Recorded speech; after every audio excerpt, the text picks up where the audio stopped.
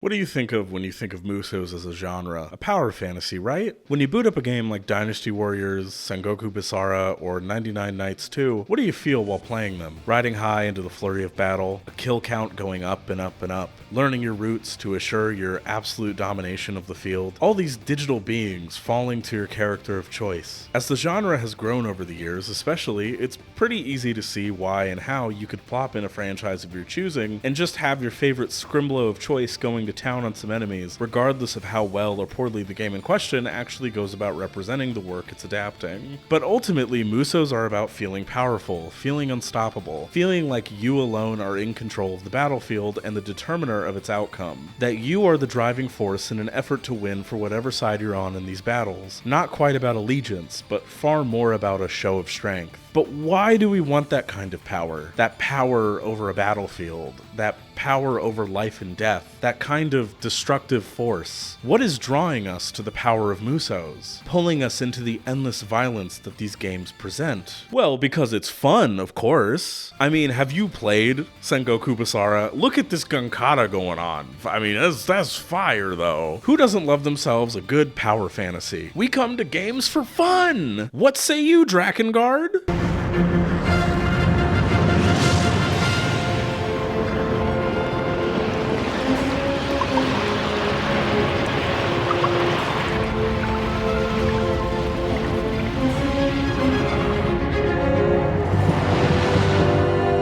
Drakengard opens its digital gate with this fantastical intro, showing you the magic and wonder of this world, luring you and those like you to walk deeper into its fantastical meadow. Would you just look at all this fantasy? Look at the splendor of it. You're about to be taken for yet another heroic fantasy-filled ride, and this Muso even has a dragon. How cool! Freaking epic!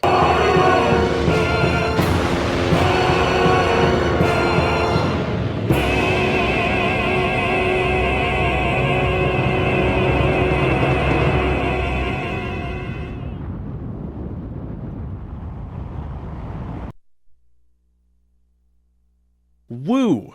How exciting that was. Wait. Hold on. I gotta grab something real quick. Will you just wait right there for me?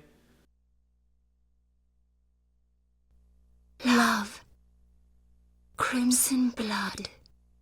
Poison. Eternity. Revenge. Two. Sacrifice. Mother, ritual, scarlet, prayers, heresy, hell, solitude, clouded sky, madness, God of words, adore us. I don't care. What is a world without Furiai? Drakengard has a lot more lying underneath its initial presentation, a lot more at the heart of it than it initially lets on, to where even the main menu is uncomfortable to just idle on, like it's trying to fuck with you before the game can even really properly begin, like it wants you to get a move on, creepily eager to show you its intentions before you even hit the start button. That ominous looping music, the characters seemingly spiraling at points in their dialogue. Stop! Don't worry about me! Please, run away! What horror befalls this land? Time, please, no more! It's like an ominous warning sign, like an omen to not enter this house before something consumes you wholesale. But us? We're stronger than that, right? We won't let it beat us. We just gotta go into it and persevere through. We can do it. We can do it. We can do it. We can do it.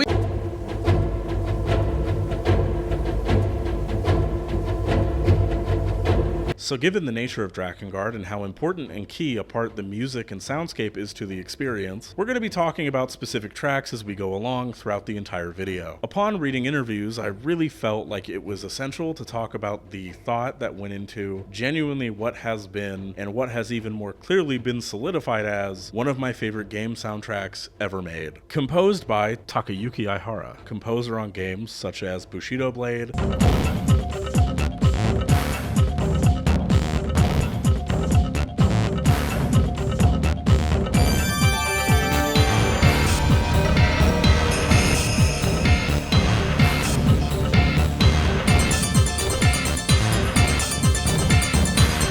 Hajime no Ippo victorious boxers,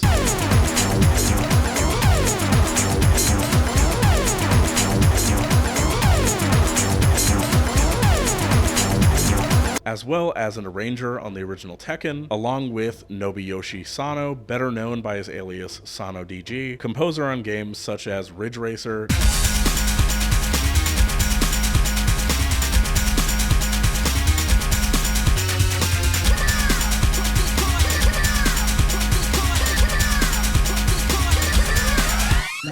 Ghost in the Shell standalone complex, the PS2 one.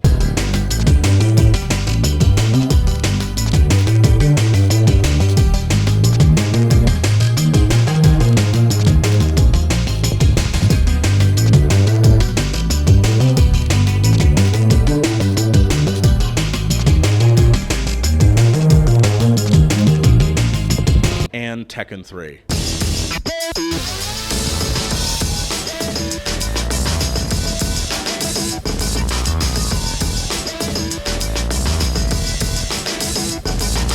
So, pretty versatile acts here. What is the vibe of Drakengard? What exactly are we in for? I mean, their previous and future work can bring a whole range of emotions, but generally probably want to make you fight or move or groove, right? They hit you in the soul in a way that only a good-ass 2000s era club beat can. But Drakengard's music is crazier.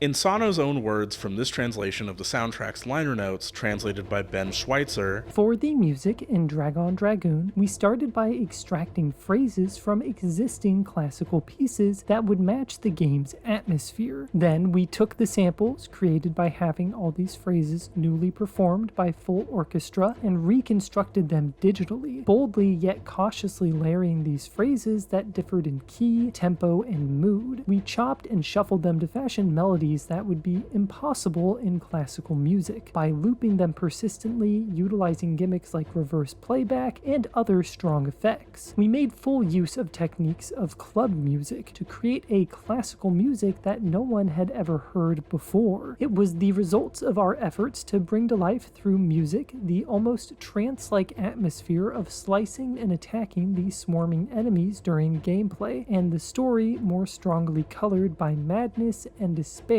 as it progresses. They're taking classical music samples and chopping the absolute shit out of them and arranging them to make a rhythm of their own. It creates this insane feeling that really only intensifies as the game goes along. Before we get more into things here too, I thought it'd be pretty important to set the tone here with a quote from one of the head producers at Kaguya, Takuya Iwasaki, the director of Ace Combat 3, who left Namco in order to create Drakengard at Kaguya, which had just been founded with co-producer Takamasa Shiba. In the liner notes for the complete edition of the soundtrack, Iwasaki said this in regards to the music and the effect of it. Dragon Dragoon depicts the pitiable madness of those who have been brainwashed. The player acting this out needs an accompaniment that gives them those negative feelings. The negative feeling of one whose loved ones have been killed. That thirst for revenge is an expression of the ego that will never decrease as long as the world has people living in it. And the feeling of repulsion at the selfishness of my subject was unexplored territory even for me as a creator. A person who grew up in an environment that didn't acknowledge these reality has no need of these melodies. In other words, it is a hallucinogen, inducing a nightmare that will not end. That is the music that has a certain magazine's panel review called hard to enjoy listening to. That's right, because those negative feelings don't just come from what we see. This is like one of my favorite behind the scenes quotes, honestly, because it perfectly describes exactly the intent of the music. The passion to represent Kaim's madness and the player helping him indulge in it through the power of song itself, and really lays out how exactly everybody on board really just understood what they were really trying to do here. The music, I think, is the best display of the fact that Drakengard was not just a Yoko Taro project, especially given the fact that Yoko Taro was brought brought on later to shape the script and the story with scenario writer Sawako Natori, and really only became director on the project because Iwasaki himself was busy with other projects at the time, documented within this Dengeki Online interview. Even Yoko Taro himself acknowledges Iwasaki and Shiba were the ones that actually created Drakengard. He was important to it and helped form it more into something that they both wanted, but this was a huge team effort that came from all sides and all visions. That it was more than just Yoko Taro alone, but the understanding of everybody on board for this as a vision. Drakengard has a goal, and it's inviting a very particular sort of person through its digital halls, with the perfect tunes to lure you in further on your journey.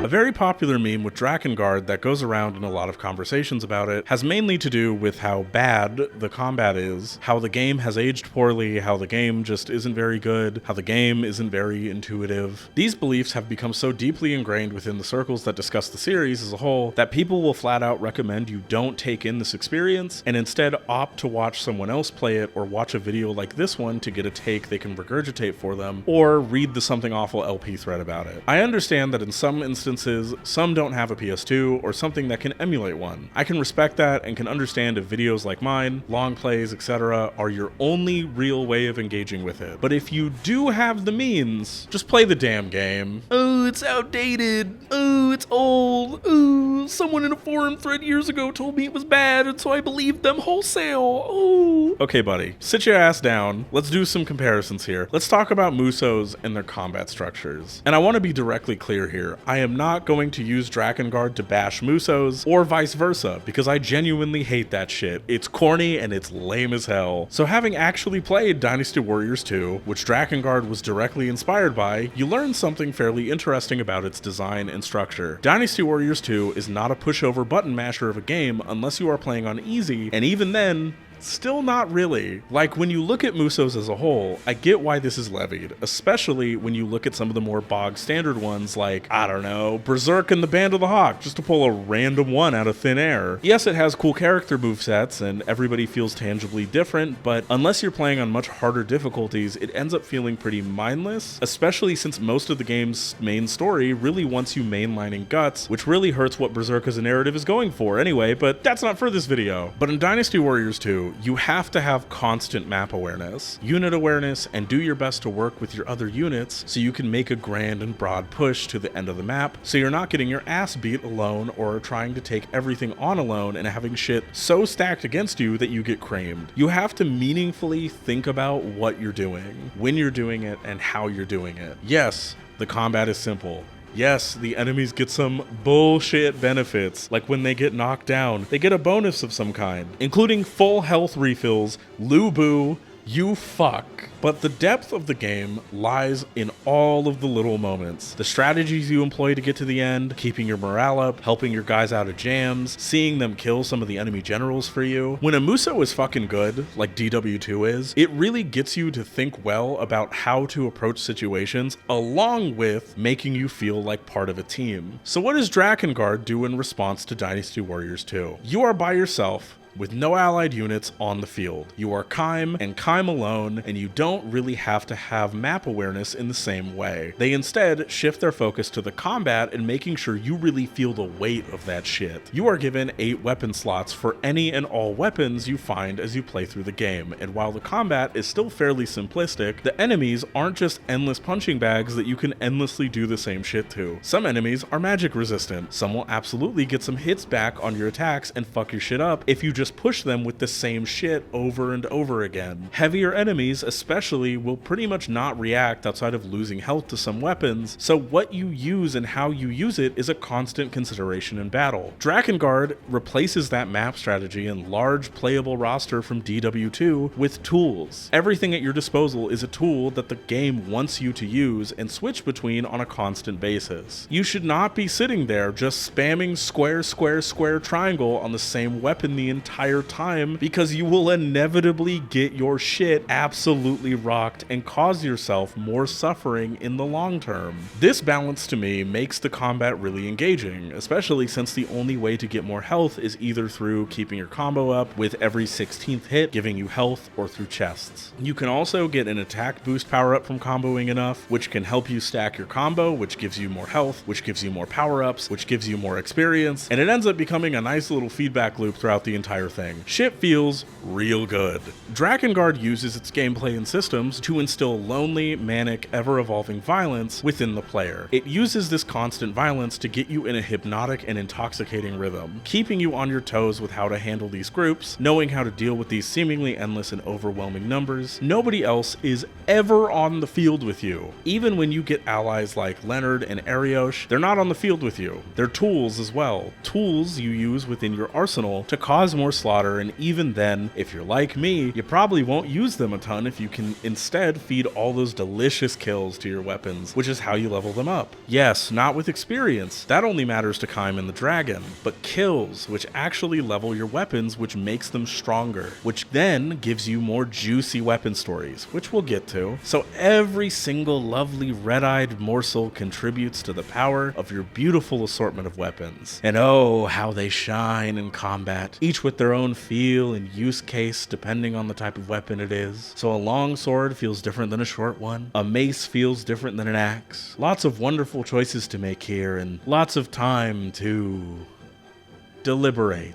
Then we can't forget the other end of the combat here, the dragon. To Kaim, the biggest tool in his arsenal that can burn through all of these Empire heathens, ready to slaughter all of them at a moment's notice. Unless she takes too many arrows, or something is magic resistant, then it's time to get back down there and feed your weapons more and more and more and more and more and more. You can really tell that the Ace Combat 3 people worked on this, because controlling the dragon in the air feels great, though instead of feeling like a jet, like in that game, you end up feeling like a nimble beast, able to dodge well and get out of immediate danger fairly quickly and efficiently, like dodging in a shmup or something, but also deliver devastating blows to your enemies as you blow down all manners of foe in your wake. From griffins to these annoying boats to these annoying box guys to smaller dragons. Like, I am god awful at games like Panzer Dragoon, but this clicked for me pretty well here. The dragon also levels up independently of Kaim, and depending on where you are in the story and everything, she is granted new and more powerful and terrifying looking forms as the story progresses. To me, it's all building and building as you get better and better at killing as the game progresses. It isolates you within its violence, tying you only to your dragon and the people you can use. You have nobody but yourself and your tools. A complete polar opposite to everything Dynasty Warriors 2 is communicating to you through its gameplay. So then, what exactly are you fighting for here? What are we doing here? What am I doing here? Well, see, that part of things is why experiencing the game for yourself is oh so important. See, because I can recount my experiences, my feelings, but my experience could not necessarily be your personal experience with Drakengard as a piece of art. So I don't give a fuck if viewer retention or whatever dies. You should go experience one of the best games ever made for yourself, and then come back here, and then we can discuss what's up. Because Drakengard is the experience. A major part of Drakengard is your own feelings with it, and where it leaves you in the end. What it can possibly stir within you as a player. What it really makes you sit with. I do not want to feed you my experiences to pass off as your own. I want to encourage you to take a chance. I hope you decide to take the plunge if you've been on the fence about it.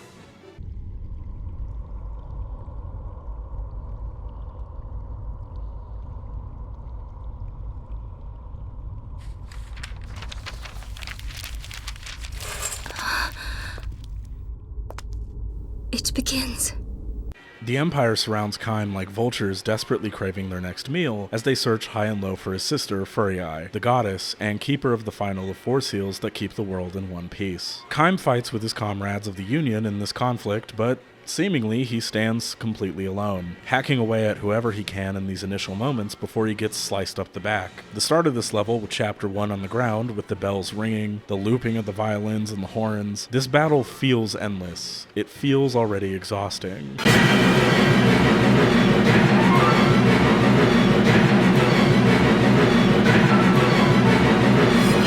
It sets you perfectly within the mindset of Kaim, and I really think this whole bit is a perfect introduction to both him and this world of Midgard. Kaim is portrayed as a violent dog endlessly fighting a losing battle, struggling to make it through. That is, until he stumbles upon the dragon.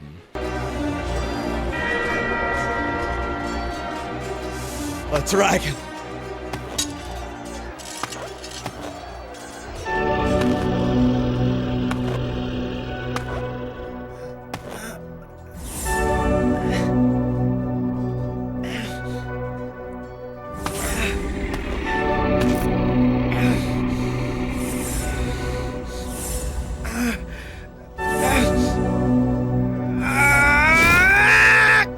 Kill me if you desire, but you can never dirty my soul, wretched human. Tell me, do you still want to live, dragon? What? A pact! There's no other way! What makes you worthy of a pact with me? Worthy or not, I wish to live. Despise me if you will, but I shall not die! Your answer! A pact or death! Fucked up and fatally wounded, Kaim still is reminded of his utter hatred for dragons. Every feeling he had the day his parents were killed in front of him by that hateful beast is something he clearly holds deep in immense anguish over. Like, even when he spares the dragon, it looks like he can just barely do it. Cause he knows this creature is his only way out of this shit. His only way to not die. And even then, likewise, it's obvious the dragon fucking hates humanity. But she's not stupid. She knows the score here. Like, if she doesn't take this pact, she is also completely fucked. This isn't a pact made out of mutual respect, nor is it a pact made out of any kind of trickery or triumphant play over one another. It's one made out of complete desperation. The desperation to live on and continue fighting.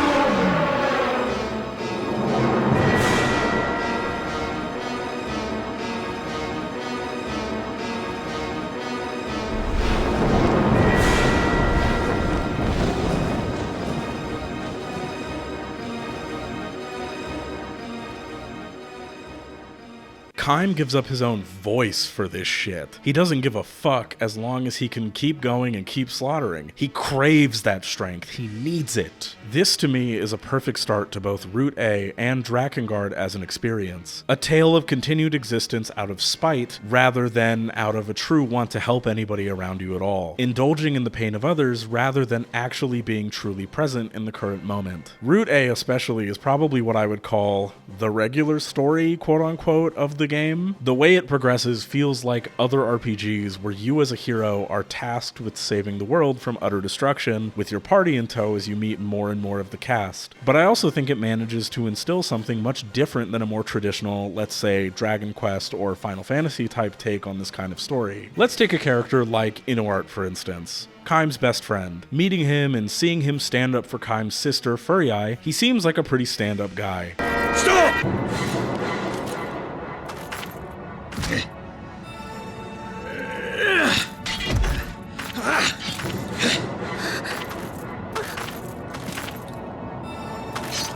Furiai! Hell, he's even playing a tune for y'all to celebrate this moment. Perhaps we should celebrate.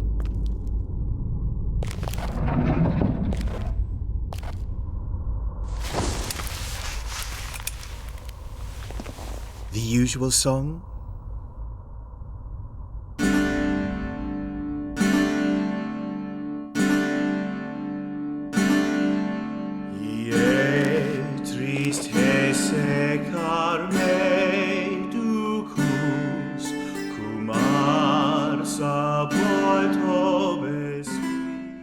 He's the group bard, and seems to be quite the lovely little guy. Perhaps a bit naive and insecure, but hey, who doesn't appreciate some optimism in times like these, right?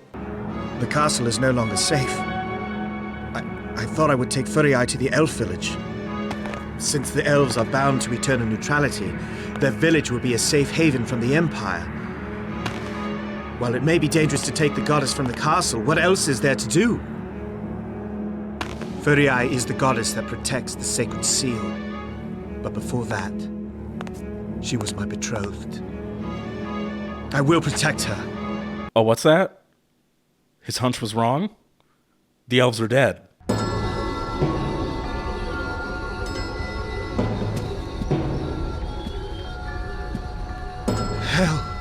Hell has come here.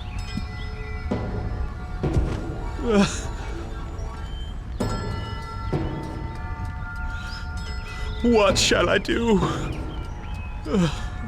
Well, fuck.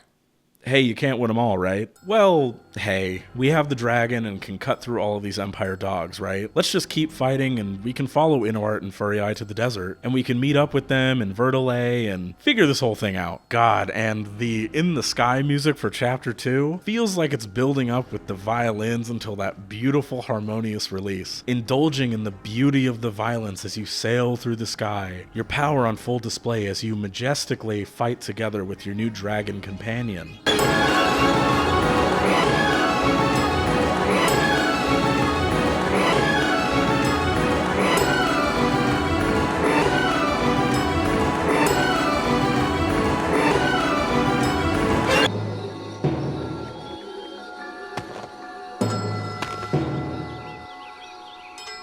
Speak not the watchers, draw not the watchers, write not the watchers, sculpt not the watchers, sing not the watchers, call not the watcher's name.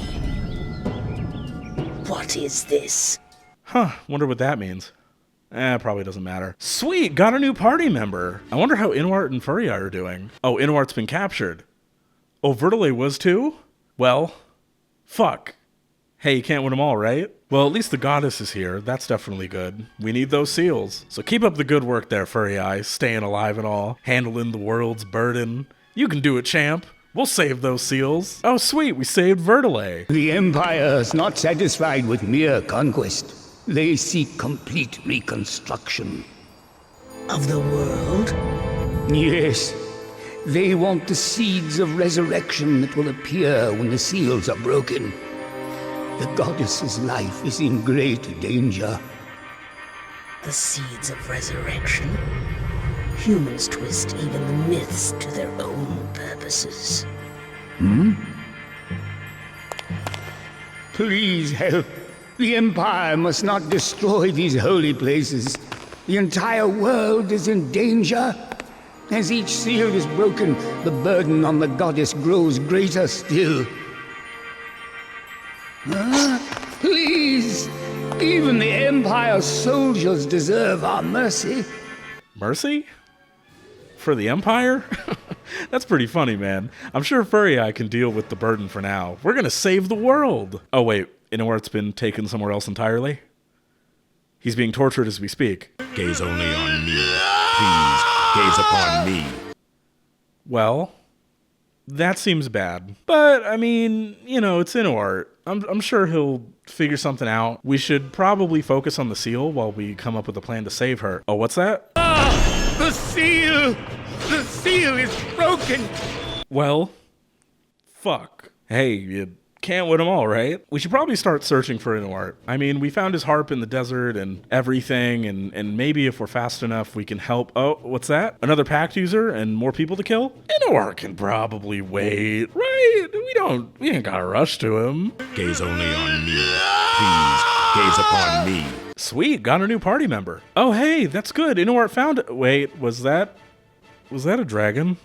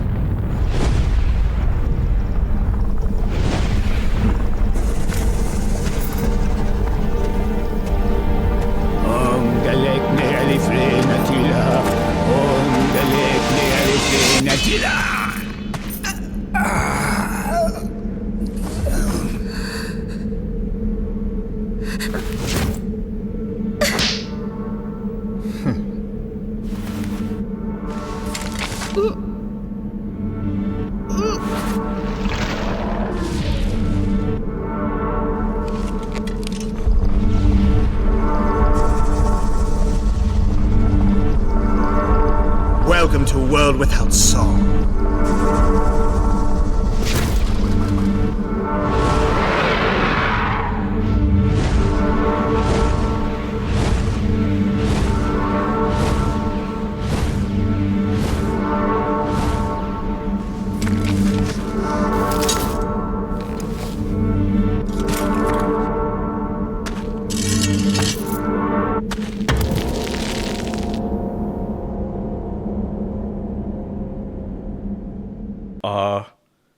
Well, fuck. Hey, you can't win them all, right? No.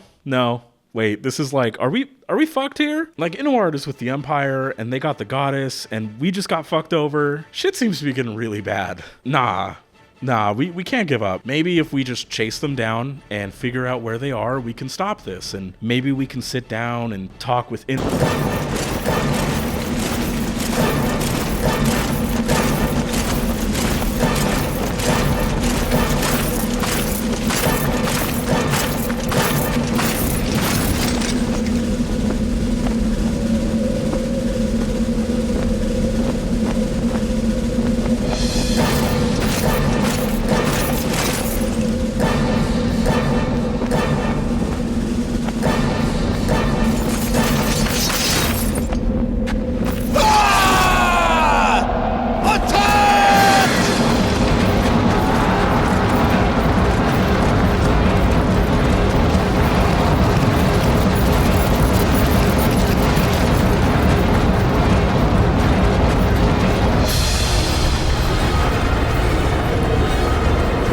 Oh, we should probably stop that, right? Yeah, we still have the Union to fight for. We have our army. We gotta make sure we help our guys out, right? See, we can do this. We're unstoppable. Listen to that tune, that tumble dry ass beat, the horns, the chorus kinda hyping you up.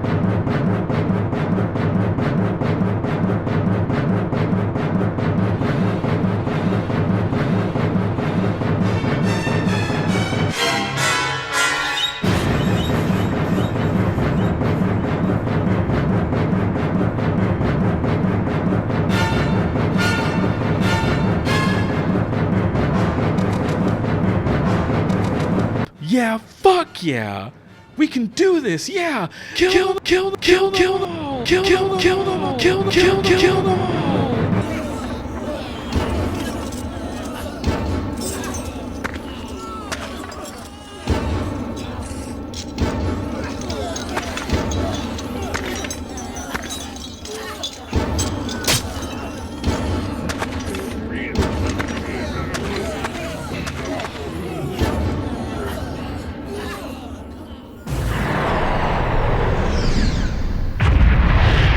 What?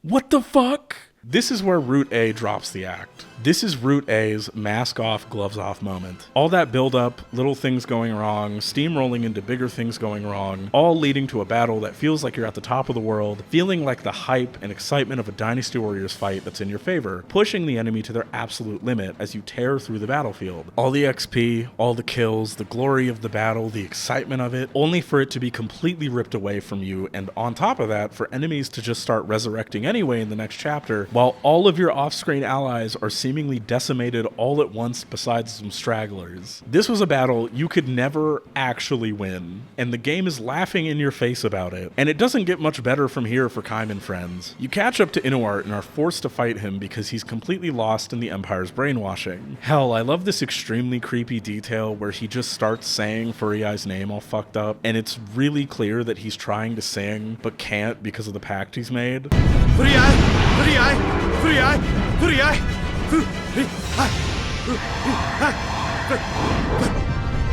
Like, that's horrible. Forced to give up his song for this. And let's highlight this chapter's song. Chapter 6, In the Sky, and the fact that it's strangely upbeat, heroic even.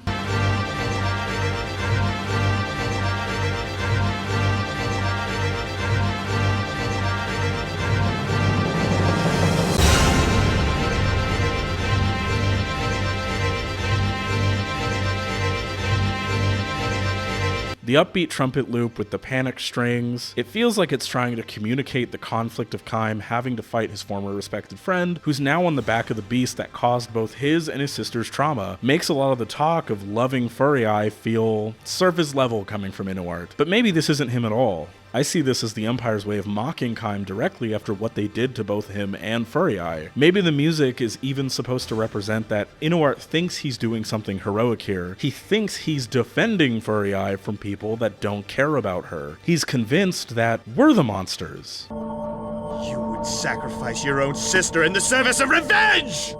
But we're not monsters. Inuart, we're here to help you. I truly love Furry Eye with my innermost soul! Wait, shit, we do not have time for this right now.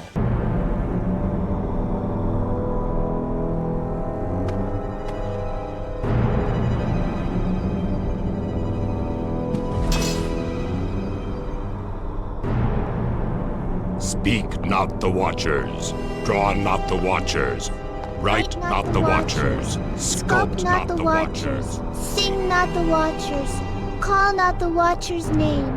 Kaim, has the last seal been broken? Come out now, the seeds are sown. Kaim, be strong. The world itself is in mortal danger. Will you allow your sister's sacrifices to be in vain?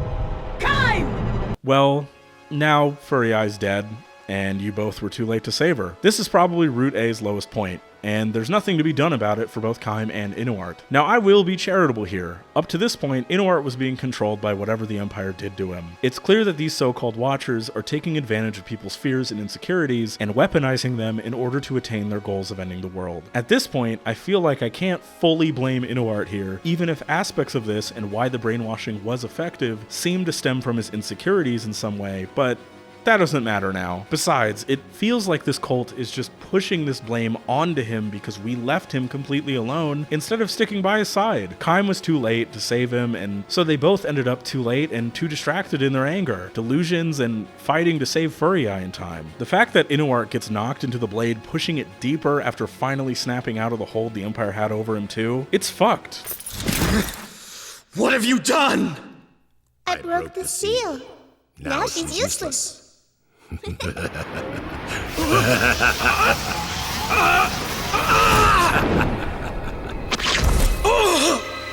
Watchers laugh. The Watchers laugh. La la la la la. La la la la la. La la la la la. This whole scene is just really fucked up. Who's this kid? Why are they doing this? Why do they want to end the world? Why the cruelty? Why the dancing?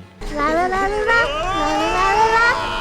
Watchers dance. Such fun. The Watchers dance.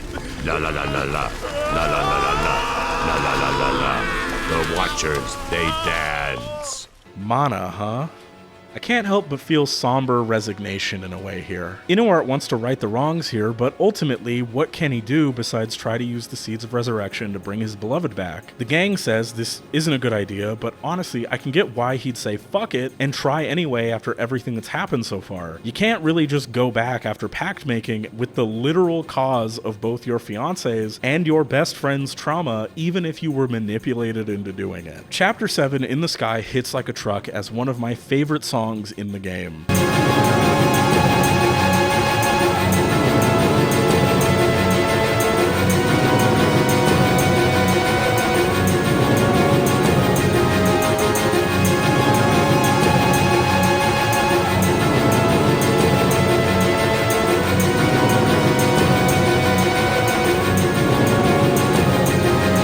It sounds like something not of this plane, like a revelation hitting you like a truck, like trying to make sense of your world starting to crumble apart. You're trying to keep it together, but you and those around you are absolutely panicking, and you have to just keep moving through it. All you can do is try to stop Inuart at this point. You can't let him make things worse. Shit, he got away.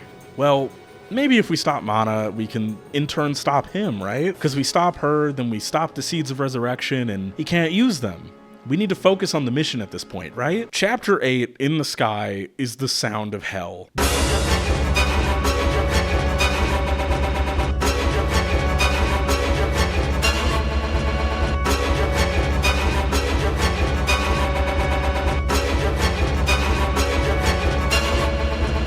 The looping of these sharp-ass strings, the sound like the disc is breaking apart inside your PS2. This is panic. This is madness. This is hell. But then the worm appears, and this is the first major thing that you could say that the dragon openly fears fighting. But still, she pushes forward, all due to Kaim encouraging her to fight on, reassuring her that he's right there with her to the end. I cannot go further. The worm. It is a terrible thing to battle the sacred dragon. Let go! You cannot warn me now. Damn fool. I will regret making a pact with a mad fool who believes in neither good nor evil. It's actually a surprisingly sweet moment, something unlike basically anything that has happened before this point. It feels more actually meaningfully triumphant here, like you can beat this ancient beast with her. At this point, it's easy to notice that, especially since she stepped in to save Kaim from Inuart, she's been more actively caring and trying to meaningfully understand Kaim as a person. Your parents were killed by a dragon? Feels like even if you're in hell at this moment with the music and the atmosphere beating down around you, there's still some kind of hope left. Maybe it is possible. Possible to carry on through it with the love of another right there beside you. Possible to get through the worst shit with someone giving you meaningful understanding and support. Seeing you for you. Calling you out when necessary and being there for you in a real and tangible way. I understand your passion, but should you slaughter with such reckless abandon? I love how Verdelet even steps in here and keeps Kaim from giving in to his revenge, letting him handle what is clearly a possessed child. Please, I am the hierarch. This is my duty.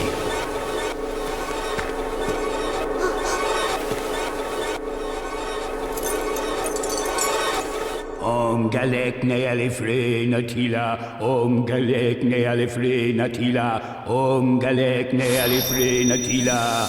Om galek ne alifre natila. Om galek ne alifre natila. You still try to live? Pathetic. Pathetic.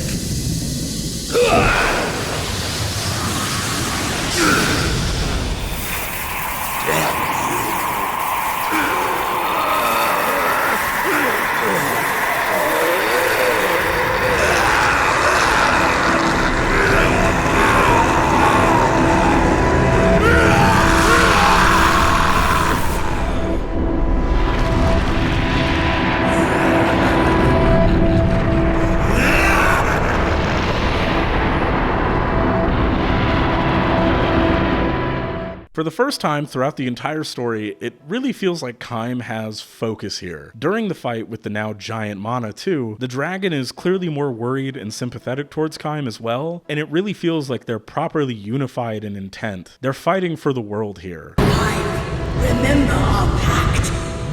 You must not.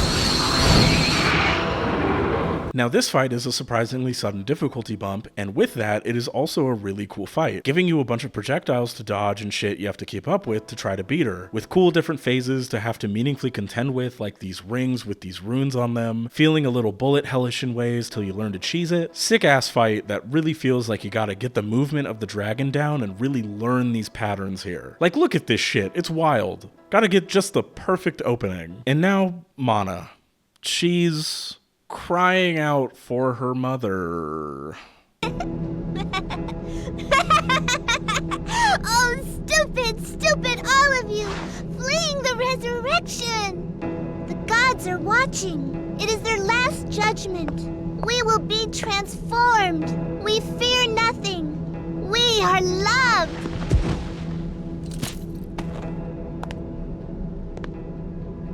You hate me, don't you?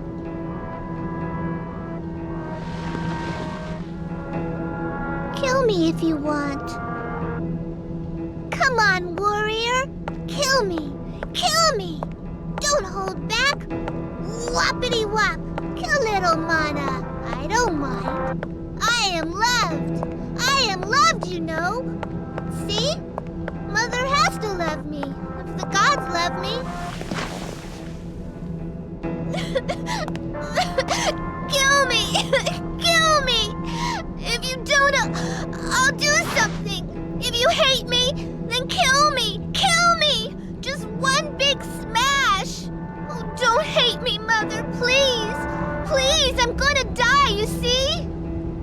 Was this all to try to find some kind of love from her mother? The party can't even say anything initially, just letting Mana yell out and basically begging you to kill her. And honestly, I feel a bit bad. There's clearly something going on here with her, and she seems to need some, like, real help. Time shall never forgive you. You will not die so easily. You will be despised by every soul in this world, unforgiven for all eternity. No. You will suffer under the unbearable weight of your crimes. You are beyond hope. No, Mother! I'm sorry. I won't do it again. I promise. Holy fucking shit, Dragon. Oh, she like loves Kaim. That's insane to say to a child. Holy fuck, dude. Like, I know she tried to end the world, but like, damn. If somebody said that to me, I'd end it right there. Holy fuck, dog. She's even willing to become the new goddess of the seal for humanity. She's willing to do that for a human. That's growth, baby.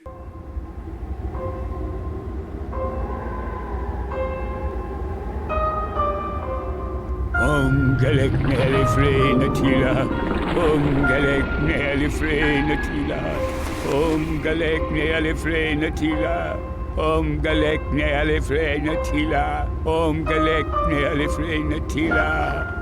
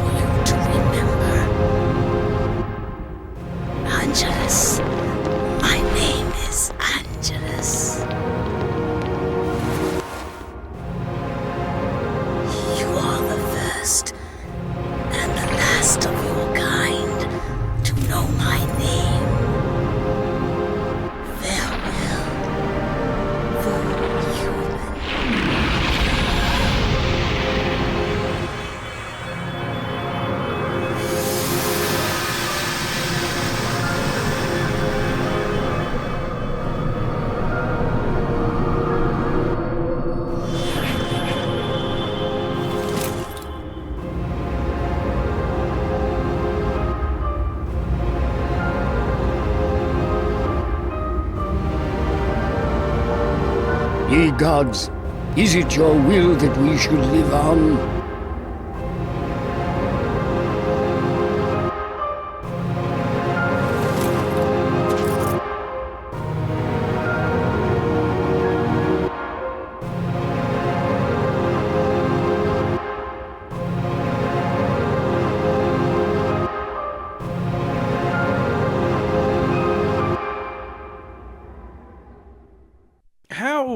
Beautifully bittersweet. She even told him her name, and he weeps for her, like meaningfully weeps. Genuinely, I love this ending. I love everything about this whole route, really. Route A feels like it's really doing a lot, and the last two chapters, 7 and 8, really feel like they bring the whole point all together. Kaim is someone who is absolutely ruled by his trauma. He indulges in violence so clearly to escape it, pretty much to the detriment of everybody and everything around him. He uses people and whatever he can get his hands on out of a desperation to escape that hole in his soul, and his trauma has made him a murder-obsessed psycho, justifying his kills with everything that's going on around him. I would definitely say Route A is where a lot of the major Berserk inspiration is very clearly and apparently at play. You see, Drakengard is absolutely inspired by Berserk, with Yoko Taro on his own blog even saying that Kaim's initial codename during development replacement was Guts. In Berserk, past the eclipse, Guts cannot face Casca after everything that happened, to the point where he's basically wandering around just slaughtering apostles for like 2 years before he finally returns to Godot's cabin. When you see him in arcs like Black Swordsman and Lost Children, he comes across like a fucking maniac, majorly because at this point within the story he pretty much is. But there's also a very palpable sense, especially with this panel from Black Swordsman, where you really feel he's not doing this necessarily because he wants to, but because he desperately doesn't want to get close to anybody out of a tangible fear that one day they'll all just die again, and so he doesn't have to deal with everything that emotionally comes with that. It's too much for him, and he can't bear it happening yet again. It weighs over Guts, so he feels like if he leaves someone that he dearly cares for and wants to protect in safe hands, like leaving Casca with Godot and Reichert instead of staying with her and grieving what happened to both of them together, that she'd be better off in a place where he could come back and expect to check up on her without having to try to actually deal with the aftermath of things in a real and tangible kind of way. But this completely ignores the reality here. Locking her up in some cave alone like an animal definitely doesn't help, especially in the state she's in post-eclipse, but being in there alone for 2 years makes things exponentially worse. Absolutely zero fucking wonder that she escapes, even if she was being taken care of by everybody and wasn't being mistreated. There's something in the anger here that Guts has towards everybody in the cabin for her getting lost too. He acts like they weren't doing anything while Casca wandered off, but like Erica is right, what the fuck was Guts doing? Aimlessly killing apostles, not really getting much closer to anything in particular after 2 years. Yeah, he helped some people out here and there, but fundamentally he wasn't there for the person that probably needed him the most, leaving them to all wonder for 2 years if he was ever even gonna come back, or if he was dead in a ditch somewhere, or just dipped completely, and now here we are. It's just a particularly humbling moment when Godot lays this all out too. One of my favorite moments in the whole story, honestly, because it understands why Guts did what he did, while also chastising him for trying to shift the blame and responsibility to everybody else around him. His anger towards the world and the immense pain of what's happened to him throughout his life completely painting his perception of his responsibility in the matter. But characters like Godot, Puck, Reichert, and Erica pull him back to the reality of the situation, back to his empathy. It's a fantastic setup for the rest of the Conviction arc, and a great mission statement for what Guts' healing will entail. Yes,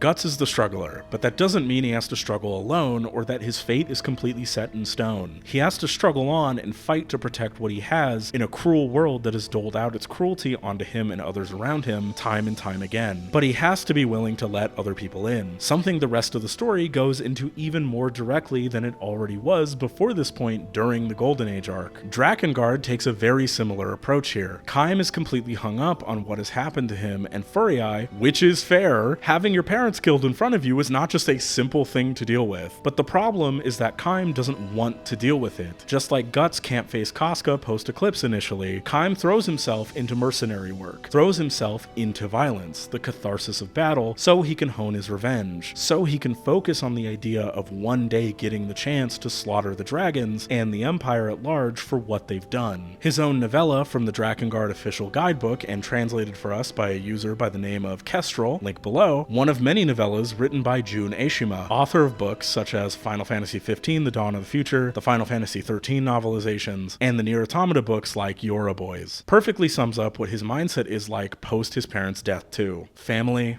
friends, and home no longer exist. Kaim has nothing now but daily combat. With unaffected determination, he kills his opponents. The thrill of battle helps him forget reality. Now, revenge has for Kaim become an excuse with which to kill his opponents. Anger flows through his body, and always, his heart is empty as the void. But really, what is he doing? His sister is the goddess, and with that, she's completely isolated from others, left to deal with her trauma alone. His best friend Inuard is insecure and obviously feels like he has to compete with Kaim in order to be seen as valid, and Furiai is obviously deeply worried about him, and Kaim either isn't picking up on this or just simply doesn't care at all, which given how grief-stricken he is at her death, I don't believe the latter there. He's just far too tunnel-visioned in on his own pain, and he needs help to fully recognize what he's doing to the people around him. As the story goes on, Kaim is constantly indulging in violence, distracting himself from who and what are actually important. When Inuart and Verdelet are captured, what is he he doing? When his own sister is captured, what does he immediately do afterwards instead of trying to find her as quickly as possible? He indulges in the comfort and catharsis of violence. This to me is what makes chapter 5 verse 3 such a genius moment, especially, right? Like, you as the player are losing yourself in that battle with him. You're losing yourself purely within the glory of the fight and mowing down the enemies with ease. And it goes on for just long enough that somewhere in your mind, you're probably not even fully thinking about Inuart and Furiae anymore. You're thinking about the gains of the fight itself and how good this moment feels. Kaim and you, the player, are so blinded by revenge and the catharsis of battle that the orbital strike is the ultimate wake-up call here. It's the grim reminder that you've completely wasted time on things that don't matter, on empty, endless, isolated violence, on unnecessary cruelty, and now, due to this neglect, because of this inability to communicate for all this time, and Kaim's absolute laser focus on revenge, Kaim loses the two closest people he had.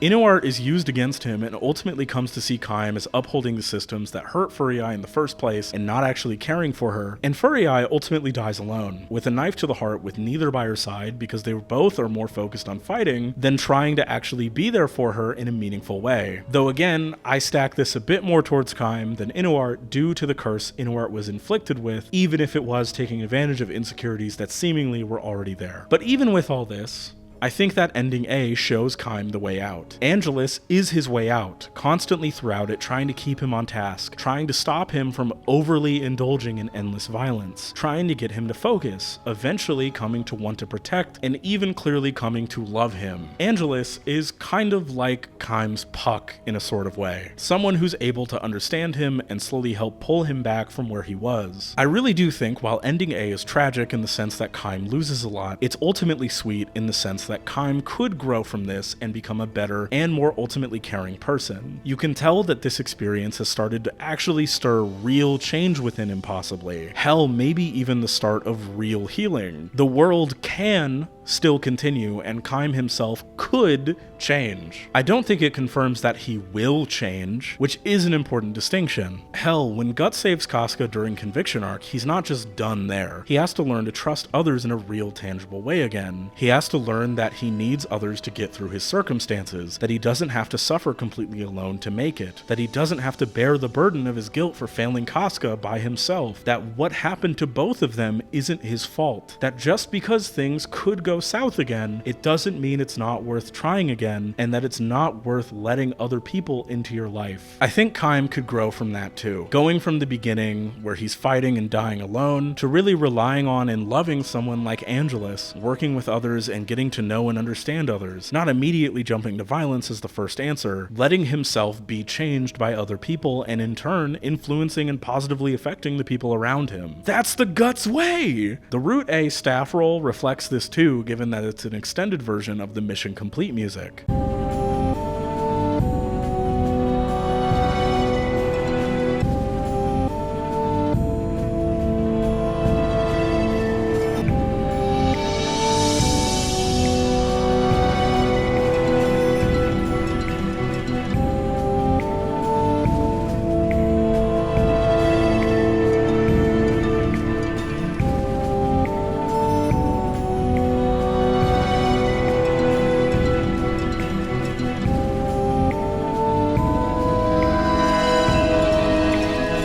Part of it feels like there's still an emptiness that reflects where Kaim and the player are after everything. Like shit, this hits you with the potential of self-reflection just like each regular Mission Complete does. It feels a bit hollow, like you lost too much to get here, but still hopeful enough in ways where maybe you feel you could learn from it. I quite love it a lot. I wonder if there's anything we could do though.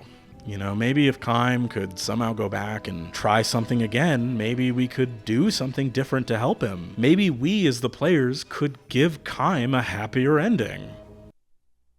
On sacrifices countless, will a new shrine be built by the hands of the gods?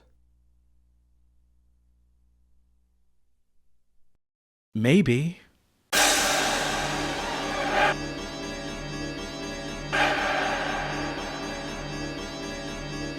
So if you go back and beat that Chapter 7 Inuart fight faster, we can get Chapter 9 unlocked, and maybe we can fix this. We can chase Inuart down and stop him from using the Seeds of Resurrection, instead of stopping Mana from going through with her plan. See, now we're focusing on the right thing for us. The world is the world, but maybe if we stop Inuart, maybe we can make this right. Completely course correct and try to focus more on the interpersonal here. Maybe we can pull Inuart from the brink and be there for him in his time of need. Maybe he'll even turn around and help us out in stopping Mana. That music though.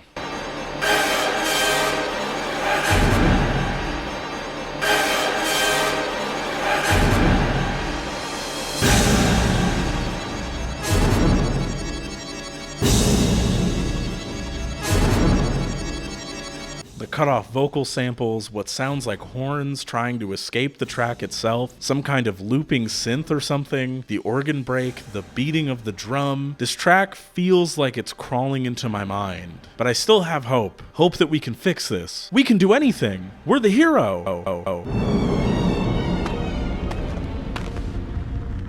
It wasn't my fault Furia died. I'm not responsible. The cult, they fooled me. What do you intend to do now? Me? I will bring Furia back. The seeds will beget a miracle. Miracles cannot be asked for. It's useless. You lie! I don't believe you! I am strong enough, aren't I? Aren't I, Kayam? The gods are with me. Inuart, have you thought of what will become of the world? As long as Furia is with me, I don't care. What is a world without Furia? A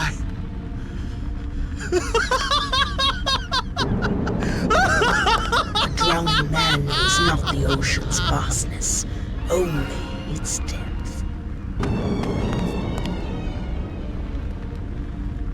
Leave her. Is that what you want to say? Is that the extent of your love? This time, Kayam, I win!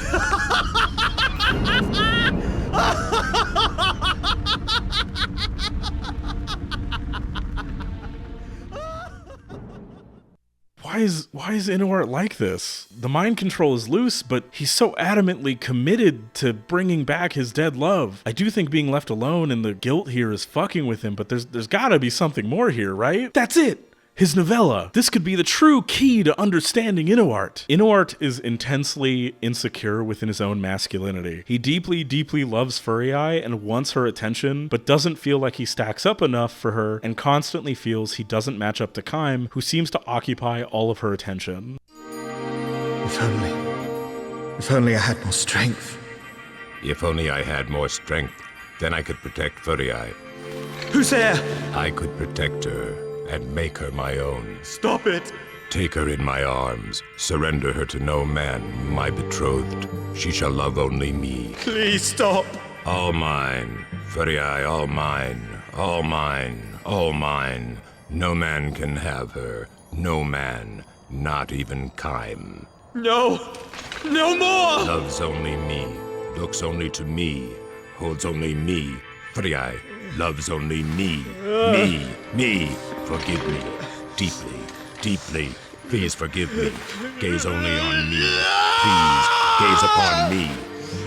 Before their parents died, it seemed like things were going pretty well for them. Hampered by the weight of his furiously beating heart, he stumbled over his words countless times in an attempt to confess his love, and when Furia responded with a blush, he felt as if he had risen to heaven. Everything shone in those days. Once Kaim and Furia's parents were murdered in front of them, though, Kaim completely emotionally shut down, and Furia couldn't stand the idea of not being around him in some capacity, leaving no space for her relationship with Inuart, which, obviously fucked with him, because he wants to be there for his fiancée, this woman who he's been pining after for a good amount of his life. But when you feel completely outside of her view and really unable to help in any way, shape, or form, that's gonna fuck you up a bit. But on top of all that, Inuart's dad dies too. Inuart, in order to be helpful to them where he could, helped his father Ipris, who had taken over administrative duties, in his work. Despite this, a year after Gap's death, Ipris died of illness. The three people he had left behind in adversity thus decided to leave the country. Though even with this, he held on to hope with the potential potential of seeing and being around Furiai and getting close to her again now that he didn't have to help his father. Maybe she could comfort him, or he could at least be of help to her and help them heal, and in turn, heal the emptiness inside of himself too by being useful to them. However, this didn't come to pass. Furiai wanted to stay with Kaim, and really only Kaim, which causes Inuart to internally spiral. Rather than being Inuart's fiancé, Furiai chose to stay with her brother Kaim. While he accepted this with apparent calmness, Inuart was inwardly shaken and discouraged to an immeasurable degree. Why must she choose Kaim over me? Inuart's heart was filled with whirling jealousy, and as he cursed himself for his inability to support them, he sat alone in the now empty palace, playing his harp. Having lost Furiai, whom he'd loved, the man had nothing left to his name but his songs. And immediately afterwards, when the mark appeared on Furiai, his fiancée went somewhere his hands could never reach. Inuart's dreams of a brilliant future had been lost for all eternity. This sets the stage for his desire and hunger for power, resenting Kaim for things out of his control, for Furiai not giving him the attention and affection he so demanded when they're both clearly very affected by what happened to them as kids, and Inuart has nobody else to rely on or be around, or who can really help him deal with his own grief and loss. Inuart isn't like a bad-looking guy either. If he wanted to, he probably wouldn't have much trouble finding someone who actually saw him the way he wishes Furiai did. Someone he could be more real and honest outside of song with. But he wants Furiai. He needs Furiai. He doesn't see the point in being alive if Furiai isn't, which is like, obviously insanely fucked up and unhealthy. He had his songs at least though, which in the novella, The Song of 14 Years, which was written in 2013 for the 10th anniversary Dragon Dragoon World Inside book, translated for us by Ko Desat, seems to have been shown to him by his dad as Inuart had taken to writing poetry to cope with his insecurities and anxieties about the world and the struggles of being your average teenager. I adore how this story is peppered with these clear self-deprecating thoughts and really shows the kind of person he just couldn't grow out of. How the warning signs of all this were just always there. To the point where he basically takes the equivalent of gas station male enhancement type shit. The doctor chided Inuart as if he were simple. He then began to read the label of the bottle aloud. Effects: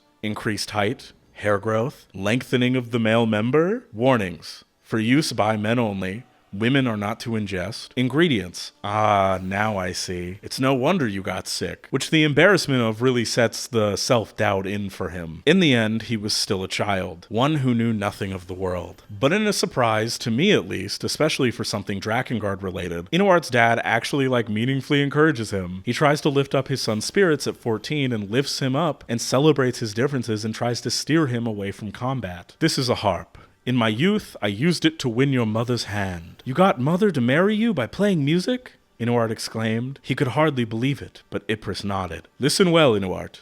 It is not the sword that captures a woman's heart. Nay, it is song. Ypres gave one of the strings of the harp Inuart held a pluck with his finger. A sweet sound filled the air, and Inuart's eyes widened as the delicateness of it. Soon he was running his fingers over the strings himself. Amazing!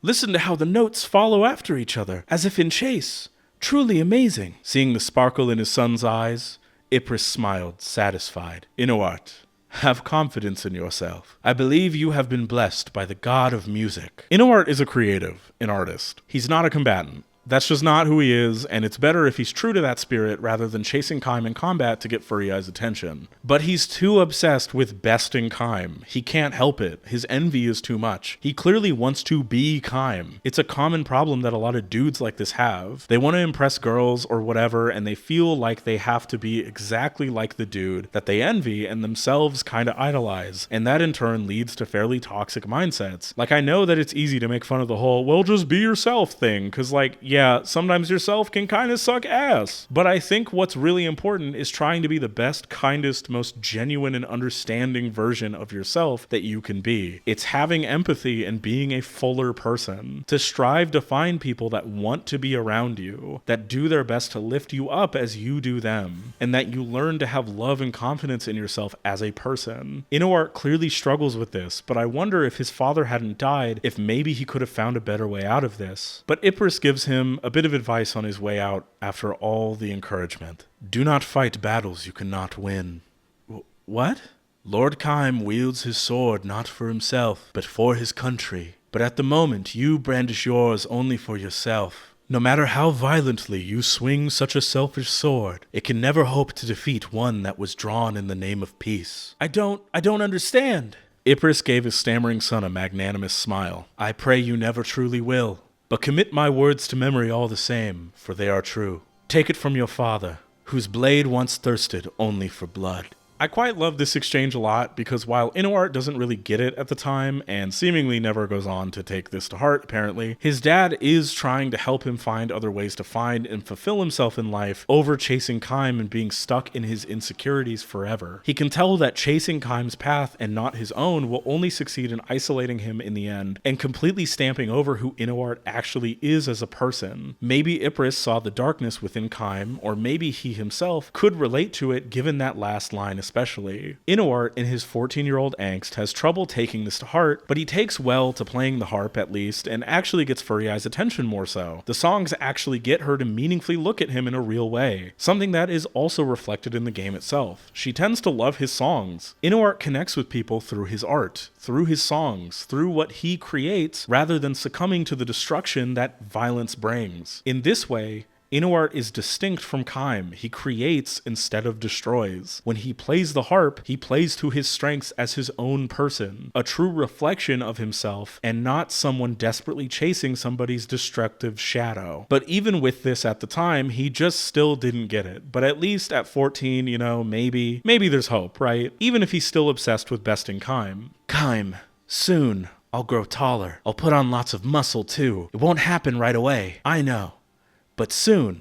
We're 6 years later here, and honestly that gives us a lot to work with. Inuart is deeply insecure. He doesn't know how to communicate this outside of music. The outlet for this he had before the Empire got him were his songs, which he was able to play for Furry Eye, who he followed around as best as he could, even though generally she was more focused on Kaim. It ate him up, but he still tried to be there. When she became goddess and therefore out of his reach for the most part, that shit absolutely destroyed him. Now unable to even cling to the vague notion of what they had in the past, now there was nothing but the music. This deep pain clearly was taken advantage of by the Empire, and his naivete didn't help things. He became obsessed with this idea of replacing Kaim, of besting him and becoming Furry Eye's obsession by force. His insecurities now becoming externally malicious and destructive personality traits instead of internal self-spiraling loops that he didn't talk about outside of song. I could even believe that nobody actually listened to the lyrics of his songs in a very "y'all don't wanna hear me, you just wanna dance" kind of way, but that is probably a stretch since there's no real proof of that. I'm just saying I could believe it given how Kaim and Furry Eye really couldn't be present for him in the way he wanted. It would make sense. This is shit that Inuart really needed to try to work through on his own. To realize that instead of chasing someone who doesn't give a fuck about you, you gotta look for that person that you really vibe and connect with in a real way, and ultimately you have to find true value within yourself. I like to think that's part of the point his dad was making too.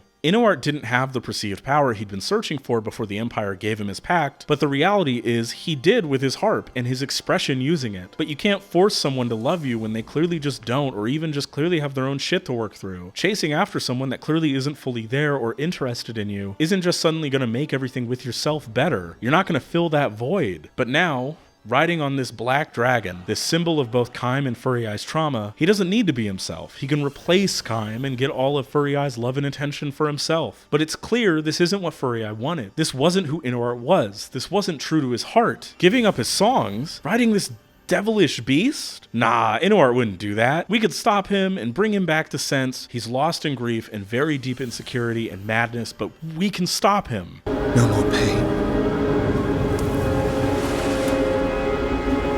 Furry Eye.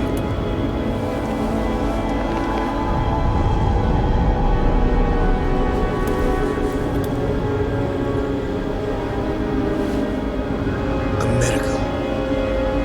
The goddess will live again. Do you hear that strumming in his boss song?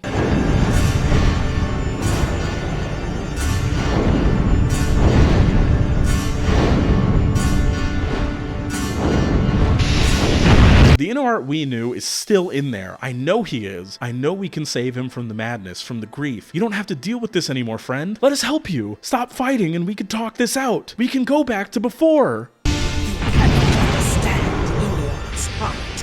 You do not know love or jealousy. Maybe Kaim doesn't understand love or jealousy, but we can figure this out. We can heal. He can change from this. Furry Eye isn't with us, but it's okay. We can heal together. Wait, what is he doing?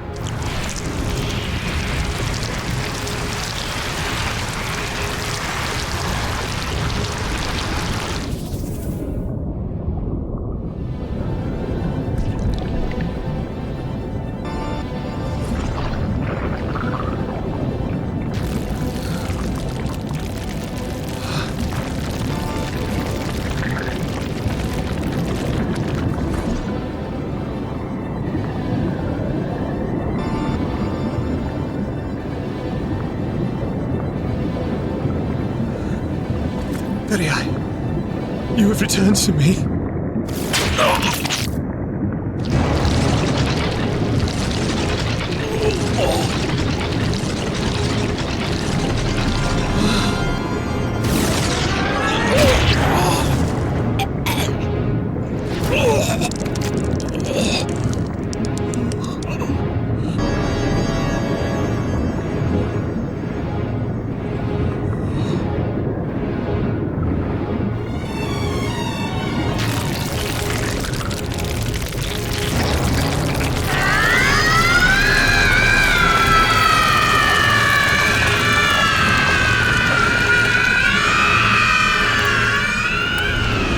Oh my god. Jesus fucking Christ. Wait, no, but what? No. Why did he do that? Inuart, you fucking idiot, you fool! Killed by your own desperate need for love, all just to try to satiate your insecurities by trying to resurrect that which is lost. But is this my fault? Did I push him into this? We could have stopped this from happening, right? We could have helped him, right? No, this is on Inuart's insecurities. He was a lost cause, lost to his own pathetic naivete. That's on me for having that hope in him, in this idea that he could change when he's clearly lost to his bullshit. Now we have to fight that thing. Is that the goddess? Must we battle the goddess? What nightmare grips the world? That monster, is that even really Furiai anymore? This fight is like surprisingly hard as fuck too. Her attacks hit you like a truck and fuck your shit up. You gotta get real good at dodging, real good at shooting her attacks down, and it feels relentless, like a constant assault that you have to keep up with.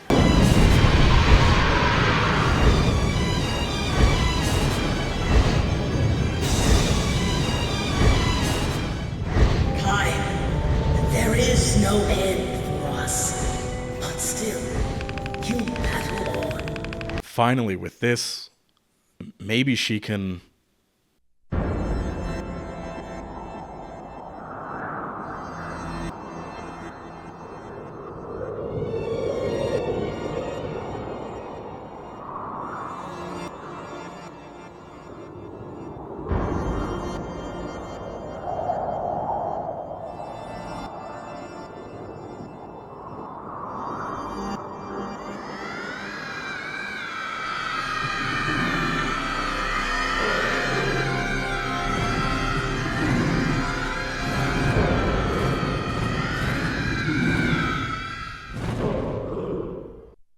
The seeds never were, and mankind remains unforgiven.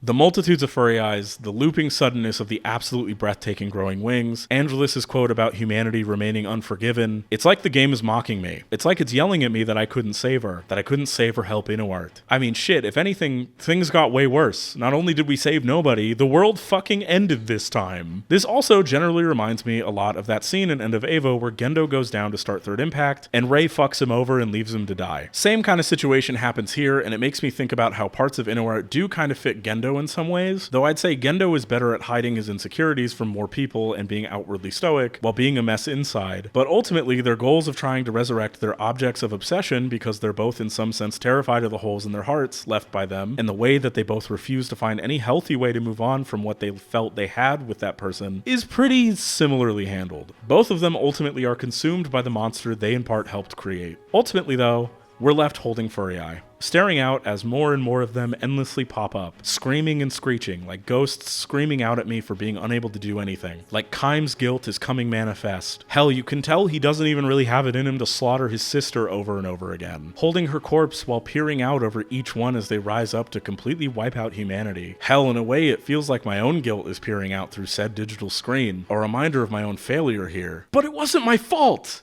It wasn't my fault, goddammit, it was Inuart. Inuart and his childish, pathetic insecurities. He was a loser! Nothing but a contemptible, pathetic fucking loser who couldn't accept the loss, who couldn't accept that his actions and childish desires led to the Empire manipulating him. That's not me! That wouldn't happen to me! Even that child was laughing at him, even as Furry Eye's body just lied there.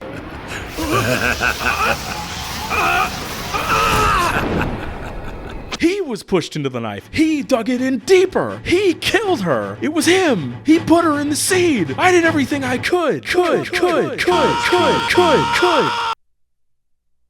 A woman turned into a stake will hold the world in a basin of fire.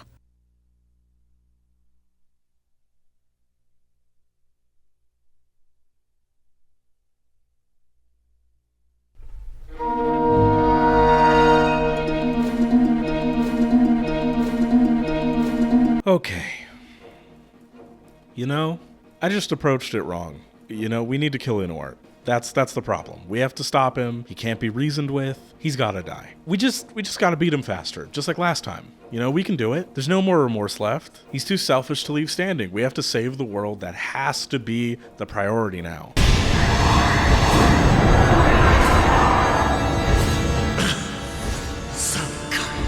I can never beat you. That's right, you can't. Now you understand.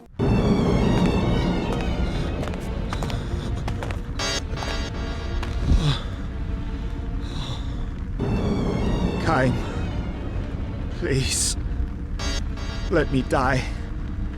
Together with Fury I beg of you.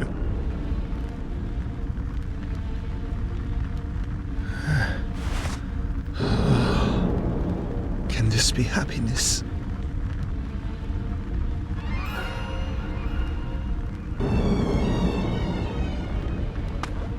Okay, now that his ass is dead, we should definitely stop Mana and...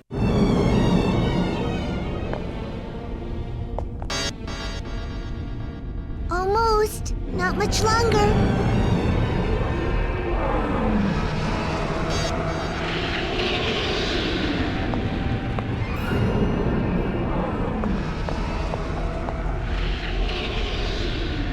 Dragons.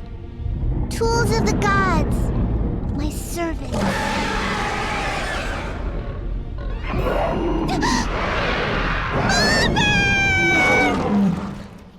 That seems bad. Oh, cool. Angelus is more powerful. That's dope. Kind of a creepy design, but pretty cool. I can't wait to see what she can do in that form. No bridge can span the chasm that is between us. Look at me, Kai. You must never forget this face. Angelus, that sounds pretty hostile. What do you mean there's no bridge? Angelus? Get a hold of yourself, Angelus. My brethren devoured her. A human priestess's untruths cannot warp a dragon's mind. You humans do not know why we dragons came to be. A baby smiles in the bath. It wants to stay in the water, but the seasons must change. Kaim, our pact ends here.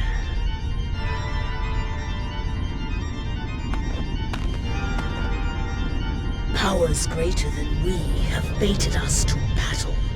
What we desire no longer matters. Kaim, your life burns too bright. You have come too far. And now, I must destroy you.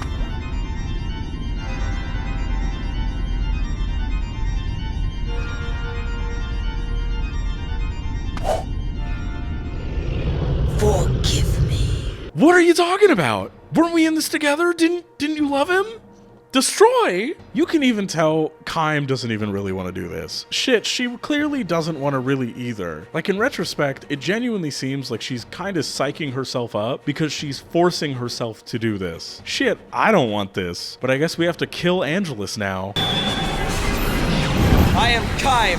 Yeah, man. Sure. Okay. So out of all the bosses, this was probably the easiest one. Genuinely didn't struggle too much with this one. It's really just about closing the gap and using the health boxes around the arena when you need them. Forgive me, Kai.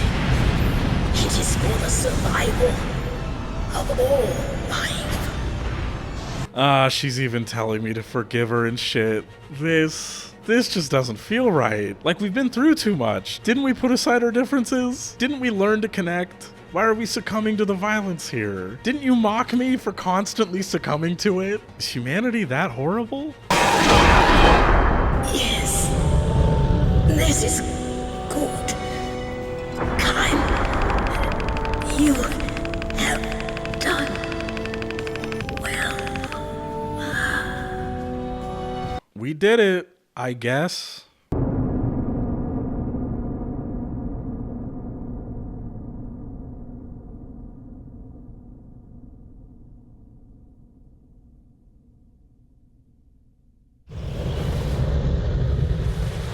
You have become strong.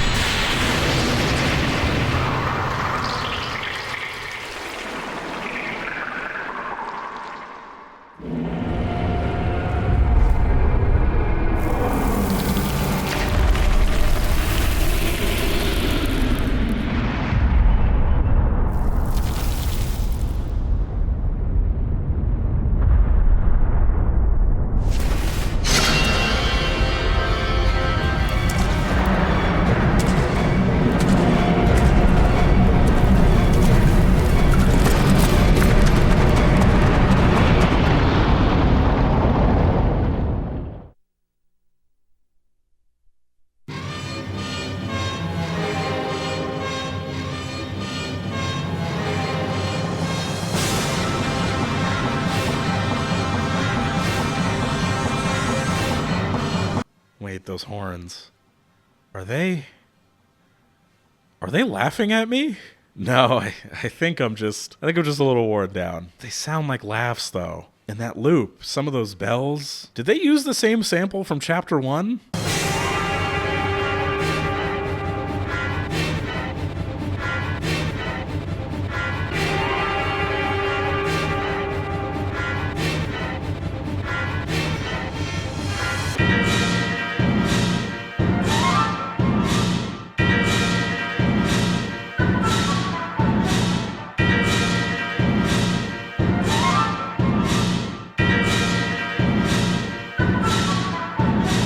Kaim's lost everything here and seems to be completely jumping to the violence he's indulged in the entire time. This time with no pact and in a world now overrun by dragons slaughtering everybody. He's gonna die, but he's completely overjoyed at being able to let go. He's fucking insane. Unrestricted access to kill the beasts that he hates so much, so long as he lives. Nobody to protect, nobody to help. He doesn't have to care anymore. He had to kill the one being that seemed to understand him and was able to pull him back from going off the edge, and now nothing else matters anymore. This reminds me a lot of Guts and Lost Children arc actually. Just a terrifying monster of a man lost to the indulgence of violence, no matter how it actually makes him come across. In fact, inviting the insanity of it, because what else is there to even really care about in the moment, right? It's what Kaim lives for here. But this ending feels like the equivalent of Guts killing Puck or something on top of that. Like this is throwing away any semblance of sanity and conscience that Kaim had. I will say, this also specifically brings in a lot of Kaoru and Shinji's relationship in Evangelion type vibes, and how Shinji is forced to kill Kaoru. Shinji clearly doesn't want to do it, and I honestly don't think Kaoru really wants to do it either. But like Angelus in this ending, I think it's something more than him that he is ultimately compelled to do and complete, which he has hyper awareness of. But I think he really did connect with Shinji in those special moments they had, just like Angelus really connected with Kaim throughout the events that led up to this point. Hell, I think this actually goes farther with it because you as the player have an actual meaningful connection with Angelus by this point. You've seen their relationship grow over the course of the game. She's been with you and helping you all game. And then this suddenly happens and it feels like an absolute gut punch. It's fucked up. Though I do think Evangelion executes this idea with a bit more grace because while it's also still pretty sudden there, it at least makes sense, especially given that Asuka's out of commission and Nerve need to find a replacement pilot who just happens to come along out of nowhere, especially given this wasn't the first time they brought in another possible kid to be a pilot in the show, so there's a bit of establishment there, and it's supposed to feel pretty off-kilter from the jump. Ending C kinda just brings in the whole dragons devouring humanity bit seemingly out of nowhere, and it feels a bit rushed. I still think the overall point and moment still works fairly well, but it definitely could have been built up to better or given more time to breathe. Anyway,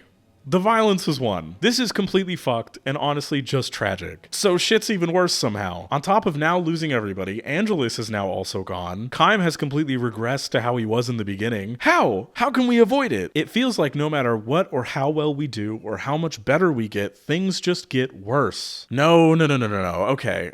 There's gotta be something we can do. A pitiful child shall defy the hands of the gods, and a door will close.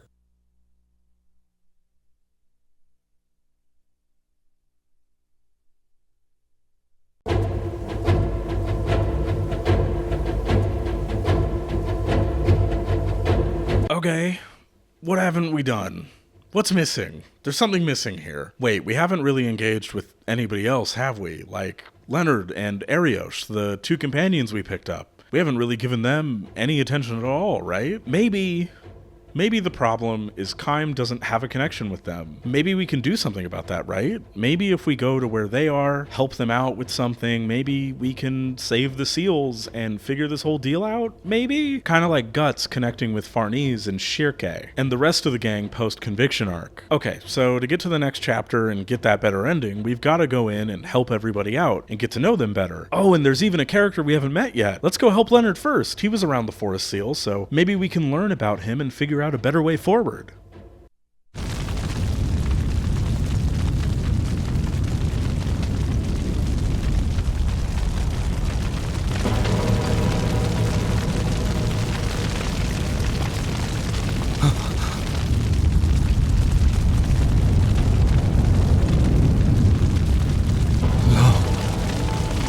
Riverside, Luke Hagen, my brothers, forgive me. Forgive me.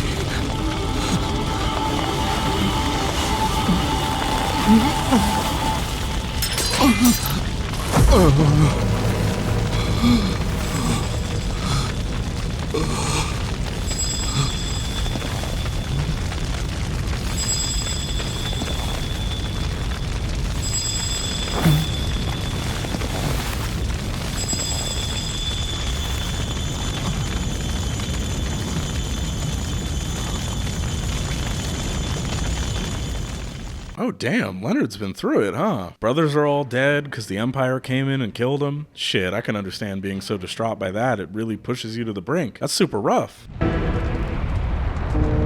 What evil have I done? My brothers butchered, our home put to flame. And where was I? What's this? What's this? You betrayed your brothers? Your sorry, pitiful little brothers, dead on the ground. What fun! What fun! Yuck! What a painful sight! Look! Looky, look! What was the last thing they saw? I wonder. No, I cannot bear to think of it. Makes you sick? Humans are pathetic! Pathetic! Dirty! Smelly! Might as well just die! Hey, that's it! Kill yourself! Go on! Finish it off, useless human! But You're scared? Dying is good! You don't want to die? Really? No! What a bore! Seriously, finish yourself off! That's wild. Especially after such a tragic event. What's up with that? Oh, hold on! Of course! Let's make a pact! what do you mean? You don't get it? Hello? Is that skull as hollow as a helmet?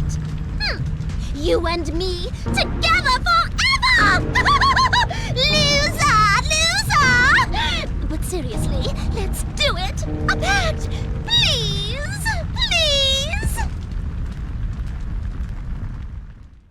Yeah, we gotta help him out. Oh, in this adjusted timeline, things are shifted around a little bit, so now we met Leonard earlier than we originally did in Rude. Interesting. Maybe with this, we'll make it in time and save the seal.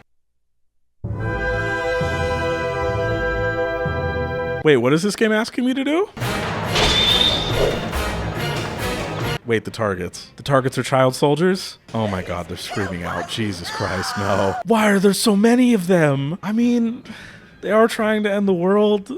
Like, we do have to stop them. Mother, I don't want to die! Dog, they're calling out for their moms. Can't we just run past them in some capacity? We have to kill them? Okay.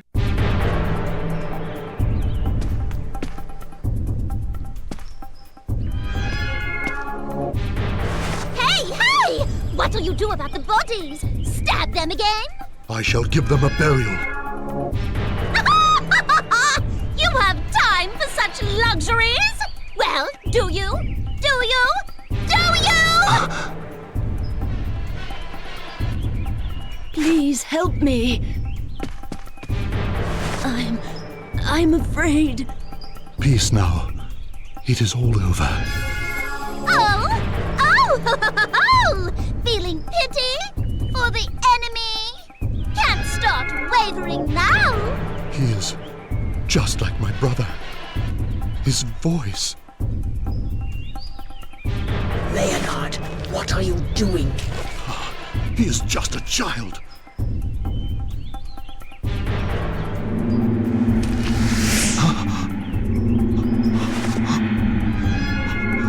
What? You fool!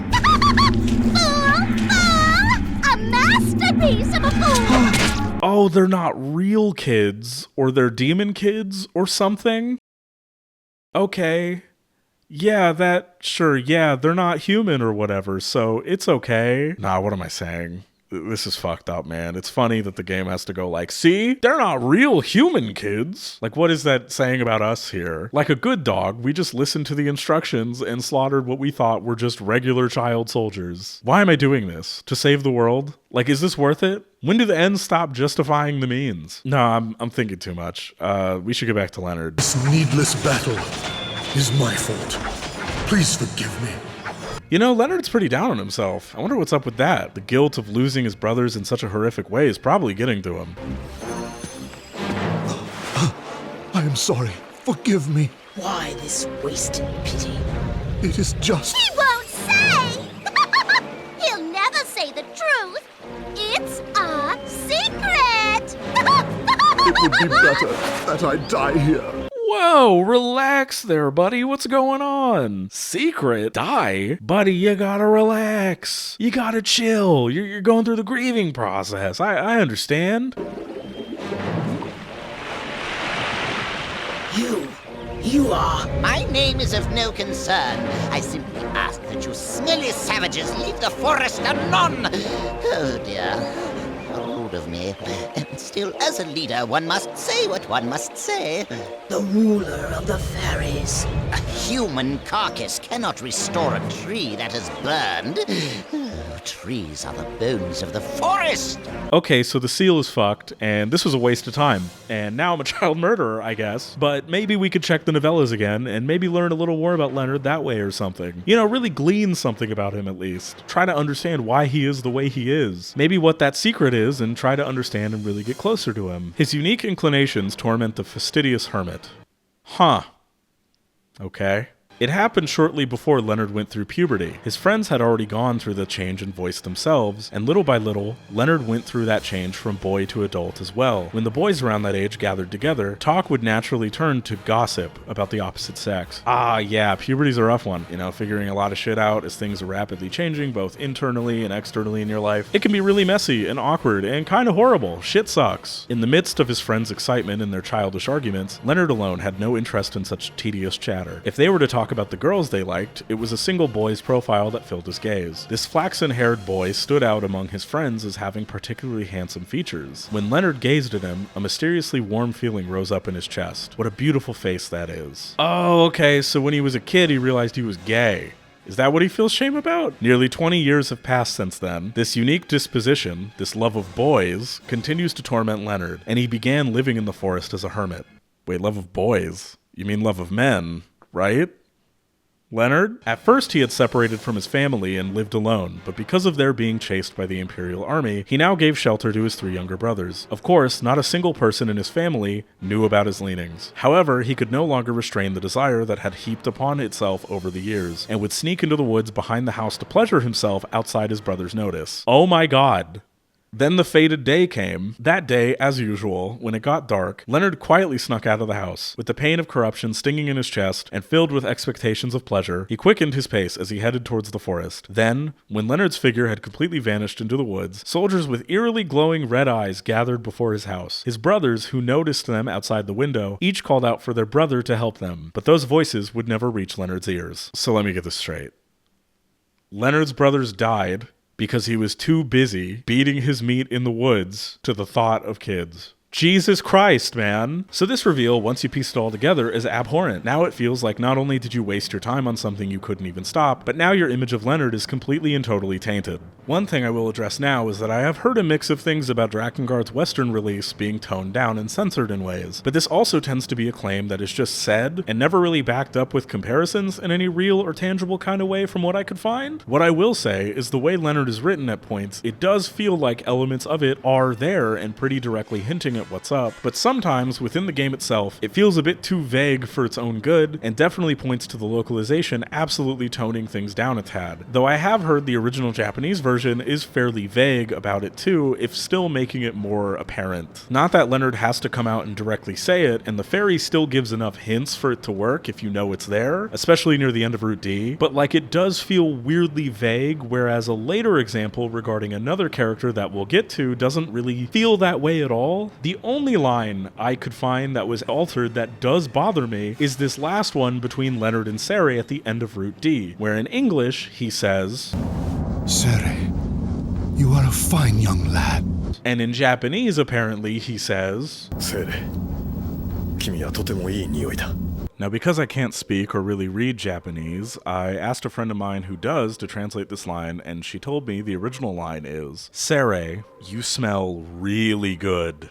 So the reason that I have such a real problem with this line change is that with all of the context we now have in regards to Leonard and his route, it completely fucks with what the story is doing here with both it and what Route D as a whole is generally going to go on to do, which we'll get to later. The major thing the game is beating home here is that Leonard is in a constant internal battle with his desires, and his part of the story especially is about how he is surrounded by constant temptation to indulge himself, with him constantly and consistently avoiding doing anything to any kids. And that is the most important element of the entire thing too. He hasn't done anything directly to anybody. He still has not crossed that line into full evil, but he is sick. Leonard's entire struggle is his pedophilic thoughts and proclivities, and the fact that his need to relieve himself in the woods led to the death of his family going on to haunt him the entire game. The fairy and his pact with it causing his loss of eyesight especially drives this home. I mean, shit, the fairy looks like this, which feels like a deeply ironic kind of creature to be mocking him in this instance. His eyesight being taken also keeps him from the possibility of visually indulging in or taking in any news sites of any children, probably what he feels is a fitting punishment for not being there to protect his brothers. That and Leonard constantly saying one thing and the fairy giving him shit and possibly revealing his real feelings and motivations just to fuck with him. Something that I feel magnitude negative especially goes on to drive home pretty well actually. The fairy basically acts as his internal intrusive thoughts being externalized so that he can't hide from them in any kind of way, even though he desperately wants to. He wants to run back to that cabin in the woods to seclude himself alone because that's what he feels he deserves. The real question is, would that break at some point though? Would the intrusive thoughts ever win? Could you trust him to not break that? I honestly think Leonard considers these same questions, and I feel like the fairy is revealing that he's unable to cope with it in a real way. Leonard is grief all the way down due to the way he is. He hasn't done anything now outside of pleasuring himself to his thoughts, but would he ever when his thoughts about real kids are already this severe? What if eventually it starts to escalate? It goes from thoughts to actually watching someone, then from there to actual action. Legit, this page from Magnitude Negative hits like a jump scare the first time you see it. Leonard carries that immense shame and guilt, and to me, him acknowledging Saray's smell before his sacrifice is him acknowledging that he's sick and is taking true ownership of his sickness, and that he needs to take responsibility for himself and what he is in order to pay for the death of his brothers and for not being there for them in the way he should have. By changing that line to, Saray, you are a fine young lad, sure, if you know what's up, then obviously this can still be read in the way I described, but to somebody who doesn't know and isn't aware, this now to me at least reads more as a heroic sacrifice, when I feel like this isn't quite that simplistic. It waters it down to me in a way that doesn't kill the entire impact of his character or anything, but I absolutely think makes probably the most important aspect of Leonard a bit more confusing and muddied in a way that does mess with it a bit. This change feels like it oversteps in a way that doesn't help the clarity of what the original version was saying. It's just a really bizarre change. I guess you could say that it could be him keeping up the facades that Saray remembers him as a hero and a friend till the end, but I think that's weaker than the idea of trying to do good after accepting what your deal is and not running away from it anymore, accepting what's dwelling inside of you, but still choosing to do good in spite of that capability of evil. Which, to be fair, is what it's still obviously doing, given the fairy still mocking Leonard in the end for it in the English version, but I just really think this line change is lame. So generally, with all of this in mind, I don't think the entire game was censored, but I could absolutely believe that Leonard's dialogue was toned down, though discussion online about this seems to constantly go back and forth on it. It could just be consequences of a literal translation mixed with some toning down, but I don't really know, and there's not much to go on that isn't just people making broad assumptions with no actual proof based on a vibe. So, if you know more or have somewhere that actually has a meaningful breakdown of dialogue comparisons, then I would love to see it, because after all my searching, I couldn't find shit that wasn't like Reddit comments. All of the discussion of this seems to be one big clusterfuck of a game of telephone over the course of 20 years. So if you know more and would like to share some knowledge, please leave a comment below.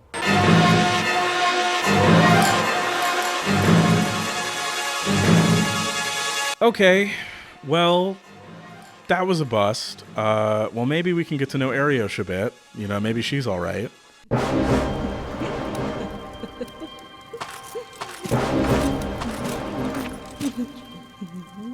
No matter how much I hear it, I can't avoid that voice. Is that so? I've grown fond of it, I have. Long as it's a woman, huh? You're the odd one. Liking an elf like that. Have you seen her eyes? Pretty scary if you ask me. Even when she smiles, they're dead. Me, I feel sorry for her. Better for her if she had died with the rest of her family. Ah, damn, her family was killed in front of her? That's terrible, you know, what bastards the Empire are. You too have a packed beast. What is your name? Ariosh. You surrendered your womb. Tell me, are there any children here? Wait, why is she asking about kids? Fear not, they have been evacuated. So there are none here. A pity. They're so sweet.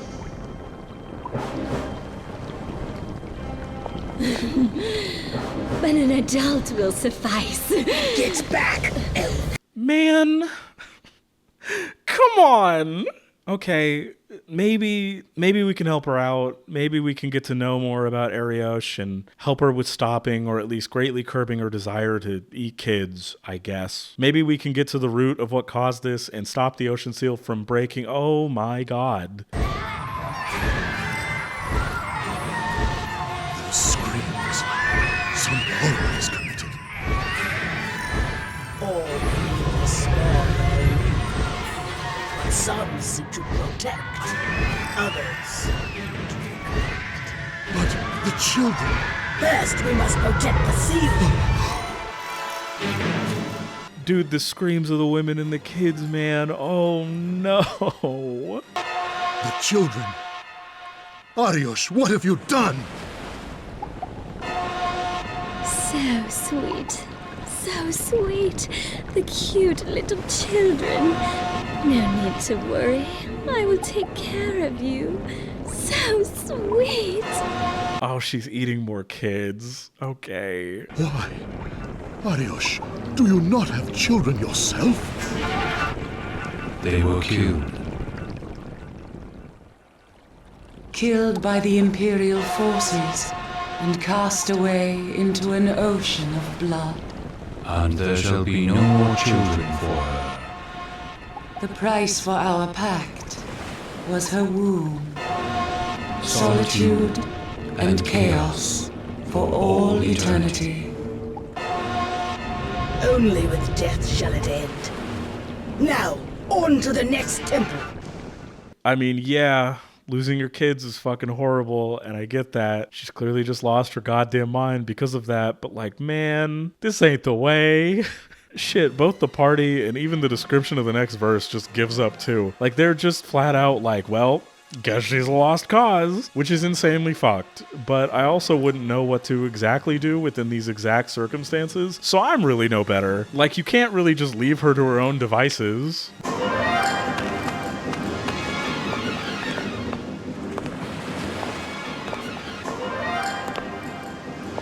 Where is the temple's seal? Regrettably, it is gone. I see. Pretty. So pretty. Man makes the seal, and man does break the seal. Will his foolish games never end? We are still safe. The last seal is intact. I hear no cries from the goddess. Each time we play our piece, we find ourselves one move behind. Well, guess this was a waste of time too. Oh, that's it. That's the whole section. Well, fuck. Her novella? A thing I do like about every piece of Drakengard side material is that you never really get a first-person look into Arios. Everything from Magnitude Negative to her novella keeps you very firmly outside of her perspective at pretty much all times, which I really fuck with as a choice. It builds up better this idea that she has become completely fucked up, that I don't really think there's any real way to break past the madness, and let's be really honest here, even if this wasn't like a medieval-ass, fantasy-ass setting, do you really think any of these fuckers could meaningfully help her? Like, really? She needs true psychiatric care from professionals who give a shit. Like, in the novella, she's this famed child murderer that nobody knows the look of. They all assume she's some monstrous, disgusting-looking piece of shit with rumors going around like wildfire, but then they see that she's an ordinary and beautiful elf, and they all don't know what to say. The crowd was filled with such irresponsible rumors. However, when the criminal appeared, led by soldiers of the Imperial Army, her figure completely defied their expectations. What appeared was not a monster, nor a decrepit old witch, but an incredibly ordinary yet beautiful young elven woman. The hideously atrocious female cutthroat that the crowd had been expecting was nowhere to be found. The previously raucous crowd went quiet one by one as if they had all been caught in a still photograph, and the place was wrapped in a bizarre sort of silence. For these people, the criminal who had murdered defenseless innocents time and time again, and the elf woman before their eyes, were two beings they could not manage to connect no matter how hard they tried. It's the kind of thing where the way we paint madness within art is so particular and so important to not tie to looks exclusively, or to make a correlation to looks, because what do you think of when you think crazy? You probably think dirty, fucked up, lost, probably something like the asylum scene in Nightmare on Elm Street 5 or something. But madness exists in many forms and many ways and can manifest in anybody for a multitude of reasons, even in people we consider relatively normal looking by society's standards. Think of a case like Ted Bundy's. We have societal and media-fueled ideas of what killers look like, and when that's broken or different, we don't know how to deal with it. It's like some kind of fucked up social rule has been broken. You know why shootings and shit tend to be surprises in some circumstances? Because nobody wants to think that someone that looks relatively quote-unquote normal is capable of something so heinous. That goes against a societal standard, as if less conventionally attractive people are just more predisposed to crime or some dumbass shit, when like, no. Anybody can be a fucking maniac, and I absolutely love how this novella, and really how Arios's writing, all around really plays into that. Shit reminds me a lot of the way Sayo no Uda tackles this kind of subject too. Though there, it gives you an extremely uncomfortable, intimate view of Fuminori's perspective, unlike what Drakengard does. He is losing his mind bit by bit and giving more and more of himself to Saya, at first cutting himself off from his friends and really the rest of the world generally in harsh and self-destructive ways, to fairly vile and pretty fucked up shit. I also like how it clearly hints that these things were pretty much always there in some capacity for him, that his worst traits didn't necessarily come from nowhere, but he now has an excuse to just go off the deep end post the car accident that changed his life forever. He can't stand the sight of his friends anymore, so he treats them like total and complete shit, and doesn't mind doing absolutely vile and reprehensible shit to all of them. But when you're finally placed in the perspective of characters like Koji and Ryoko, Fuminori seems off to them at first, but he's not saying anything, and they're not empathetic or curious enough to really try to figure out exactly what's going on with him, what that surgery did to him, and trying to get some kind of real help until it's far, far, far too late. But once they find out, they, like the audience, are disgusted. Koji especially doesn't even understand how this could have happened, because we all operate with an assumed understanding and a hope of sorts in our fellow person that we don't even consciously think about. The presumption that they're not a murdering psychopath that wants to kill others or hurt others or do immensely fucked up despicable shit. But sometimes you just don't know someone, and that person can look just like you, an average regular ass person fighting some demons that you can't even begin to imagine. And they may have red flags popping up all around them that you absolutely should take seriously. But it's hard to think that a person could be capable of harm like that. Ariosh hits that shit dead on. She seems normal at first, but is far past the point of having the ability to let you or the rest of the cast in. And at a point, I don't know if it's out of fear, out of genuinely just being lost to her madness, or both. I think that madness is the mind's way of coping with horrific situations. This is the mind's way of trying to process and understand the unimaginable, trying to find some answer that makes sense to you, if nothing else. Getting lost in your mind trying to defend itself. Ariosh probably eats people to calm herself and to center herself again, maybe as a fucked up way of protecting others. I don't really know. I don't think we ever really could know, and that's what I view this section as directly telling us. That it's impossible to get a real clear answer here outside of what happened. It's not a simple fix because that shit runs deeper than anybody around here can even really seriously address, especially with the world ending all around them. If anything, all we've done here in this specific moment is feed her more kids. So we kind of just indulged her madness on her home turf. Not a great feeling.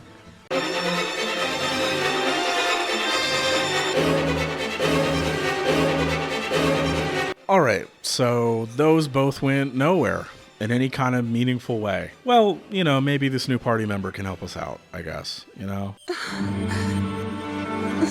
It's all right. It's all right. It will be better soon. No. No.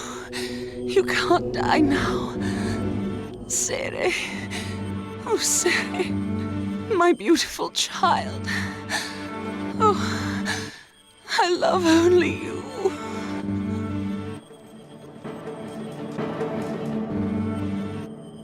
Mother? Mother, are you sleeping? That's a child, and his parents are dead. There's a lot of emphasis placed on how his mother loved him and only him. We're gonna put a pin in that for the moment. I gave all my time to Golem. He said he'd be my friend if I did that. Do you understand what it means to give away all your time? Others will age and die, but you will never grow, never pass on. You will be alone, a child forever. Oh, so he's a child forever, too, due to the pact he's formed, taking away his time. Maybe he shouldn't come along, given the others. Oh, my children! I won't be alone. Golem will be with me. Besides, I became the little hero. Do you know that story? My mother used to tell it to me. More myths. Why are humans so quick to hide from truth in castles made of clouds?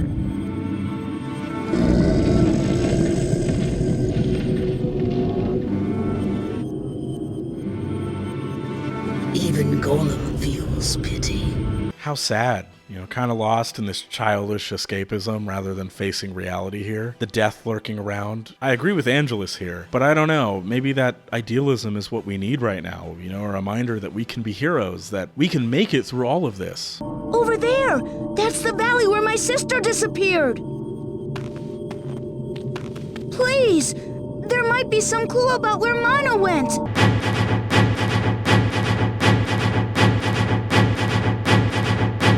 Oh, your sister is Mana! Huh. maybe we should investigate that. We probably have time. Better than the other two we wasted our time on anyway. Something I really love about Saray's chapter is that all the descriptions for the missions are written within his perspective, and they're just so upbeat and hopeful. Such a departure from the usual, oh god! I mean, this is still a better use of our time than that useless fight, right? Like, maybe if we kill them and find his sister, we can stop all this madness from happening. Maybe figure out a deeper understanding about why Mana was so fucked up about her mom at the end of Route A, right? Mother used to hit my sister Mana a lot. But only Mana. Never me. Mother never hit me. She saved all her anger for Mana instead. Sere, you must not blame yourself so harshly.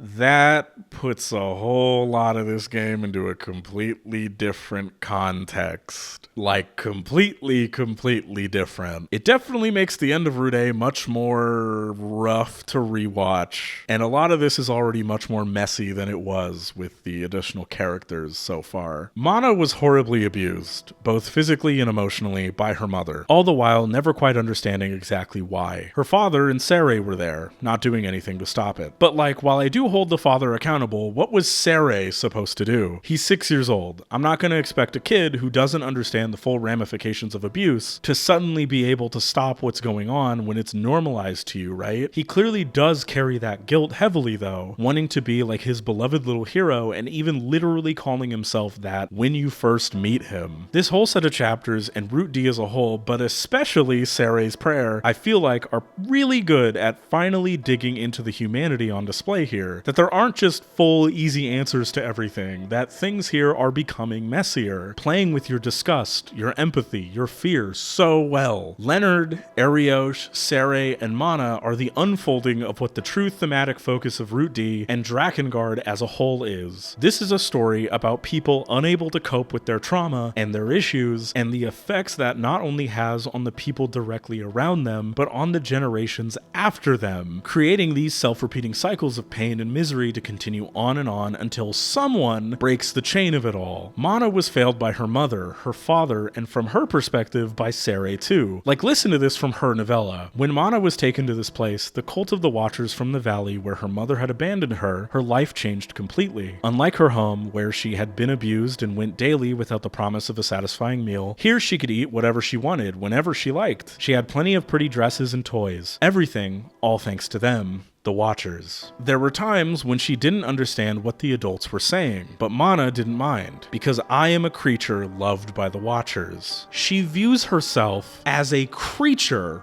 Do you know how fucked up a home situation has to be for a 6-year-old child to refer to themselves as a creature in a dead serious context? Because obviously kids play around, but this is like a serious context. This is fucked up. Saray himself even says that he was shown so much love by their mother, like an overwhelming amount, and Mana didn't get any of that. You loved just me, didn't you?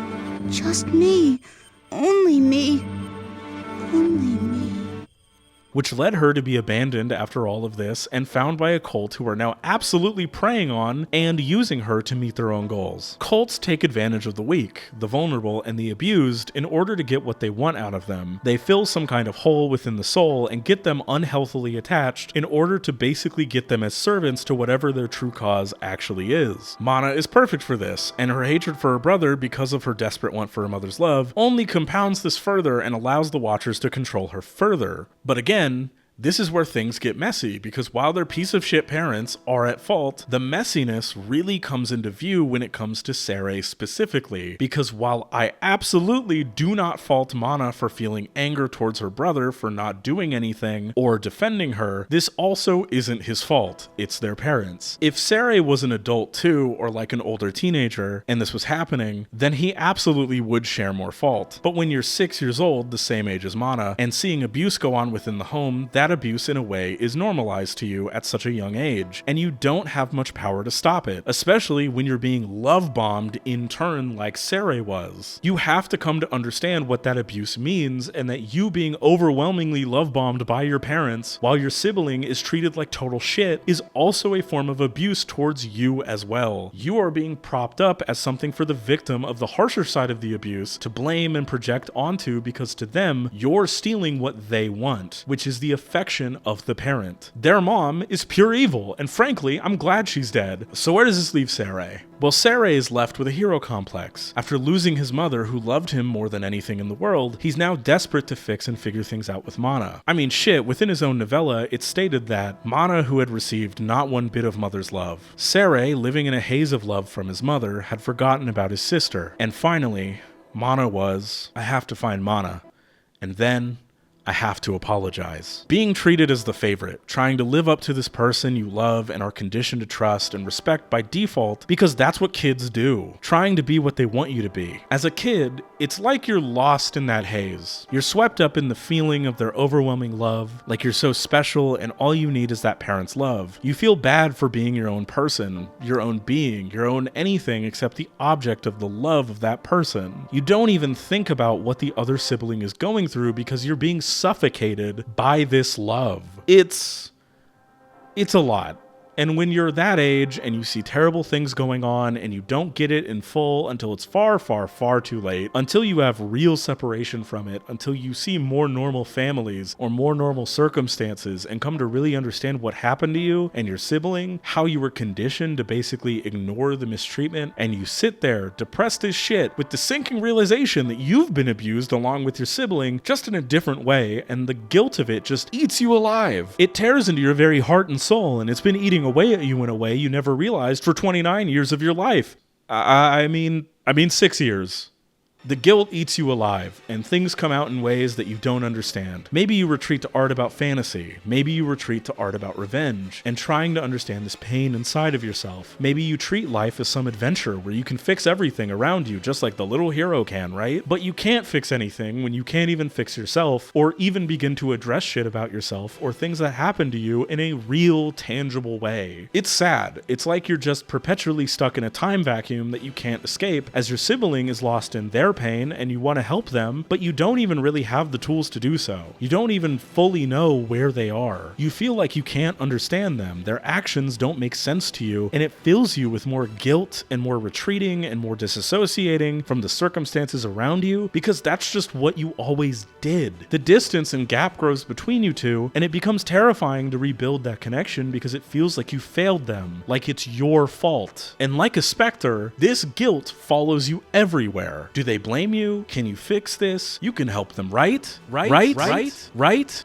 All of this is laid out pretty directly within Sere's prayer too, especially in retrospect after beating everything and really coming to understand what's going on with both of them. Going through this initially, I had kind of come to the same conclusion as the other levels, that overall, it's basically another waste of your time. Another frustrating dead end that gives a bit of humanity, but ultimately doesn't really help anything and makes the waters of this experience much murkier to traverse through. You run around, Sere is put in danger or is just around danger, you kill whatever is in your way, but after beating the game and with all the other context and understanding of what Mana went through and watching back through this level again, the structure of Sere's prayer and the way I look at it has completely changed for me. This is a level about someone coming to indirectly understand the circumstances of someone they've seen abused and coming to empathize with them, or at the very least, experiencing a version of the things they went through. Really, if anything, it's to help at least the player come to understand the circumstances Mana went through and her feelings through experiencing what happened to her in a kind of indirect sort of way. I think it's very telling that you are in Sere's perspective in this chapter using the mission briefing screens. You meet Sere and Golem. Golem seems nice. Sere is a child, maybe a little lost in his escapism, but whatever. You then, as the player, are probably more primed to protect him, given, again, he's a child. Then Golem is possessed for a minute, and the only way to snap him out of it is for him to physically hurt Sere. No!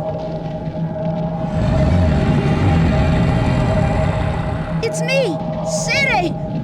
Golem, please!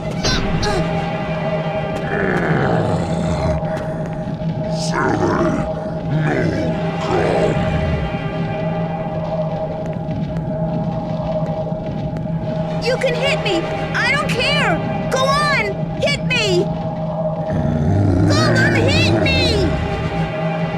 Is this how friends play?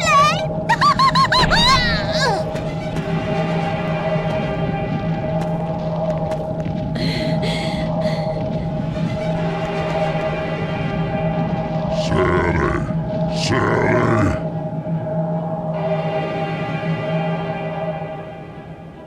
There. You see? Golem is back. My friend. Golem is back. The shock restored him. He felt the pain that his own pact partner felt. Sarai then goes on to blame the wizards and the Empire, which is true in this case, but look at the wording here. I want to kill all the Empire monsters so Gollum won't do bad things anymore. Like, come on. Jumping ahead a little bit. There's a bit in chapter 11 where you're chasing Mana around trying to catch her, and she has quite a few choice words for Sarai. Here, little brother. Here, little devil.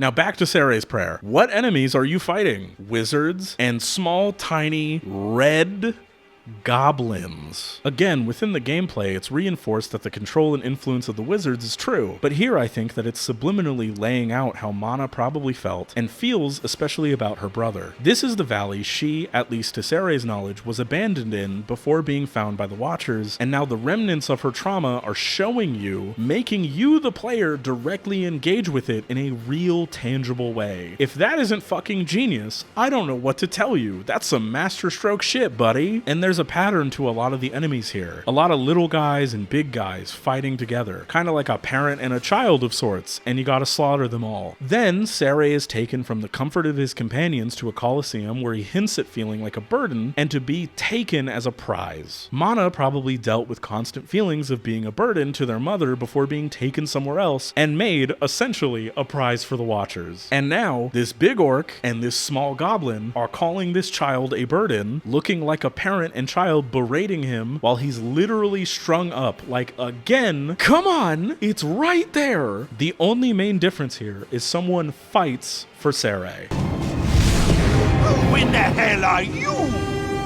We are here for Sarai. An opportunity, Kai, to learn how to use your sword to save a life. You fight for Sarai. You and Kaim fight to help Sarai, to free him here, to show him that he is needed and has a place of belonging. I think it's telling that one of the groupings here is the husband and wife ogre gladiators, but maybe that one is reading a little too much into things, because there are a lot of silly ones too. I really love this line from Angelus. Regret is for fools. What has been done has been done. I will say there is something different in this chapter ending. You wasted your time yet again and weren't able to really affect the outcome of the moment overall here, but it feels more openly heroic, like you're doing something to actually help someone, to save someone who wants to do good, to save that optimism that the world needs right now. It just hits different here. Maybe we can help Mana. Maybe we can make a difference. So this is it, huh? We'll surely save Furry Eye this time, right? We can change things. We can save Mana too. We can figure this out. You know, looking around this base, I'm noticing a pattern with all the drawings on the walls and whatnot, like this teddy bear or the word die written up on the walls. Makes sense, given Mana was taken in by this cult and everything that happened to her. The pain of her trauma is probably being fed and channeled into whatever the cult is facilitating here. Shit is sad. We made it in time. We can... The Watchers do not laugh. The Watchers must not wake.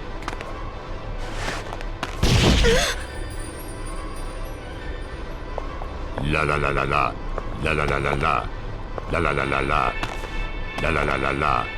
I'm just a girl, a normal girl. What's this? This dirt. No, don't. Forget the seal and help me. Forget the seal and help me. Stupid man. Please help me. Help me. Please. Hold me, my brother. Stop it. I can see into your heart. No, that's not true. You lie. I hate you. I hate you. Filth. This world needs destroying. I'm dirty. I'm dirty. I'm no goddess. I renounce it. Please. Please, my brother. Oh God. This makes a lot of earlier comments click into place. Oh man. She wants to fuck her brother Kime. Fuck Kime. Oh yeah. She wants to fuck Kime. She wants to fuck her brother Kime.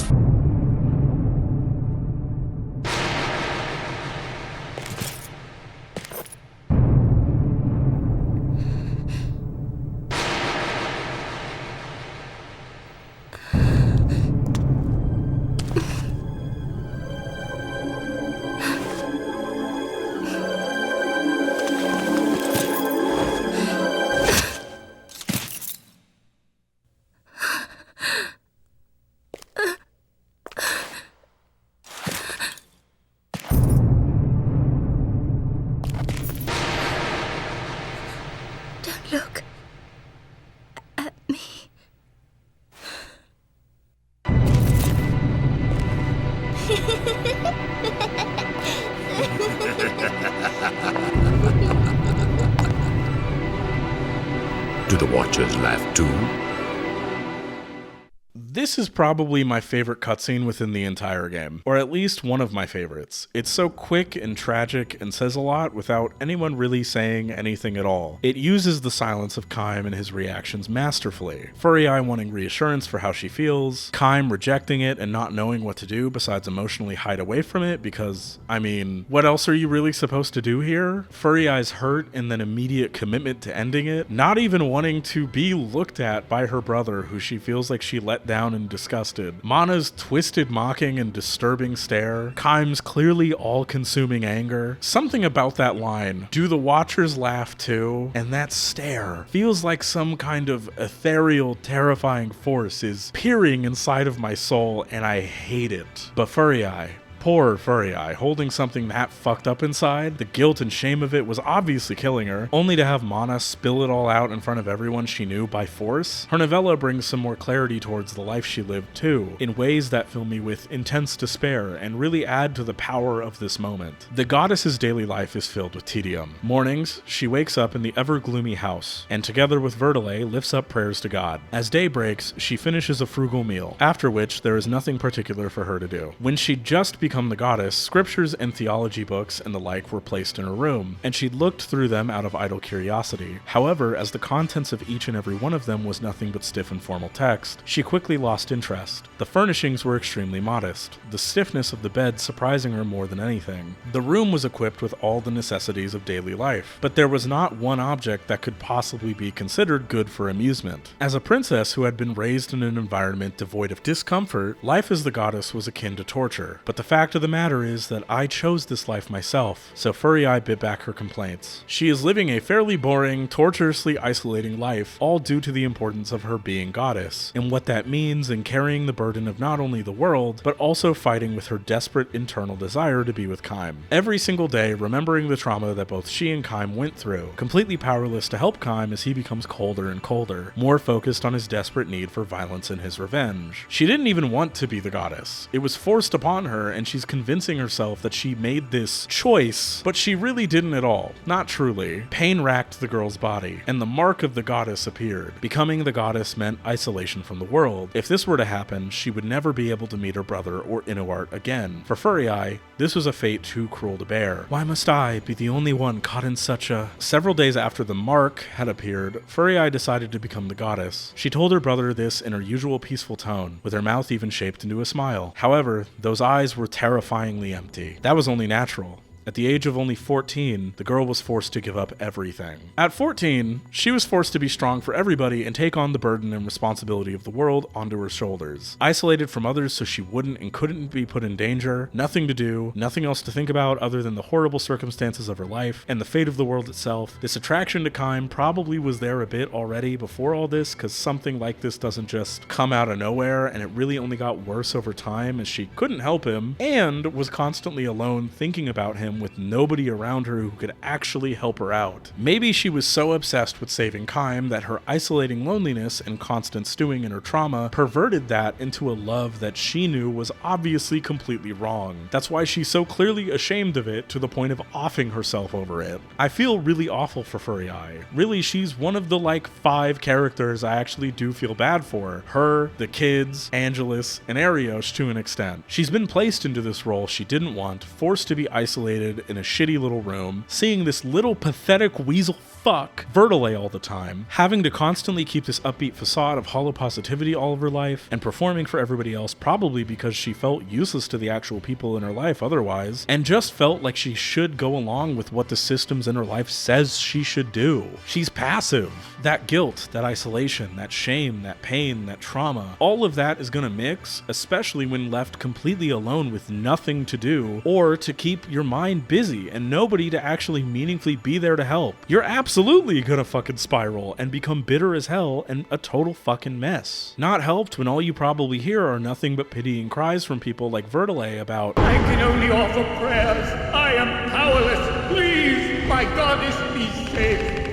and all that spiraling shame and guilt, to have that dragged out of you kicking and screaming that you hate the world, that you want to see it all burn, that you want freedom from this role that you were forced into, that you convinced yourself was for the good of everybody when you don't actually care about everybody, that really what you want is to fuck your brother. Something you can never, ever, ever, ever tell a single soul, and that constantly weighs heavy on your spirit. Being rejected after seeing the real her, when even she obviously knew this would never be accepted and that it's not okay. How do you live knowing that the only person you truly loved will never truly accept you? After all this time of having your spirit and your will eroded by the world, religion, and society at large, how do you carry on feeling rejected by the one person, the one beacon of hope that you had left? Being rejected by the one person you felt would be able to be there for you, maybe even potentially able to understand the depths of your own isolating madness, given that he's lost within his own. It reminds me of the ending in Saya no Uta where Saya dies and Fuminori just instantly picks up an axe and splits his own head open with it, feeling like you've lost the one thing you endured it all for, the one thing that kept you going through all the pain, psychological torment, and madness, the one that you did all that you did for, made the justifications for all those endless torturous days, and now for what? The psyche just can't take it. What she wanted is disgusting. But I'm not surprised that things got to this point when there was nobody really there to help her, and due to the regulations and rules of her being the goddess, nobody that really could be there for her. I mean shit, remember ending B? Let's loop back around on that now that we have this info, right? Inuart probably had a pretty good idea that Furry Eye wanted Kaim.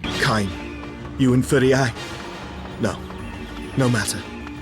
And couldn't stand that, while Kaim had no real idea. This shit, in turn, drove Inuart over the edge, feeling like he had to mimic Kaim in order to take her love by force. Hell, when she's put into the Seed of Resurrection and she comes out as a screaming monster, I straight up read that as her anger finally coming out in death. With nothing to hide anymore, this grotesque and terrifying inner self goes on to destroy the world that she feels destroyed her. It's her revenge on the world for everything the world had put her through. People loved the image and the idea of Furry Eye, the idea of her vaguely in the distance, but that had been lost once she became the goddess and had no real support. Once they saw the real her, this inner real self, all they could do is stand by in horror at what's happened. The guilt of her immense pain now weighing over Kaim and metaphorically ripping Inuart apart, even extending this guilt to the player with how many times we've tried to save her now and how many times we'll keep trying. Actually, a lot of this also reminds me of Anthe, especially from Revolutionary Girl Utena, and her very, very, very fucked up relationship with her awful piece of shit brother. Anthe as a character is extremely passive, basically most of the show. There are hints that she's up to something or something is going on with her, but you're not quite sure what's up. Utena, like Inuart and Kaim, wants to help and actively works to show her that there is more to life than being in submission to men. But ultimately, as it turns out, Anthe, due to how she was conditioned by the world around her and groomed by her absolutely evil piece of shit brother, is terrified of a world without it because it's at this point so familiar. She betrays and stabs Utena because she is so deep in what the world has done to her that she can't see another way out, even though she more than obviously doesn't want to be this, doesn't want to live like this. When a system is reinforced, especially at young ages, it's easy to get people to convince themselves that what's happening to them them is normal. That doing anything truly for yourself is selfish and horrible. That reaching out for help is bad. Fear takes hold, and fear ruins lives. That fear controls in horrible ways. Anthe at least has Utena though. Someone willing to actually try to understand and truly empathize with what she's gone through, and actually fight for the real her. The her buried underneath all the pain, the abuse, the resignation, the humiliating apathy. But in this instance, Furry Eye really has nobody anywhere close to that. It could be Kaim, but he's too fucked up in his own ways and unwilling to change, and she's too obsessed with his love and approval that he cannot be the one to help her. And Inuart is too selfish and too focused on filling the void within himself to be any kind of help to anybody whatsoever either. Furry Eye's anger at the world is endless, on display in a way that nobody can ignore anymore within this ending. This monster was Furry Eye the entire time. We together, the player and Kaim, are mistaken about exactly what's going on with her. A monster of the world's making, and we could have and should have seen this coming, as the game is constantly dropping obvious and direct hints. The three of you, have you grown so accustomed to denying the truth?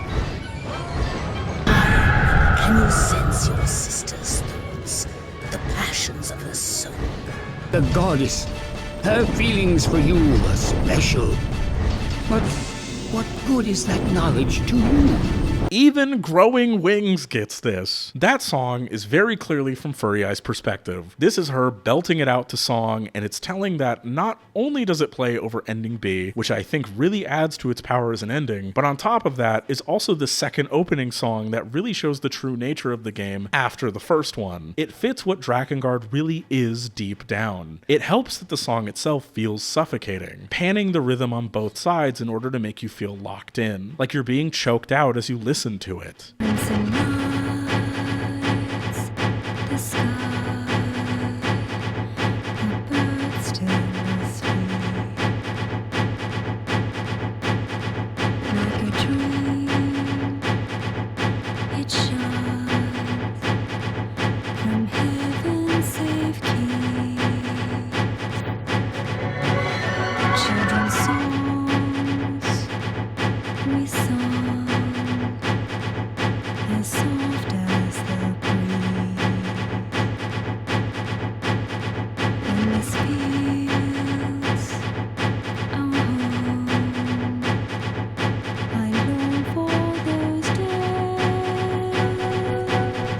Furry Eye feels trapped like a bird in a cage, looking up and out at her brother as she sits in her room, reminiscing on old days and memories that they had together.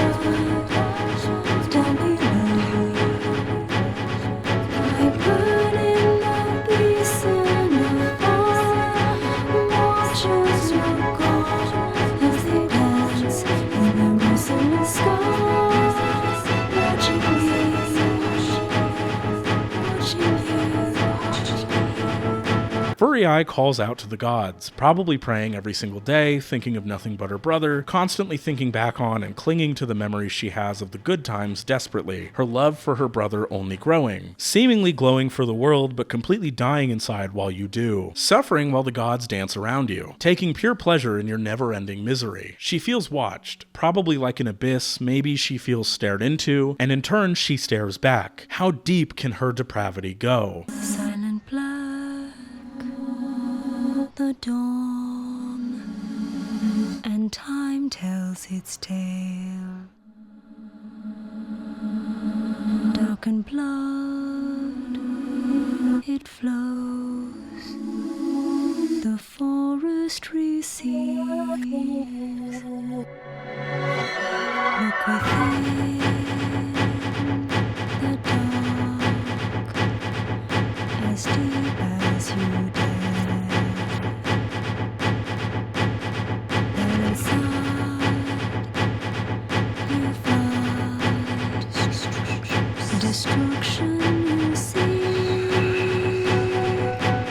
I think this set of lyrics got hit a bit more by the old tone down beam, but what I think it's doing is maybe it's Furry Eye directly talking to Kaim with this one. Maybe she feels that darkness is as old as time itself, that humans will kill and slaughter, and the deeper you look within the darkness, the nastier of a person you become. Maybe she herself is spiraling within that darkness too in her own way, and she wants to get out, but she can't. But we also got to talk about the Japanese version of the song a little bit, because while I don't think Furry Eye got hit as hard with the toned down beam as Leonard did, if really at all from what I can tell and could find, I do think this song was hit a bit, and I tend to prefer the original slightly more direct lines. Hell, there's a massive change in theme by changing the title from the Japanese version's Exhausted, which like, holy shit, to the Western version's Growing Wings, which still works for what it's going for, given that Furry Eye's wrath and inner pain is growing wings and taking flight to end the world and the ending that it's associated with, while also complementing how the madness apparent within the experience of Drakengard is growing wings in a way. But Exhausted as a title has some fucking punch to it and perfectly communicates exactly how Furry Eye feels, just simply existing as she does.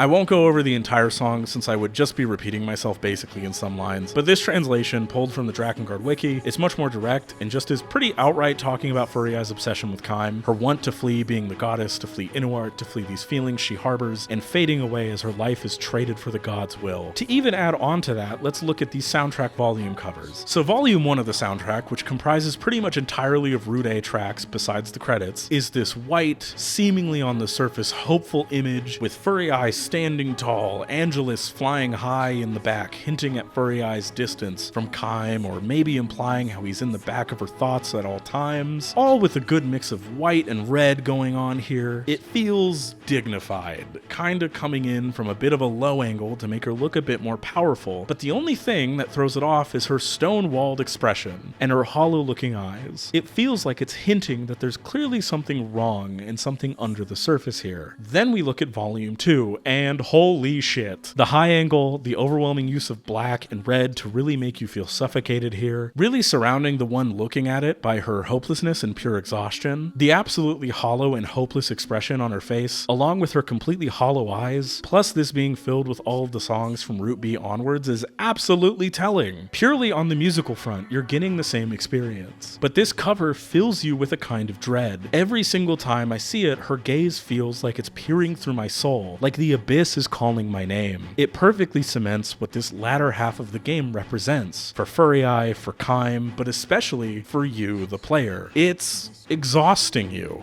gnawing away at you, little by little as you give more of yourself to it, as you find out things that you shouldn't know about these people, knowledge that paints your perception of them forever. But you want to know who's really exhausting?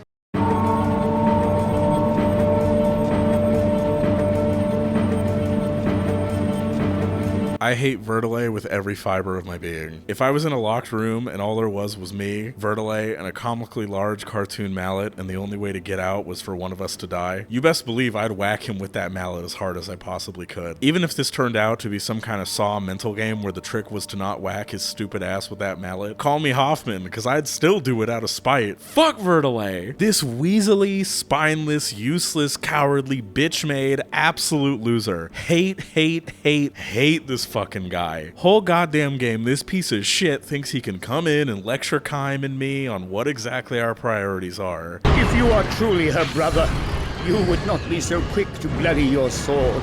And do you wish to kill the entire empire alone? Such a frightful condition. While doing nothing to stop it, waiting until we kill and kill and kill and kill until it's all said and done to preach and pray and do nothing else of any value whatsoever. Anytime Verdelet steps in, his useless ass tends to either make no impact or impact the situation in a super negative way. For example, when he steps in to help with Mana at the end of Route A, yes, he stops Kaim from just killing her, which is good, but he ends up making the situation much worse by aggravating her with the magic and causing her to become much bigger and much more of a problem to fight. When it comes to Furry Eye, all he can do is offer pleas and prayers to the gods that go completely unanswered. I cannot help but feel concern for the goddess. I think you worry as well, Kaim. He never once helps in a fight, he's not a party member, he doesn't suggest anything useful, he spends the entire goddamn game panicking, and while yes, it's obviously warranted at points, I compare him to a character like Angelus. Angelus is a dragon, trying to empathize, connect with, and actually understand Kaim now that she is so deeply and intimately connected with him due to their pact. She finds the violence he indulges in constantly abhorrent and refuses to hide her words behind absolutely any form of pretense. She's blunt, she's straightforward about her disdain for humanity, and she cuts through the bullshit and tries to keep Kaim on track, but she also helps out. She actually fights and has a stake in fighting given Kaim in their relationship. It makes sense that while she considers Kaim to be excessive and bloodthirsty, she still helps him fight through it and tries to do the best that she can. She's a dragon of her word with some fucking principles and with some actual fucking love and care in her heart, god damn it. Verdelet doesn't do shit for anybody! Arios is insane, and she still does more for the party as a whole than Verdelet pretty much ever does. Hell, the best thing Verdelet does the entire game is use his magic to try to keep Arios from eating more kids. So that's one thing, I guess. The funniest part of it all to me is that through all of his complaining and constant gesturing towards what Kaim is doing as being fucked up, which don't get it twisted, it totally is. Once you get to chapter 4 and goblins and ogres and shit start really attacking the party, oh buddy, oh, his whole tune changes. Now all of a sudden, it's so many subhuman soldiers. We would do well to kill as many as we can, Kaim. Drive the finishing blow into their retreating backs. Ye gods, is our cause just?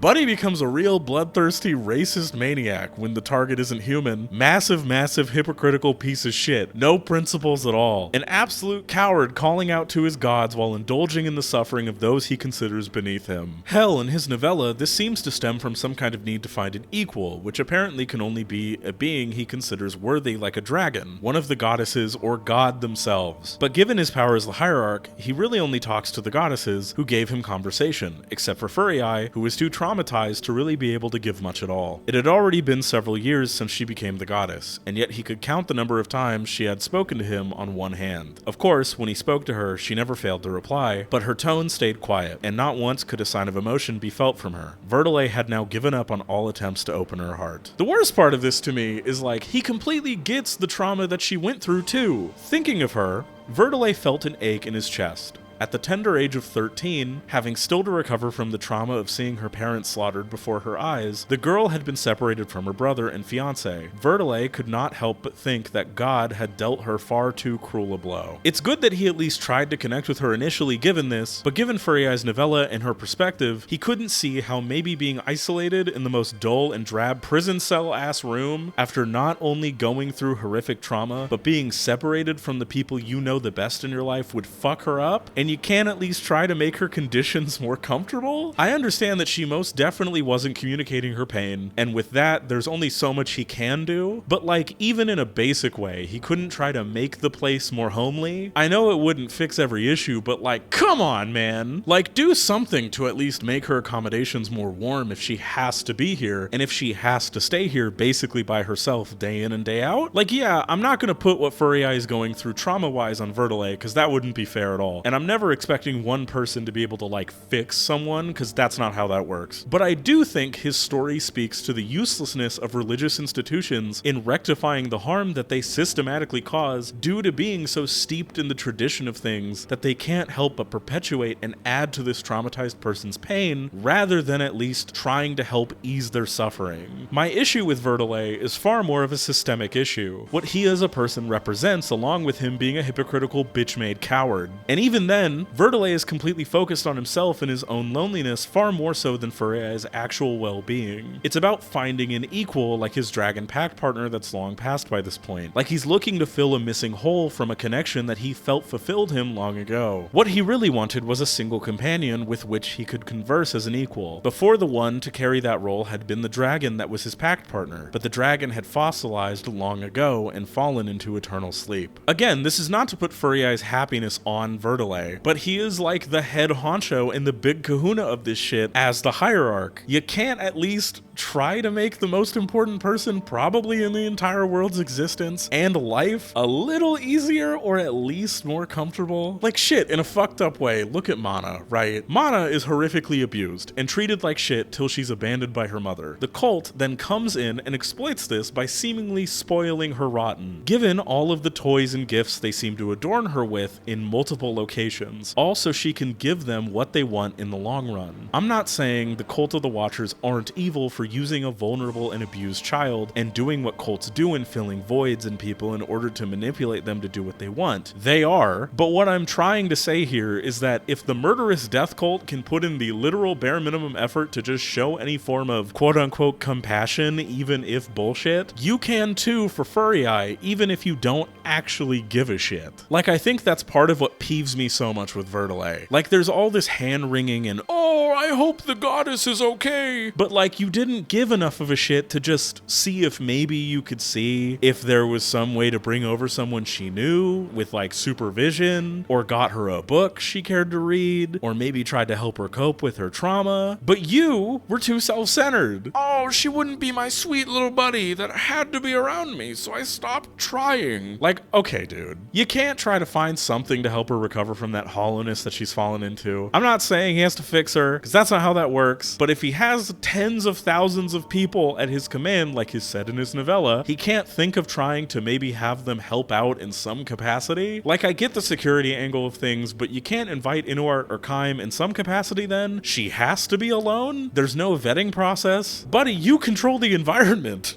I just don't believe that with all that supposed power and influence, that something couldn't be done. I guess you could argue from the angle of how the whole red eye disease works, and just taking extreme precautions because they don't know what the Empire could do, but there has to be a solution here, man. I don't know. Anyway, yeah, I'm biased. I don't give a shit. Fuck you, Verdelet, you racist, hypocritical coward. At least try. Don't just retreat because you didn't get your precious interactions out of it, you fucking coward. You have a goddamn job to do.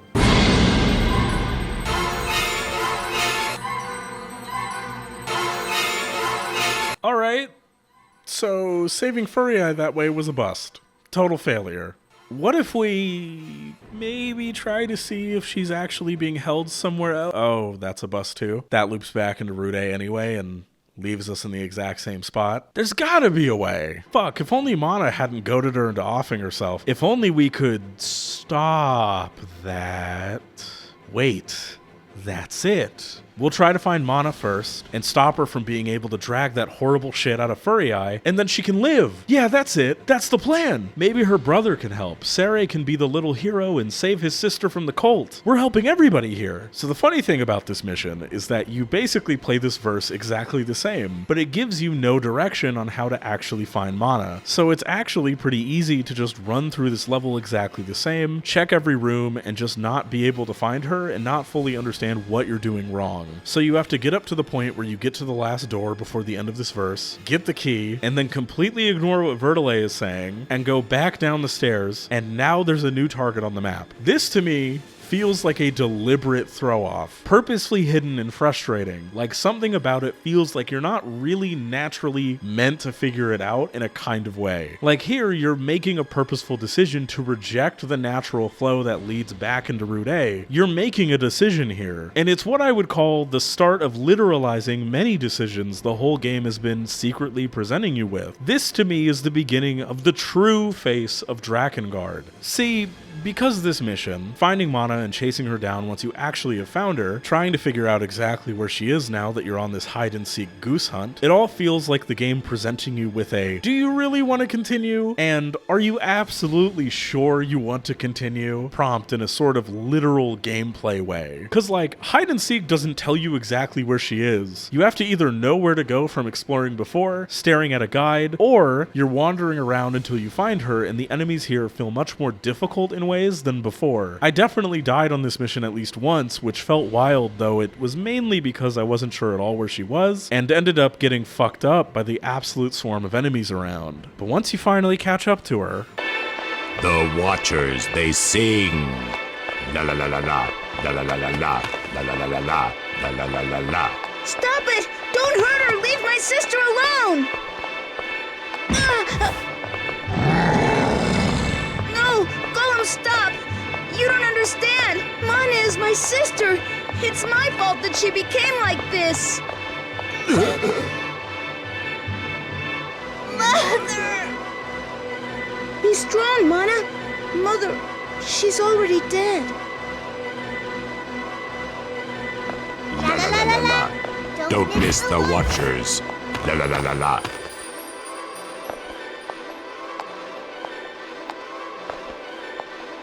Silence. You cannot kill me. I am love. Loved by them, more than anyone else. See? Humans still don't know what they really need. Stupid. They're all stupid. Salvation lies before them. But stupid people won't be loved. La la la la la. La la la la la. La la la la la. Those who aren't loved die.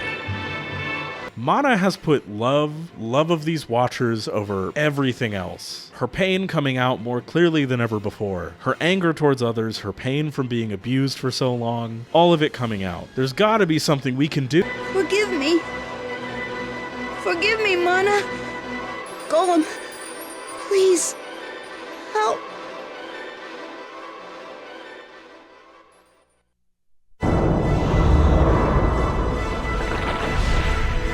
Now is the time to feel the love of the gods. A deep love. A great love. A love powerful and formidable. A love that crushes like a mace. La la la la la.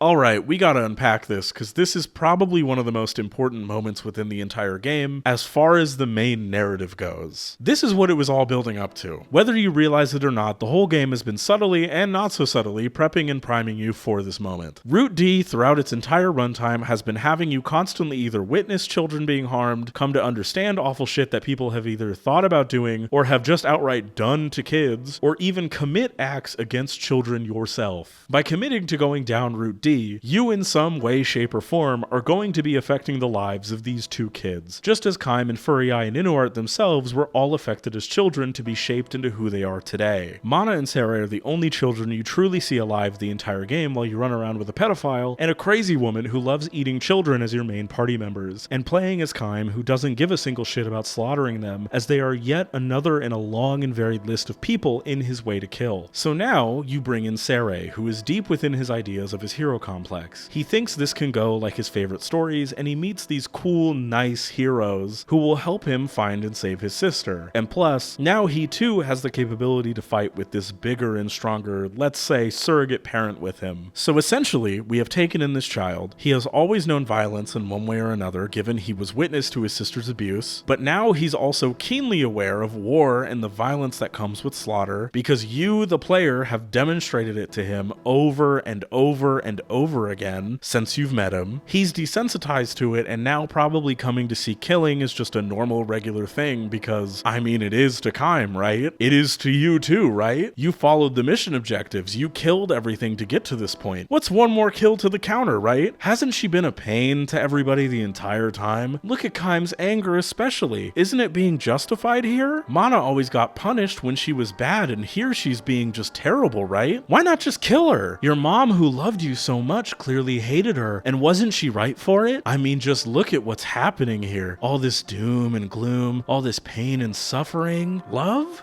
Just kill her. So I mean, what else could we expect here? Everything to Sere has been reinforced, getting immense love from a stronger guardian who sometimes hurts him, but see, it wasn't his fault. A wizard was controlling him. It's that goddamn wizard's fault. Someone who loves you dearly wouldn't truly hurt you, right? They can just apologize because they weren't themselves, right? So of course, having this now parental-like figure, this surrogate parent, kill Mana in one blow, it just came so easily as a response. The delusional hero complex fantasy failed. Nothing was getting through to her, so she has to die. There's just no other way. Even though we, the player, have seen the other way, or at least one other way back in Route A. Not here though. It's far too late to do anything else, so she has to die. I especially think about the line, "A love that crushes like a a lot. It feels like reflecting the themes that have been brought up time and time before. The whole idea that Kaim is the type of person that mixes both love and murder. You conflate love and murder.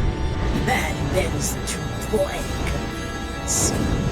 Love and violence coming from some fucked up form of the same place. A lashing out coming deeply from a place of want, of yearning, a want to be seen, a want to be understood. That people can deal violence to others under the guise of love, or even with the full-on belief that it's being done out of love. When Sere has Gollum kill Mana, Sere believes he's doing a good thing filled with love, that it's for her own good. But really, it was selfish. It was done because he didn't know what to do, so he resorted to what he knew would stop it, and has seen it used against her before. Sere wasn't the one to save Mana. We put our faith into the hands of a child who couldn't understand the full scope of it all, who was too trapped within the phantom grasp of their mother's abuse to fully get how to actually help. What fools we were. But at least it's over.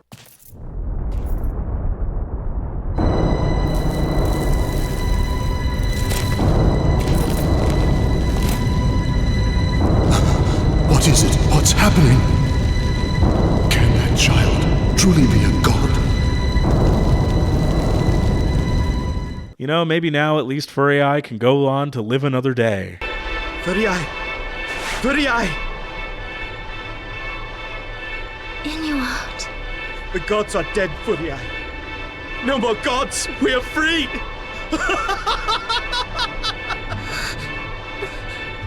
It's all right. All is well now. Have no fear. There is a way. What will you do? Furiai, we will give birth to the world. Though paradise is lost, we shall be gods!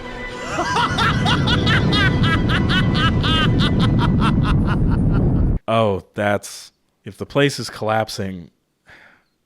God damn it. And even if not, I mean, she's stuck with Inuart, who's lost his mind, so like, fuck. Well, it can't get much worse.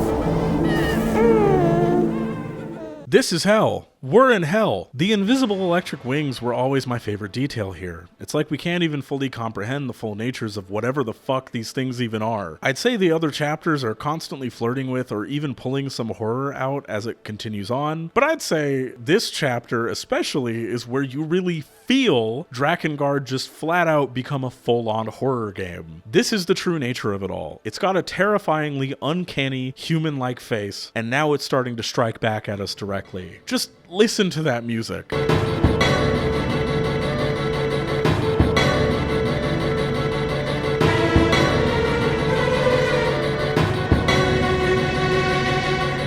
It sounds like the game at this point is going wild and ripping itself apart right before your eyes. Like the fabric of things is coming completely undone while we're sitting here rushing to even understand what the fuck is even happening. The game is now directly punishing us for all that child murder and death, but especially for failing Mana. She truly was loved by these watchers, and we've now doomed the world to this hell because of our lack of being able to actually do anything for her. I think this is also a good time to bring up that the Japanese version has the Cult of the Watchers actually be referred to as the Church of Angels, and the Watchers known as the Angels, which both very fitting Eva reference, as well as just, you know, fitting what they visually are supposed to be. I think this leans pretty perfectly into the whole biblically accurate angels being these monstrosities that we can barely comprehend in a way, and especially can't understand, following whatever God's will is, which within this universe seems to be killing fucking everybody. Fighting these things, it's endless. These babies shoot heat-seeking lasers at you that absolutely fuck your shit up, and they keep spawning. You have to dodge them constantly and consistently. You cannot falter, you cannot fuck up. Even your ultimate attack here can really only do so much. This verse is absolutely terrifying, and it sets the tone of the chapter pitch perfectly. But that's not even where the real shit begins. Oh, buddy, let me tell you about chapter 12, verse 3. There is nothing to stop you now. Burn it all. Burn everything. This is hands down one of the hardest verses within the entire game. These things do not fucking play around. They will gang up on you. They will attack you constantly from all directions. They will block a lot of your attacks. You cannot use magic on them. They hit like trucks. You cannot knock them down to stun or juggle them, and you have to constantly fight the main targets in groups that will absolutely decimate you if you keep fucking up. Oh, and to top it all off, they give you one health chest for the entire level. Meaning, if you get your shit rocked and pop it too early, well, fuck you then, because you ain't getting health from these fuckers via comboing. You're getting jumped, and all you can do is your best to make it out of this alive. This got so hard, I had to go back to chapter 5 verse 3 and level Kaim and start using the Dragon Slayer. No, I'm not calling it its actual name. Fucking look at it, just to at least put out good damage, and even then, it still took me time-wise about 2.5 hours total over different days just to beat this fucking level. I realized that you have to play extremely carefully here, keeping them all within your view and always blocking until you get an attack opportunity, making this level take forever to finish, even if playing optimally. It's fucked, and this absolutely is a punishment that is doing everything it can to take any form of catharsis from the combat away from you. You are on the back foot here, and all you can do is survive. Hell, the rest of this chapter is brutal too. Though not as difficult as that verse specifically, though, it does constantly reinforce something extremely important. This is not a fight you can win. They can keep spawning again and again and again. Each time they do, it feels endless, and like they can just keep coming forever. The missions all last just long enough to feel like an endurance test to the end. And on top of that, the last two major parts of the chapter's goals is to just run. You can fight, but there's pretty much zero benefit to doing so. This nails home an absolute kind of hopelessness, confusion, fear, and overt powerlessness you're pushed into here, and it's shocking and genuinely terrifying to play through in its own kind of way. Story-wise, they start to rip more and more away from you too. Like Arios dies ironically being eaten by the babies after an entire game with her eating or wanting to eat children. Though strangely, she beckons them forward gleefully, talking about becoming one with them. Maybe this was her madness-fueled justification for what she was doing. Maybe seeing it as taking them into herself for protection, coping with what happened to her in some kind of way.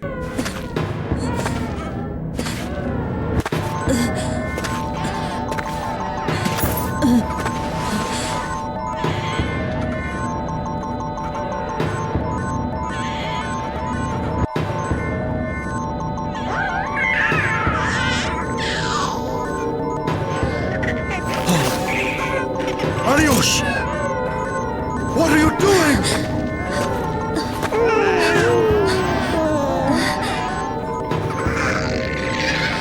The greatest of feasts.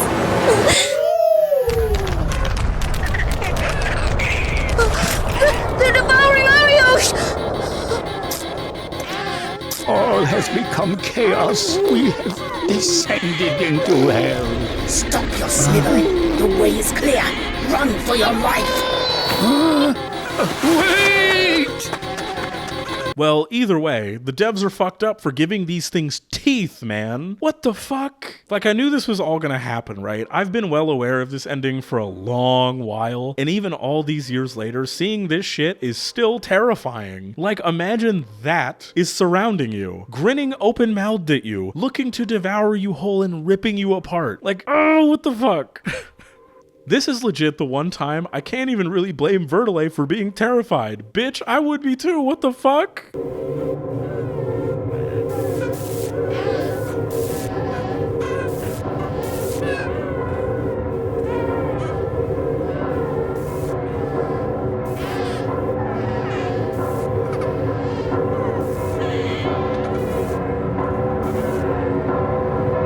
Oh, you. Soon. And now we're back to this scene where Leonard is sacrificing himself so the party can get away and try to stop this. You know it's the only way to clear a path. Go now. I shall stay. No! I don't want you to go. Why can't you come with us? Why? Leonard, I don't want anyone else to die.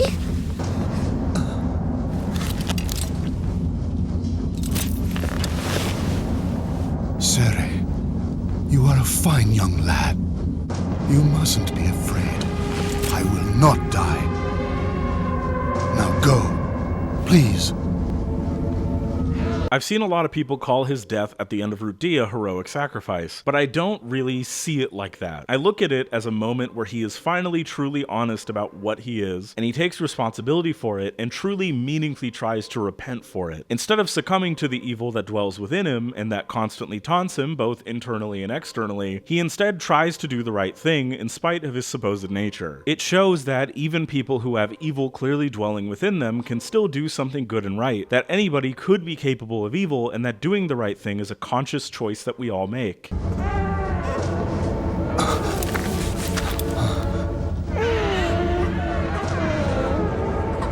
stupid! What do you think you're doing? You'll get me killed too! And if you die, you won't see Sere anymore! Please, Leonard, live! Don't sacrifice yourself! Please! Please! Stop! Let me go! You're too scared to die, right? Hey, you bastard! No! No! No! Death need not be the end of hope!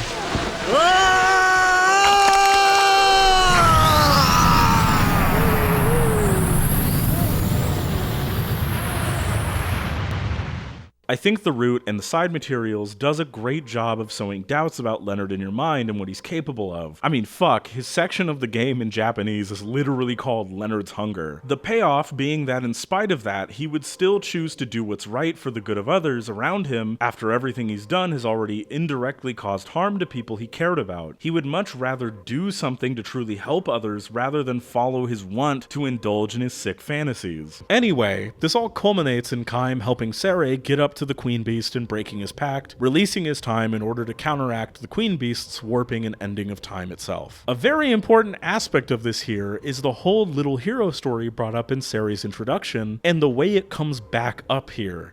Sere, what will you do? Only I can stop it. I'm the only one who has what we need. If you fight that, do you know what will become of you? A long time ago, there was a brave warrior who drank up all of time, drop by drop. He slept deep beneath the earth. forever young and strong. But then the world became bathed in blood, and the hero awoke. Now is my time, he said. The hero who had drunk of time traveled to the ends of the earth. The hero grew old and weak, and he died. But his time gave the world a new life, the end. It's called The Little Hero. My mother told it to me. The heroes of the stories are the hopes of the tellers. The hero is in you. He's using the story of the little hero to try to understand the world around him and cope with the things that he has witnessed throughout his life, doing his best to try to find a better way to battle all of this, taking it as a lesson to carry forward, something to strive towards. Yeah, the game itself is quite literally saying that art itself can be a powerful tool in changing people and encouraging people to try to do the right thing, even at the potential detriment or even end of themselves, which I really do think is a powerful and fitting theme for the ending here. Out of options, we can look to art. Look to the youth of the world. Fight this battle in only the way they know how. In the way that they learn from people who want generations past themselves to be better. We can all do this together. Take the optimism of childhood and do our best to make that hope a reality instead of giving in to the harsh nihilism of a dying world. And in a way, isn't that what Route D and by extension all of Drakengard is saying? How even the lowest of the low can still do their best to support the younger generations and try to encourage, listen to them, and teach them better ways of getting through this? Reflected in the gameplay and how now it is encouraging you away from violence, encouraging you to figure something else out in terms of stopping the madness, finding a way in harmony with the youth to fix this, to do things on their terms in a real way, to be their support, to be their encouragement. See, Route D to me gets a pretty surface level fucked up description most of the time because of the babies, but I genuinely think it's a beautiful, almost kind of heartwarming piece of writing that breaks you down in order to encourage you to let art flow through your heart. Let it speak to you, to support the younger generations, the creatives, that art can change the world and inspire those heroes and people of tomorrow to do and be better than even the people that wrote it or told the stories themselves. It's a fictionalized ideal, but you can still try, and to me that's what this is finally coming together to say. Nobody is too far gone. Leonard is sick, but he gave himself up to try to repent and do something good instead of perpetuating harm due to his sickness like most people would believe he would have. Ariosh, in her own fucked up way, I think too, may have been doing a similar thing, though it's obviously hard to really know it all. Hell, even Kaim and Angelus here are supporting Sere, doing anything they can in the end to try to actually save the world, all in the belief that no matter what, it isn't too late. They're not tied to their fate. This feels more like something like Bokurano, which I know came out after this game, but more people should really read it. It's really good. And the Berserk reference of Route A coming back again, and that's really beautiful to see. Even when shit gets really bad in Berserk, it constantly is telling the reader that while yes, shit can happen, the world truly can be hell, and absolutely can get worse, and you yourself can play a major part in that you can still always strive to be better, to do better, and to fight against the odds even if shit seems immeasurably out of your favor. It's not about a concept so simplistic as good and evil, but a human look at trying to get through it all and still do your best to not lose your humanity to the pain and despair of the world, no matter what. It tells you to look at the environment, look at where these people have been and what has turned them into what they are today, and not to look past what they've done or the way they are, but that even somebody who, say,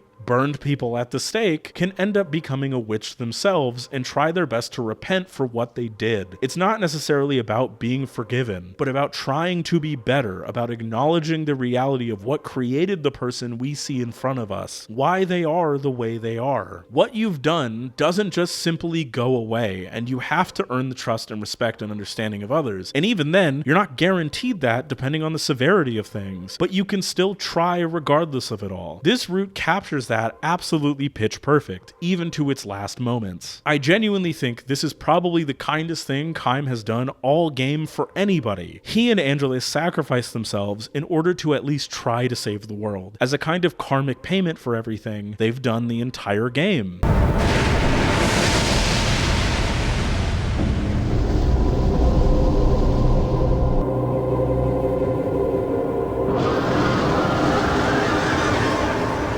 They believe in Sere, and yeah, it's fucked up to see them get devoured by these babies, but like, honestly, it feels like this is their moment of repentance too. Their moment of trying to do something good for someone else, giving themselves up so that maybe, just maybe, the world could possibly heal. Will you forgive me now, Mana?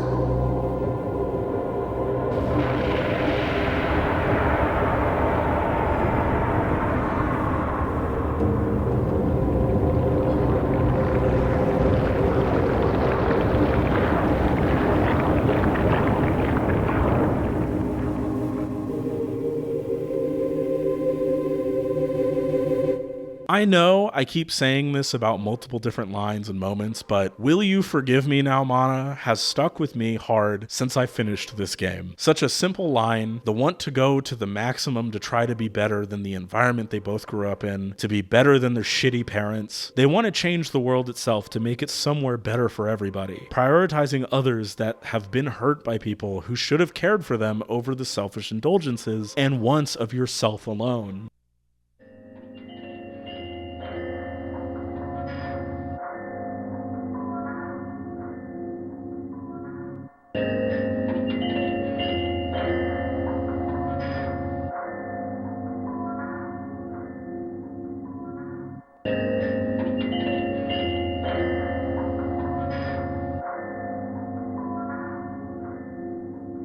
The Ave Maria sample of the closing song, time seemingly frozen at least over the country itself, but the world continuing to spin on in spite of that. These characters stuck in time, but the world having a real chance to actually heal now that these beasts and this madness has been maintained. Maybe it was for nothing.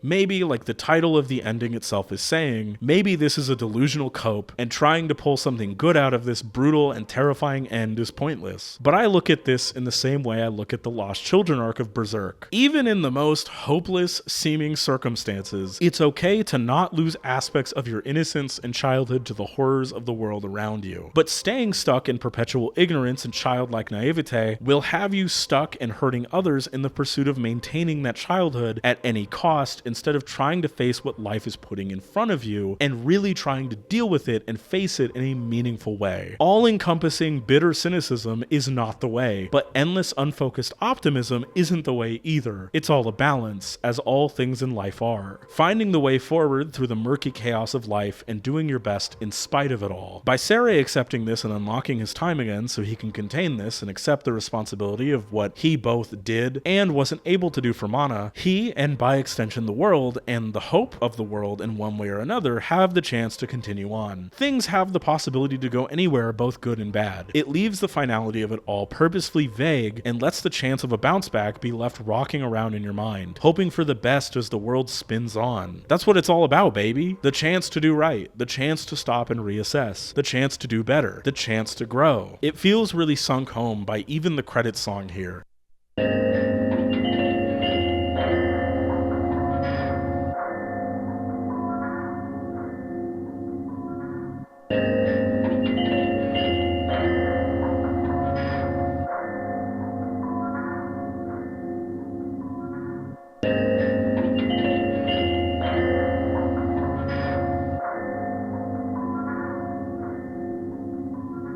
It feels far more melancholic, creepily peaceful, but a tragic and broken lullaby. It's fucked up, it's creepy, but compared especially to the final two songs, it feels more at rest. Like the madness is coming to an end, or maybe it's just stuck and winding down. That the world isn't necessarily fixed, but again, it has a chance to continue, a chance to grow from here. Putting the madness to rest is probably the best way to describe the rhythm of things here.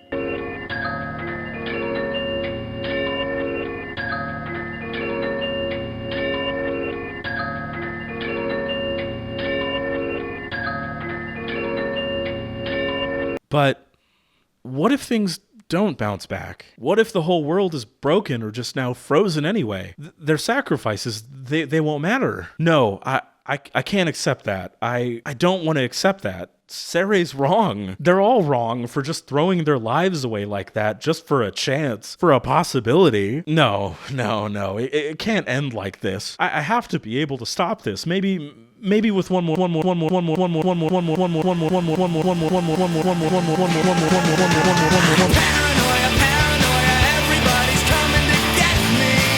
All right. Now we're in the real shit. Let me tell you a little something about weapons in this game. Weapon collection may not seem too bad until you hit the end of the game. Having not used a weapon collection guide because you don't want to take away from the momentum of the story being told, and wanting to just naturally collect things as you go, only to hit the end of Route D and realize you only have 30% of the weapons. But see, being naive, you think, oh, it still can't be that bad, right? I'll just use a guide and see how to get all of these. Oh, I wasn't ready at all for what was about to happen. I'm being dead serious here when I say this. From beginning to end, over 3 recordings, getting the rest of the weapons that I didn't naturally stumble into or find during the playthrough took me somewhere in the ballpark of 10 additional hours of playtime in total. This shit is an absolute mind-numbing slog. Some weapons are pretty easy and simple to find, though in order to keep the weapons from every level, you also have to complete the level of the weapon you are currently collecting. So, if a level was really fucking long, and you missed the weapon there, fuck you, buddy. You gotta dive back into it, and you can't just back out to the menu once you find it. You have to finish the level after you get it. Some can also be in kind of weird spots, but at least are findable if you dig around each level. So like, say you didn't have a guide, you could potentially still stumble into a decent small chunk of them like I did by the end. Like the Bone Breaker is literally just beat the level, or Iron Scraps is just look in this hut. Nothing too crazy. Some of these though, holy fuck, I don't know how you would even begin to guess some of these. Okay, so the Crimson Hood, right? You have to basically kill everything up to a certain point in the level, not finish it, and then go to this little, very easily missable cave in the distance and kill this one guy, and then go back to the middle of the second part of the map and grab the chest. I don't even know how you would begin to figure this one out unless you are just chopping through every single enemy on the map. Some have time limits, like killing a certain amount of enemies on everybody's favorite time grinding spot, Chapter 5, Verse 3, which by this point, I was sick of, by the way. You have to kill 200 enemies within 10 minutes, which isn't too bad since you have the dragon, but again, you have to know to do this, or be just doing this already and stumble into it, which feels insane. It's like you're starting to see a real sick side of this game start to show itself to you. And again, you have to finish the level, which even with the dragon and going as fast as you possibly can still end up taking like 30 to 40 minutes to complete. Some make you go back for multiple due to, say, time limits, like in Chapter 10, Verse 3. Chapter 11, Verse 1 is fucked up. King's Blood. You have to know to follow a very specific path from the start of the level and not fuck it up in order to populate an empty room with enemies, kill them, and then you get the weapon. To my knowledge, there is nothing that hints at this even being a possibility. You could not even guess this one unless you spent the entire time wandering around until you accidentally stumbled into it. Some smartass will probably leave a comment saying that the empty room itself is the hint, and to that person, I tell you to go fuck yourself. Same with Chapter 11, verse Roman numeral 2. You have to get to a very specific room within 5 minutes and kill every enemy in the room in order to get the weapon. I actually think this one is worse than the last one, honestly. Oh, but don't even get me started on one of my most hated ones. Serei's Prayer, verse 5, Philosopher's Staff. You have to kill every single goblin on the map in 6 minutes. Some of the goblins, if you remember what I said earlier, are the red magic resistant ones, so the dragon is outside of really quick travel between the groups of goblins. But see, this is where I learned a funny little trick. A funny little goof the game had up its sleeve. You see the companions? I didn't really use them for a lot of the game because I wanted to prioritize leveling up my own weapons as much as I could, and honestly, I never really saw a use for for them besides chapter 12 verse 3, where I was kinda using them to buy myself a little bit of time and getting some extra hits in with no consequences to myself. So you remember the whole magic resistance thing, right? That if I use magic or the dragon on an enemy like that, it attacks me back and I do no damage to that target? Look at this! The companions just cut through magic resistance damage completely. I struggled on chapter 12 verse 3 for no fucking reason, all because I didn't know about this at all. I could have saved myself so much grief in quite a few small and big situations had I known this and had I experimented with the companions more. I didn't even realize they had magic that could be used because I'm a moron and didn't really use them. I was genuinely so fucking mad here. I need you to understand where I'm coming from. It felt like I rug pulled myself in a way, and that's because I did. From this point on, anytime anything even remotely seemingly became a problem, I just busted them out if possible and blasted the whole shit down to get what I needed, unless I was very specifically trying to give more kills to Kaim for weapon purposes. This section really forces you to start to take this game and break it the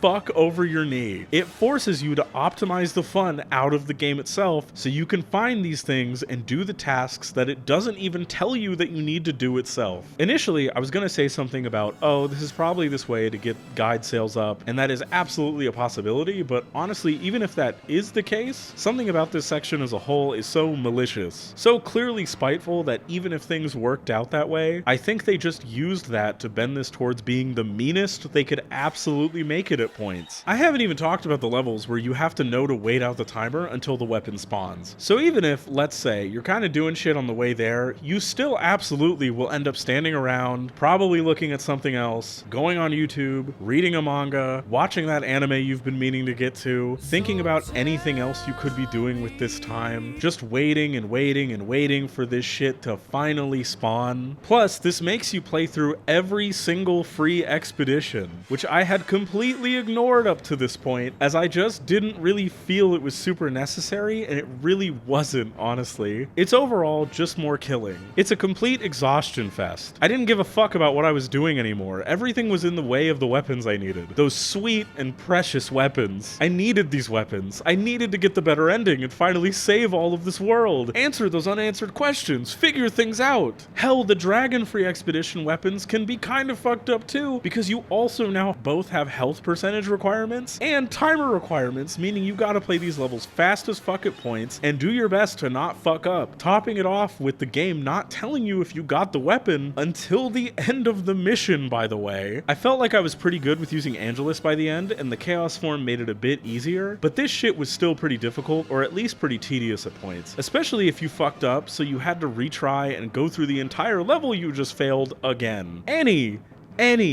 Any potential enjoyment by this point is being completely sucked out of the experience. It doesn't feel like I'm discovering something cool and finding these weapons. It feels like I am clocking in for my Drakengard 9 to 5 and doing my time to get to the end, slaughtering every single thing imaginable until I get what I need to get out of the hell that is this loop. And that's what it is. Hell. I feel like I'm losing my fucking mind here. Oh, and I forgot to mention, there are difficulty locked weapons. If you are playing on easy, you cannot get every weapon and you cannot get ending E. Now, I was playing on normal the entire time, but still, on the upside at least, they do just let you switch difficulties so you can just play on easy the whole time and then switch the difficulty up when you need to, but again, you have to know to do this. Nothing in-game itself signals this to you whatsoever. One of the normal difficulty locked ones is King's Blood again, by the way, too. So on top of only being able to maybe possibly by freak accident maybe stumble into it, you have to also be on the right difficulty for it. What an obtuse fuck you this one is. Alright,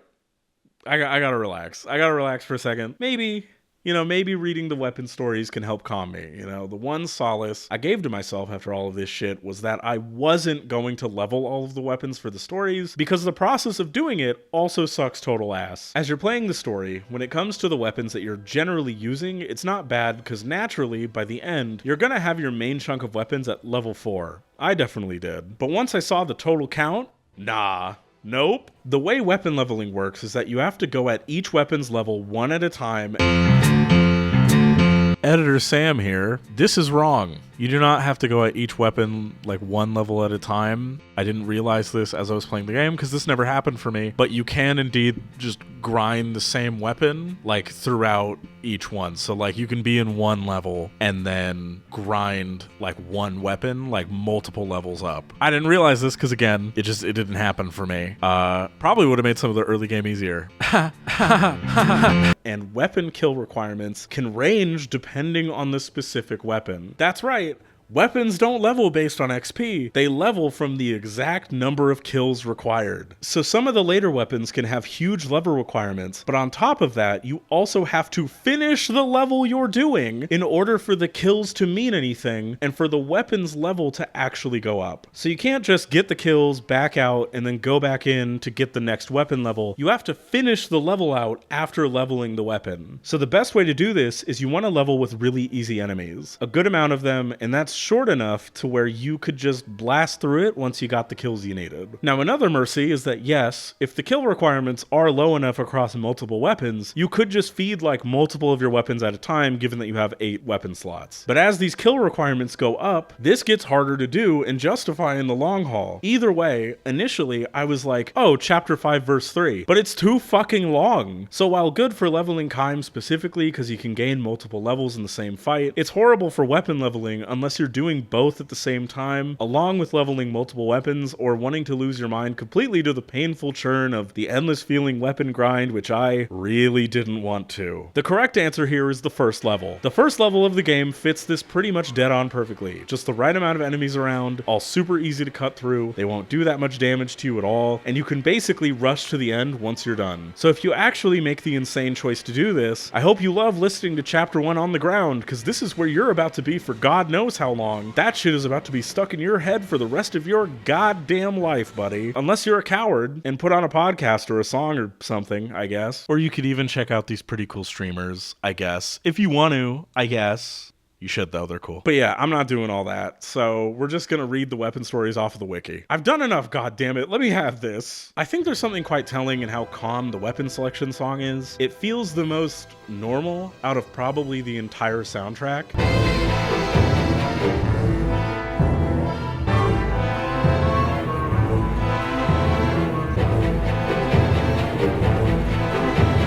Maybe this is where Kaim feels the most at peace, the most rewarded, the most whole. Looking at all these weapons, trying to understand when and where they came from, finding that love within these tools of destruction. While I wouldn't say I necessarily adore every single story here, I think what they're all fairly effective at doing is giving the world a little more garnish and expansion like the side materials tend to do. As the game goes on and you get more and more of them, it feels like a cute and fun little reward for everything you go through, and that's fascinating to really see expand as the game goes on. I think it's playing into what D was saying too, where people really look to stories for a multitude of reasons, be it escape, fascination, education, looking for a potential hope of a better tomorrow, especially since not every single story is like fucked up. Some are stories of heroism as weapons used to topple evil enemy emperors, even while some are weapons like butcher's knives being used to chop people up. Tales of madness, painful irony, love and loss scatter through all of these weapons, and there's so many of them that even though each story is fairly short, you can still spend a decent chunk of time just reading through all of them and seeing what each and every single one's deal is. Glory's Bane sticks out to me as a kind of warning to Kaim fairly early on within the story, given that it's one of the earliest weapons you can find fairly easily. Or honestly, more like foreshadowing, given where things have gone so far. This sword belonged to a royal family whose kingdom was destroyed by an evil dragon. The vengeful rage of the family smolders deep within the blade, hidden by the sword's gaudy beauty. Whoever takes up the sword will suffer from the family's bitter curse. Evil dreams will haunt the victim's nights till he is overtaken by a baleful death. A king of a certain small nation was struck by the sword's beauty and took it for his own, but he too became plagued by nightmares, and one day his life and kingdom were taken from him by dragons. There is but one means to escape the sword's curse: slay the same dragon that killed the royal family. But no man has yet possessed the strength to cheat fate and break the spell. A number of these stories constantly play around with the empty madness of constant endless slaughter, of trying to reason with madness itself to no benefit at all. The idea that pointed violence can be beneficial and important in a situation, but slaughtering for slaughter's sake is fucking insane and generally just leads to some kind of misfortune in the end anyway. Sometimes it even reinforces the ideas like the pointlessness of institutional harm that can be inflicted on others in the name of something more righteous, but really is the cruel and ugly thing that it really is. A weapon like the Maiden's Kriss speaks very much to pretty much everything in regards to what's up with Verdelet. Sword Smasher, I think, is one of my favorites at especially striking directly at the heart of the pointlessness of endless violence itself. Many, many centuries ago, there was a brave knight who fought and defeated countless enemies. But as he fought, his flesh became paler and paler. Then came a war in which the fate of the kingdom hung in the balance. The knight took the head of the enemy general and won the battle, but he had grown so pale as to be transparent. As the soldiers celebrated the victory, a single arrow struck the knight through his heart, but none could see the invisible knight, and his death went noticed by none. Nothing left of him, nobody to care, more soldiers going into the machine of endless war and battle, lost to time itself, same as it ever was, same as it ever was. Same as it ever was, same as it ever was, same as it ever was.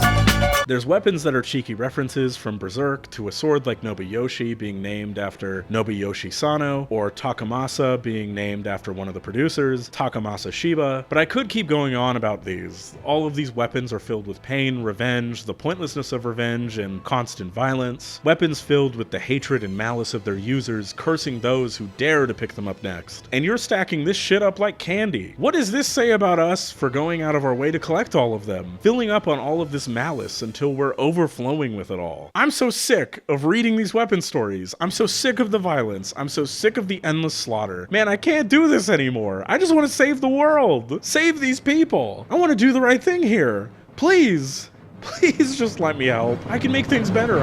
Okay, so we got all these weapons. Now we can save this place and at least try to salvage something here. Keep the last few left from having to die. I really love the way this starts off a lot, actually. It kind of builds off of the light optimism and the horror as these characters send Kaim, and by extension, you, the player, off into the unknown. Genuinely super sweet. No, Kaim! Don't go! Please don't leave me alone! We will meet again, if we live. But at least... don't forget me! Ever!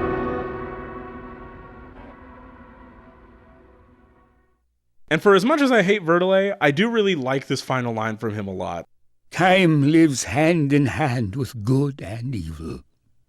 We too must adapt to this world of chaos. If this whole experience so far has said anything, I think the most important thing is that life is messy. People are messy. Good and evil aren't binary things. People with terrible, horrible traits can do good things for people, and seemingly good people can do horrible shit to others for incredibly fucked up reasons, both understandable and abhorrent. The world is a messy, shitty, and awful place that will do what it can to strike you down and fuck you up. But we can survive in spite of the horrors of it and be better than that. Be better than what we feel we are says we should be. We're not so simple, and in knowing that, we can be better.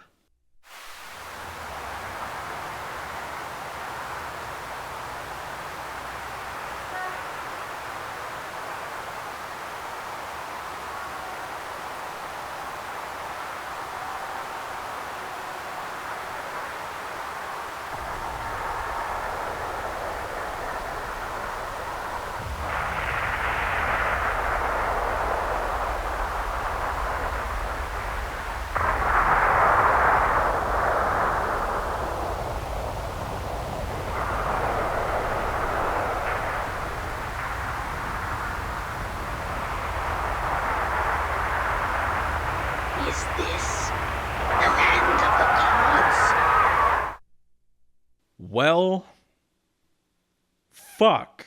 Baby, do you know that's what heaven is a place on earth? I'm not even going to play games with you here. I knew about this ending going in. I've known about this ending since I played Nier on my PS3 back in 2015. I knew about all of this and how it all went down. But the feeling. I need to describe what this ending did to me after I actually played it. What this route as a whole did. But for the moment, let's start with this specifically. Okay, so let's talk about rhythm games a little bit. So if you're not aware, the End of Drakengard is a complete left fielder on the nose End of Evangelion homage change. Well, more so than it already was, both directly and indirectly, where the game completely changes form and you are now subjected to a rhythm game. Now, the thing about rhythm games, from Osu to Theatrhythm to Project Diva, coming from someone who wouldn't necessarily call themselves good at the genre or necessarily an expert, but has played a decent amount of them over the years, is that rhythm games tend to be far more friendly to the player on average. Rhythm games are very inviting to people of all skill levels, right up there with something like turn-based RPGs. You can be total ass at these games, and there is some way to practice something you're struggling with in a way that helps you really improve. Whether that be lowering the difficulty and getting the fundamentals down, modifiers like no-fail in games like Osu, just playing the song in full over and over again. Rhythm games are genuinely great because of the bevy of clear options that tend to be laid before you and how inviting the experiences as a whole tend to be. Hell, to be a little fair here, I even went and played rhythm games from more around the era of Drakengard's release, like 3 of the PS2 Taiko no Tatsujins, 1 of the console ports of DDR, and Bust a Groove, and all of them either let you choose between difficulties, allowing you to learn the song at your own pace and work your way up in and through the higher difficulties, or at least have a practice mode like in Bust a Groove, which I'm gonna be honest, I did not get the vibe or rhythm of at all, but it's there. Point being that you can be as hardcore or casual with rhythm games as you want, and that's super cool. That is what, in part, makes them so warm and approachable to people. Drakengard, instead, throws you right in there. Zero warning, you learn and adjust to what it's doing as you go. Now, to be very fair, I'd say most of the actual song itself actually really isn't too hard. In fact, I actually really like how it's structured because it gives you some time to adjust to what it's doing. It's fairly simple, 2 buttons, square and triangle, the attack buttons funnily enough, now send out either a white ring or a black ring, and you in turn must respond to each corresponding ring from the Queen Beast. It teaches you first with 4 white rings, then 4 black, then it starts mixing it up, becoming more complex in pattern as it goes on. It's really smartly designed and really eases people in who probably aren't that great at rhythm games or just don't really play them at all, instead of just slamming them into the equivalent of the intense voice of Hatsune Miku on Extreme immediately the second they get into it. It gives you that space to adjust and learn and slowly get better at it. However,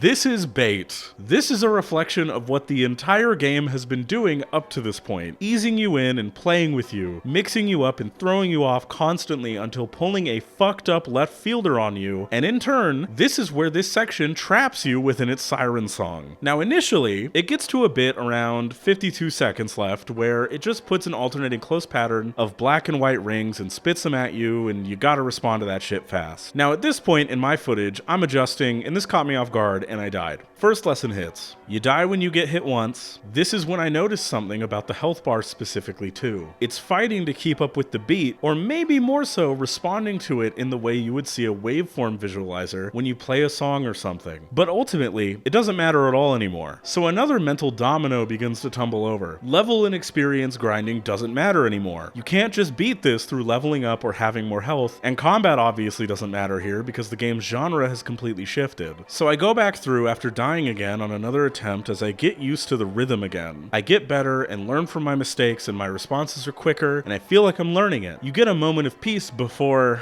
it really slams ya. We need to talk about the last 30 seconds of this song. See, I tend to be dramatic for effect, right? I like playing up hyperbole on this channel and in my writing in general because at the end of the day, this is a YouTube video. It's fun to do. It's fun to be dramatic and goof around and exaggerate thoughts or feelings in order to better communicate the energy of my feelings to you, the audience. There's times where, in videos or even in conversations, I hear people say, oh, this is a fuck you to the audience. This artist hates the people playing, experiencing this game or movie or whatever in regards to a piece of art, and I kind of end up just rolling my eyes because it always feels like too simplistic of terms for describing what something is going for, and I just think there's much more that can be dug out of a feeling like that. This is one of the biggest and most direct fuck yous I think I have ever seen in a video game. The only other one I can think of within video games may just be the final minigame from Incredible Crisis, but honestly, this one is way worse, even if that one will give you RSI in the wrists. Look at this shit. It is a total tidal wave of shit coming your way. It's painful to look at, and it's hard to even fully focus here because along with the song, there's this fucking ringing.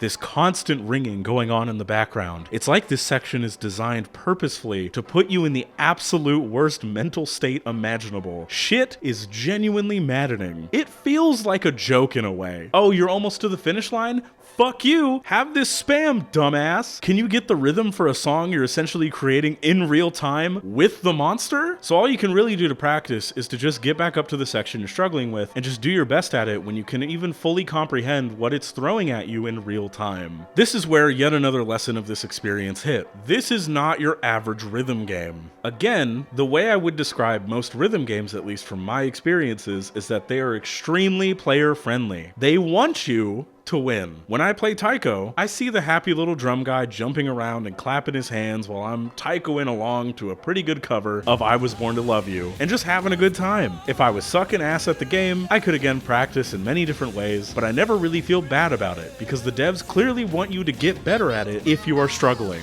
This is attacking you, the player, directly. Everything is drab and gray. No more unique visuals from the rest of the game. You're here in this gray, cloudy cityscape with this horrifying monstrosity stuck right in the center. The audio is overwhelming to the point, I'd say, of slight distraction, and most importantly, the odds are incredibly stacked against you, because you can't really practice the song or lower the difficulty of it in the way you can in other rhythm games if you're struggling. You don't get options or choices within the game itself for how to engage with it, but most importantly, you die in one hit and one hit alone. This is a complete skill gate. You either do or you die. And oh buddy, I fucking died a lot. I was stuck on this for days, trying everything that I could, trying the old pause method where you pause the game, trying to get the combo down and inching through it a bit at a time, and that didn't work for me. So it was back to trying to just play it over and over again. Eventually, I got desperate. I pulled up the song on YouTube, and when I wasn't playing the game, I just started listening to the song on loop, trying to get the rhythm down, but something about the rhythm of it in general is weird and just wasn't fucking clicking. So eventually,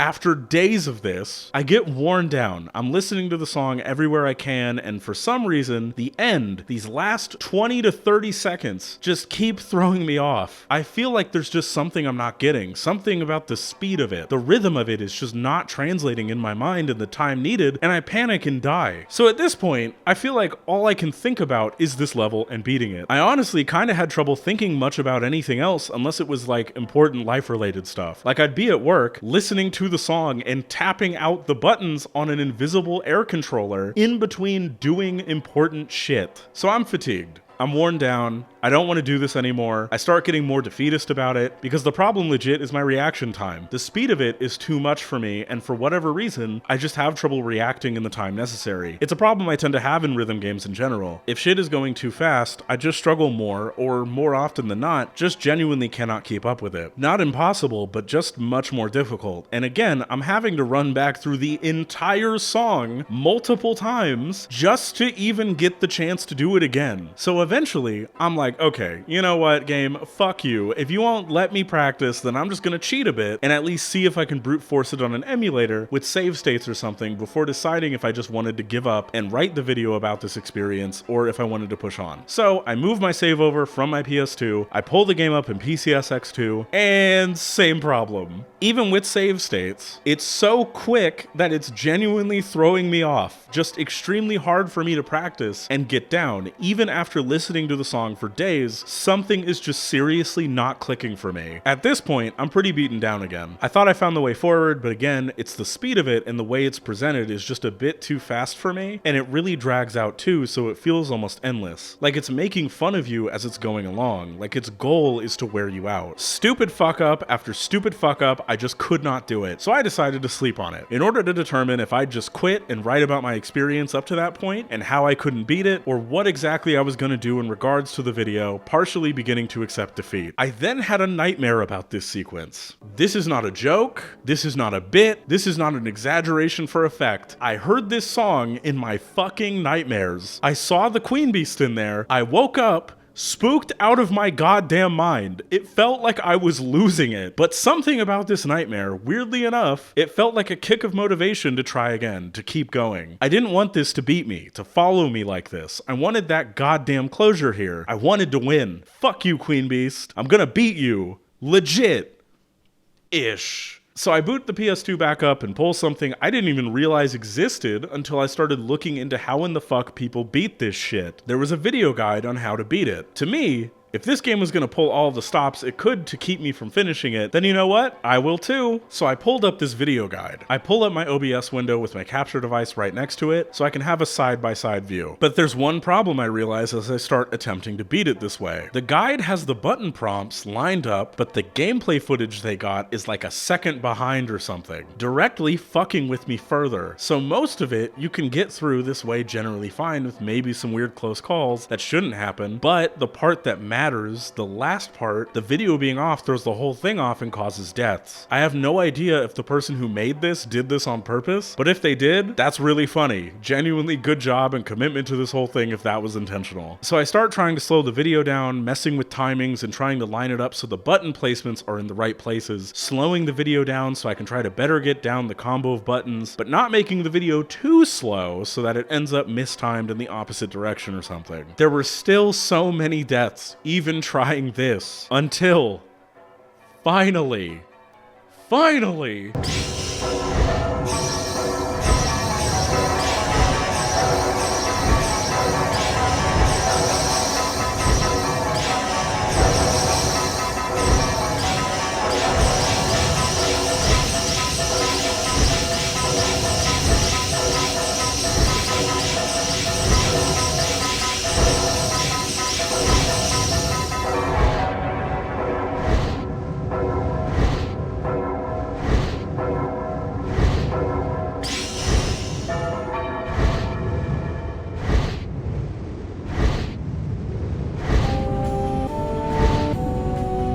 This is how I win, game. Fuck you. Fuck you. Fuck you. You thought I couldn't do it. You tried to stop me. You tried to drag me out of it. You tried to get me to quit. You even tried to enter my mind, but I persevered. I won. I was more hungry for it. I was hungry for that fucking victory. This is how I win. Not with a whimper, but with a bang.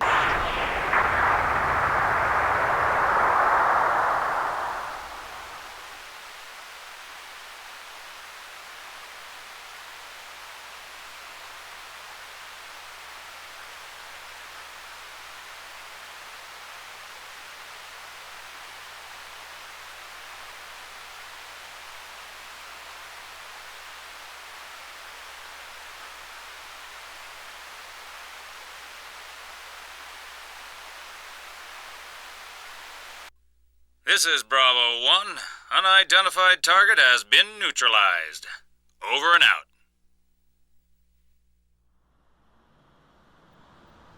Oh. So like I said at the beginning of this, I knew about this ending going in. I've known about this ending for such a long time at this point. Why does it hurt? Why does this hurt so bad? When I finished this, I went to work that night kind of in a bizarre daze. Like the spell I'd been under had gone away. In a strange kind of way, I felt like I became inward or just red-eye diseased in general for like days. Like I'd come to my senses. I felt relieved? Empty? A weird mixture of both feelings? I couldn't place it then. I can't even really place the feeling now at the time of writing this about 3 months later. There's not even music over the credits here. It's just silence as the sound of the cars of Tokyo pass by like nothing just happened.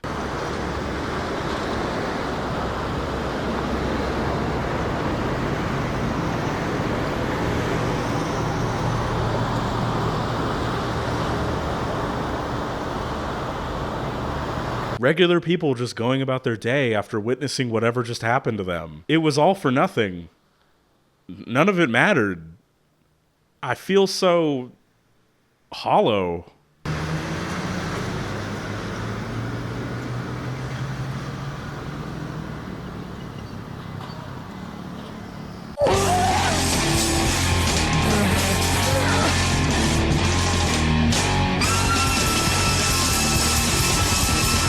Michael Heineke's Funny Games hits the audience like an absolute truck. At first lulling them into a false sense of security, you read the description or watch the trailer and you know that you're in for yet another home invasion film. You're looking for an escape, the comfort of blood and gore on the big or little screen. You're looking for a fun time where these unsuspecting dolts get absolutely owned by these two psychopathic killers. But see, Funny Games is setting you up in more ways than you may or may not realize going into it. One of the killers, Paul, takes a hard glance directly at the camera after killing the family's dog and making the wife search for it in a sick game he made up. He smiles, kinda chuckling directly at you, the audience. Kinda weird, but alright. You keep watching and soon enough, they're full on fucking with this family, staring at us and speaking to us directly on the fact that they have to make a bet on their lives, seeing who we're rooting for, that it's part of the game, and of course we're on the family side, right? We do want them to live, right? This point is when shit really ramps up. These two do some despicable ass shit to this family, and you don't get to see any of it. You hear things, you see them witness events, but they never, ever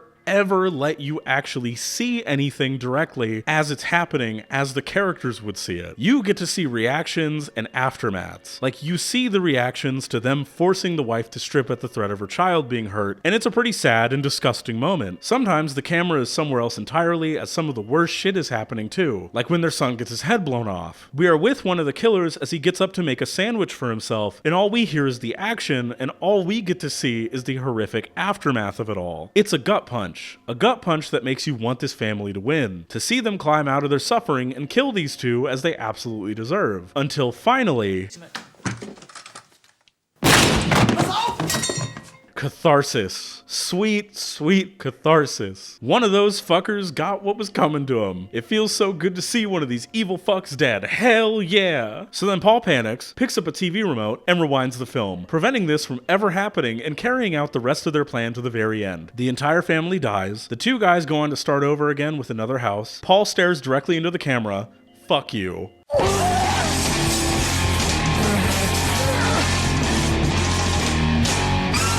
Funny Games robs you of any catharsis. Hell, it pretty much cheats you out of it, and fairly quickly too. Funny Games absolutely hates the audience watching it. It thinks that the audience are voyeuristic horror perverts who want to see random people be tortured and fucked with for their amusement and for water cooler conversation while expecting somebody to make it out so that they don't feel like a total animal for watching it. But Funny Games is on to you, and its response ultimately is for you to go fuck yourself completely. Drakengard in its totality is very much the same. It lulls you into a false sense of security and actively consistently punishes you the more of it you complete. Every attempt to make things better, things tend to get worse. Everything learned about any of these people really does more to repulse you or depress you more often than not, and even with its message of the messiness of humanity, the full anger it shows to the player that decides to push through all of Ending E is in itself a huge fuck you. All of Route E is a colossal fuck you as the entire game is yelling at you the whole time about indulging in violence and why it's wrong from pretty much every angle. And now you desperately are trying to still get something out of this world using the same methods and tactics it's disparaging on a constant basis. So the game decides to make those players who want it that bad, who refuse to take in anything it's saying, and who just can't get the message to drain the game of anything resembling fun or entertainment of any kind, telling you to go to basically every level and jump through 12 million bodies in order to get every single weapon, just to change the gameplay up on you to an insanely hard rhythm game completely stacked against you, designed as a way to get you to finally put the game down. But you want a real ending with plausible plot development, don't you? So they beat it, and they're rewarded with nothing. You don't learn shit. You don't get shit. The game is completely out of anything to give or tell you that's constructive and not an Easter egg joke. You can do the jet-free expedition afterwards, but to use it on what? There's no more content to explore. You've done it all. Nothing's left for you here. Just like in Funny Games, you knew this was gonna happen, but you went along with it anyway. You pretended to be on the side of the family, or in Drakengard's case, the this side of the world, this side of people. But ultimately, we as the completionists are hypocrites. We knew this could only really end one way if we kept this whole thing going. Violence is horrible, destructive, traumatizing. Nothing good comes of it. Kaim's only fate in a world where he and by extension the player refused to change was instead to be struck down for their hubris, for this sick hero complex, for this endless seeking of escapism instead of dealing with anything in actual reality. Driven home by the fact that the last real image you see at the end of this entire thing is the camera slowly panning down and revealing Angelus's impaled corpse on Tokyo Tower.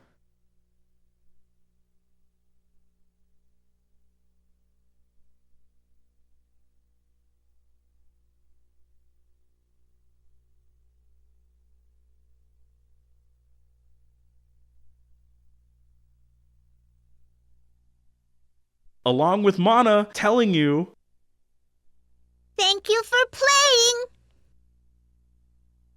if that's not directly vindictive to the audience, I honestly don't know what is. Like ripping your digital toy out of your hand and just flat out burning it in front of you, telling you to never come back here, meanwhile having a child laugh at you to kick your teeth in just a little bit more. See, and I've seen people call this ending a joke. But like, no, I don't think this is a joke. At least not entirely. I do think it's a slight prank on completionists, but I also genuinely think that, like funny games, it's forcing the person who would get this far to interrogate themselves over what the fuck they're even doing. Like, I've seen people compare this to End of Eva, and like, yeah, no shit. But I think this ending completely flies in the face of what EOE is doing. End of Eva absolutely hits you in the first half with a lot of pretty miserable and horrible shit. It is quite spiteful towards the audience, towards otaku in general, towards Anno himself. But the second half, once Comsus Taught is over, when all there's left is a reflection point, I think that End of Eva has hope for the viewers. I think it wants you to really listen to it and just hear it out now that all the flash of what it was doing before has settled down. It wants you to connect with people. It wants you to introspect, but I don't think it's lashing out at you in the same way it initially is. Even the final moments, where Shinji is back on the beach with Asuka and he goes to choke her out, is this sad and fucked up? Yeah, but ultimately, I think it's the film acknowledging the reality that a pretty speech won't necessarily fix all your problems, that a piece of impactful art won't necessarily change you overnight, that it's a process, and a process that is going to take time, that you need help, and that you have to acknowledge it and work at it, which is also something that the rebuilds in Anno's film Ritual also work with real well too. While again, I do think Drakengard's ending E is directly having a conversation with the player, I do also think that it's exhausted with them at this point. It's tried maddeningly to have this conversation as much as possible, but we won't listen. So it pulls a reverse EOE and punishes us directly out of spite for not wanting to change, for not wanting to actually stop this madness. And I know some of you two are probably like, why aren't you addressing the Nier connections? Doesn't that retroactively give ending E more to chew on within the game's lore and narrative, given how Nier builds off of it? You'd be right, honestly, but we're talking about this ending in the context of Drakengard as its own story, when it was released and as is. I don't think the context of Nier or this ending being a springboard for Nier 7 years later is really relevant at all in regards to what Ending E is doing as its own thing. But we'll get there in the Nier video, because it does have an absolute influence on the themes and ideas within the rest of the series. Just as Funny Games takes jabs at the audience for being voyeuristic hypocrites, the players that get to the end of Drakengard are cowardly hypocrites too, sticking their fingers in their ears and having to learn the hard way that this is where constant, endless, pointless violence leads, that you have to find another way to engage with the world, to engage with the reality of your own life. Swords like the Injustice call out this hypocrisy pretty dead on in ways too. The story goes, a sword wielded as a symbol of justice by the successive heroes of a kingdom. The church of the land imbued it with powerful magic so that any who fought for justice would be blessed. The first hero was a great general who smashed an invading army. He killed a score of enemy by his own hand. The second hero was a great general who defended his country from a mutinous rebellion. He captured each and every one of the mutineers and, by his own hand, carried out their sentence of death. The last hero was a general who invaded and colonized a foreign land. In this conquered country, he ordered the massacre of tens of thousands of innocent lives. I think this speaks, like Funny Games does, to the heart of its questions and its contempt for the audience. Why do we kill in video games? Why do we want the upper hand? Why do we come to works like this? Why do we want to hurt these digital beings? Why do we want to dish out this violence? Why are we doing this? Why is this fun?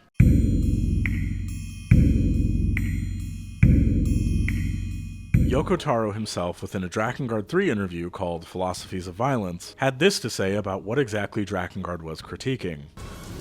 その時その10年前ですね、ドラコンドラゴンを作った時に、殺すってことは何だろうってことを考えて、当時の他のゲームとかいっぱい見てたんですけれど、100人敵を倒しましたみたいな、100人突破撃破みたいなことをすごい自慢げに言うんですね。でちょっと冷静に考えると、100人人を殺して自慢するっていうのはちょっと僕正直感性としておかしいなと思って、殺人鬼ですよね。 100人殺したら、その狂気の沙汰だって思ったんですよ。だからドラコンドラグーンの時は主人公の軍団を、この狂気の狂った人たちの軍団にした、正しくなくて狂った間違った人たちの話にしようと思って作ったんですね。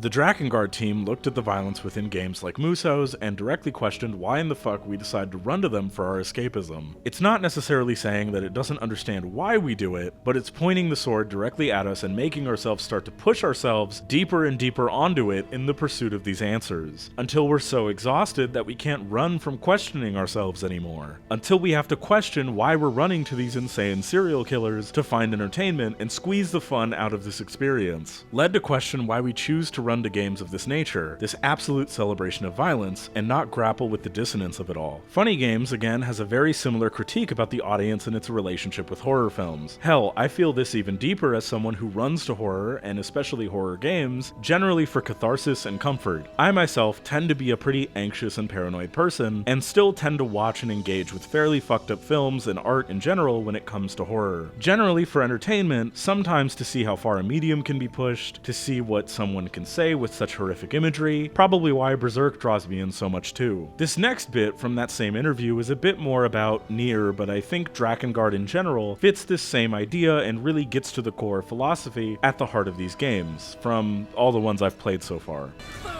ところが次の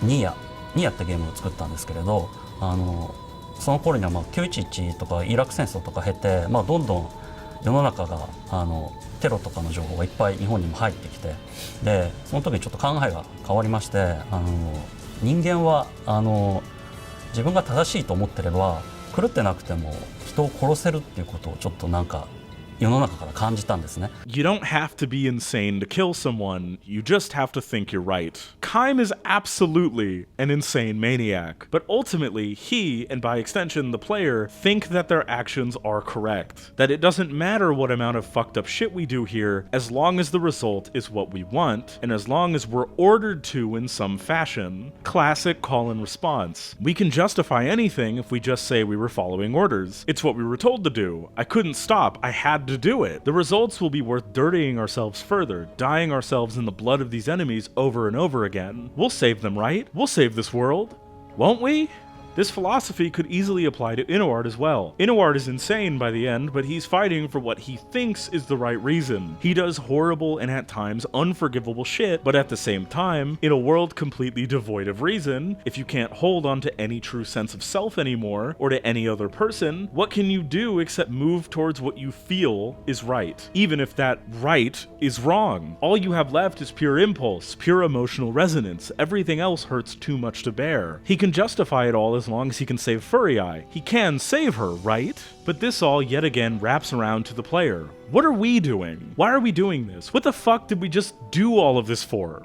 Was it pointless? I can't answer for you. I come to art to not deal with aspects and struggles within my own life, to try to better understand other people, to try to connect with others, to talk about what I can, to try to help people understand me better as a person without necessarily just spilling everything, to try to squeeze some form of understanding about this life I lead where I struggle to connect with and understand others. I'm terrified of the world. Hell, I've kind of always been terrified of the world. Suspicious of others, self-destructive, self-sabotaging, paranoid, scared. The world is scary. Trusting others is scary. People are scary. It's all filled with so much pain and I struggle to face it. It's much easier to just be inside, to exist in a kind of emotional solitude, to rarely let anybody truly near, alone with the art, with the experience, as a relief from the constant fear I feel. Art makes sense. Art is easy. You can dig into works and read interviews and try to analyze and theorize deeper within the art itself, or try to see what somebody else is talking about, what their perspective on the world or a circumstance or situation is. It can speak with you, connect with you, become a piece and a part of who you are as a person. An actual person, on the other hand, can be messy, can be complicated, can be confusing, two-faced, backstabbing, too much, too hard to handle, not worth the effort or the energy. It's simple to put on a Muso, break apart its mechanics, and show you some sick moves, show you the catharsis of it, than it is to deal with how I feel about myself and others. Easier than it is to deal with that part of myself still wounded from many things in my life, and the shittiness I feel about myself as a person, that I myself am messy, self-centered, and am kind of a bitch. I,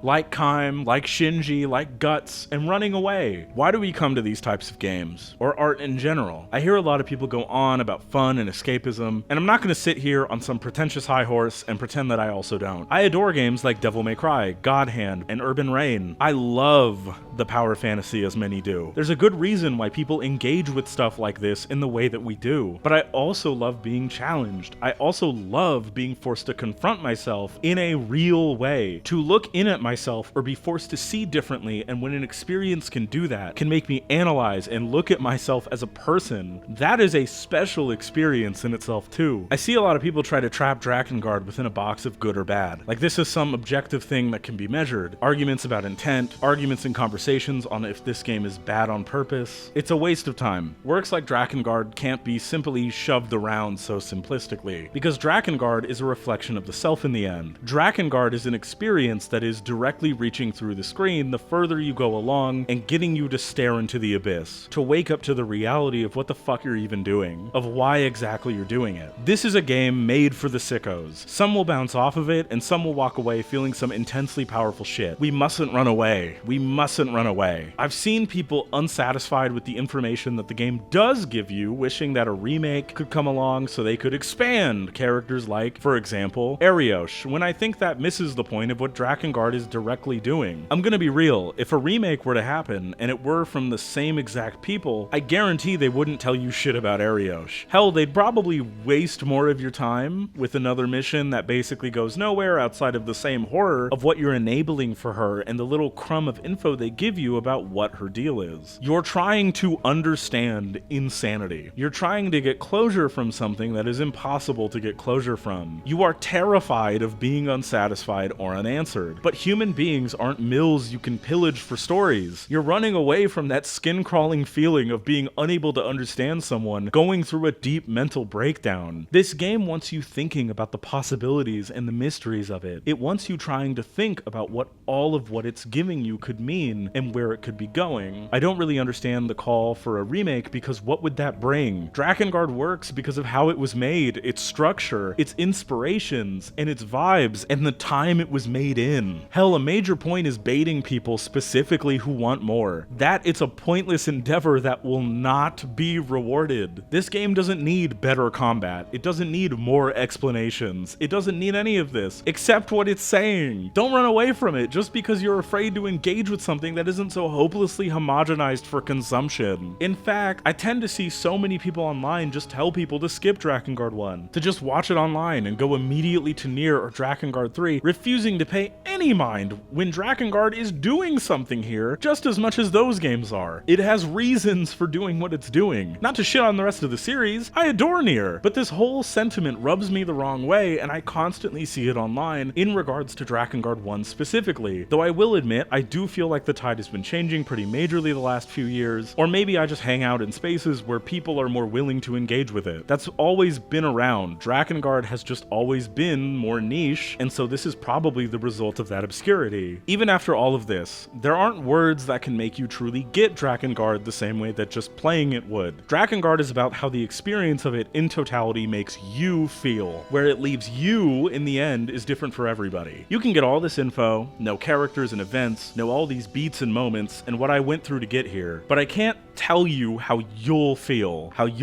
going through it, how you'll react, the memories and anecdotes and bits and moments that you'll experience in your own way with this game. Love it or hate it, that relationship to this piece of art is yours. The most important part is that it's speaking to every single person it possibly can along the way. It wants you to pull some kind of feeling from it, regardless of how truly deep you get lost in the weeds with it. It wants to remind you of your humanity, to wake you up to it in some kind of way, to force you to acknowledge what you're doing and the reason you're doing it. Don't be afraid to feel something. Don't be afraid to take in an experience. Don't let others dictate the art that you decide to give a shot. Don't let apathy keep you from feeling, from trying to connect, from experiencing. It could be what becomes a vital and important experience like it now has for me. Drakengard is terrifyingly human, and I don't really know how to fully deal with what it's showing me. I don't know how to handle its musings about the messiness of human beings in general, the reflection of the messiness of myself as a person. It's a raw and intense experience, but I can see it there, and I won't shy away from it. I want this experience to writhe and fester within the core of my soul for the rest of my days. I want to be more present in my life, more present for myself. I hate myself. I love myself. I want to be different than I am now, but I don't know what exactly I'm looking for within myself, and that in itself scares me. Maybe one day I'll figure it out. Maybe I won't, but maybe that's the point. No one in Drakengard is without their faults. Some of them are downright repugnant people, but none of them ever stopped pushing. Despite the tragedy they've endured, the tragedy yet to come, and their ultimately fruitless victory, they all kept going. Drakengard is as much a testament to humanity's failings as much as it is to its indomitability. And if Kaim can keep going, if Kavya could keep going, I can too.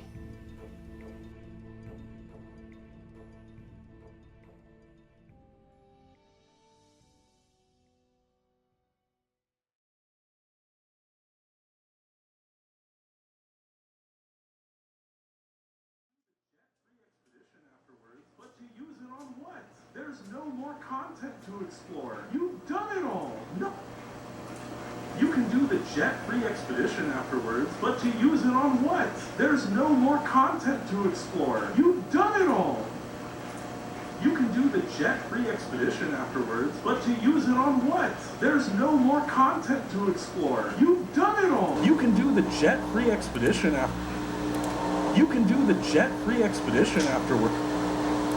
You can do the jet-free expedition afterwards. You can do the jet-free expedition afterwards, but you can do the jet-free expedition. You can do the jet-free expedition afterwards, but you can do the jet-free expedition afterwards, but to use You can do the jet-free expedition afterwards. You can do the jet-free expedition afterwards, but to use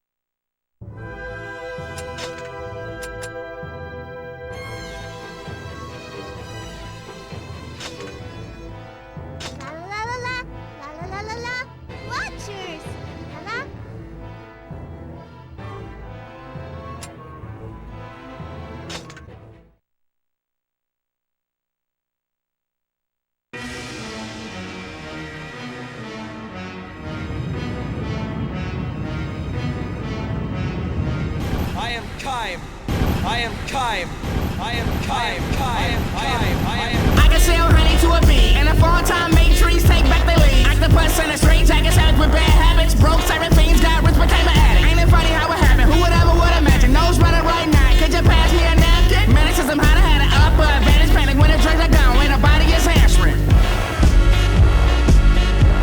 Ain't it funny how it happens? Ain't it funny how it happens? No way to mask it. I became has-beens. Rolling up the $100 bill till they cash in. Think it's gon' last. Going too fast. Man, it's fucked up. Ain't it funny how it happened? Upcoming heavy traffic. Say you need to slow down, cause you feel self-crash. Staring in a double face, but you can't stop laugh. Staring in a double face, but you can't stop laugh. It's a living nightmare that most of us might share. Inherited in our blood, that's why we stuck in the mud. Can't quit the drug use, out of alcohol abuse, even if I wanted to. Tell you what I'm gonna do. I'ma wash away my problems with this bottle of Henny. Anxiety got the best of me, so I'm popping them Zen. Might need rehab, but to me that shit pussy. Pray for me, y'all, cause I don't know what coming to. By the 8 ball of coke, and my nigga on the way. Got 3 hoes with him in the yard trying to play. Ain't it funny how it happened? Ever would imagine. Jokes on you, but say no one laughing. Ain't it funny how it happens? Ain't it funny how it happens? Ain't it funny how it happens? Ain't it?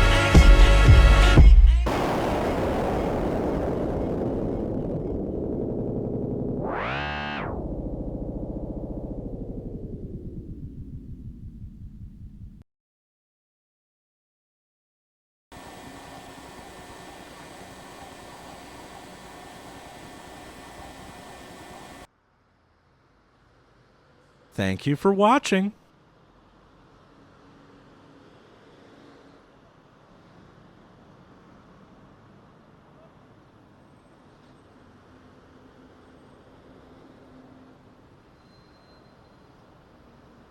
I'd like to give a shout out to all of my patrons, and a verbal name shout out to my raddest magicalist person tier, those people being Ginger, Raspe Trash Bear, and Scared Confusion.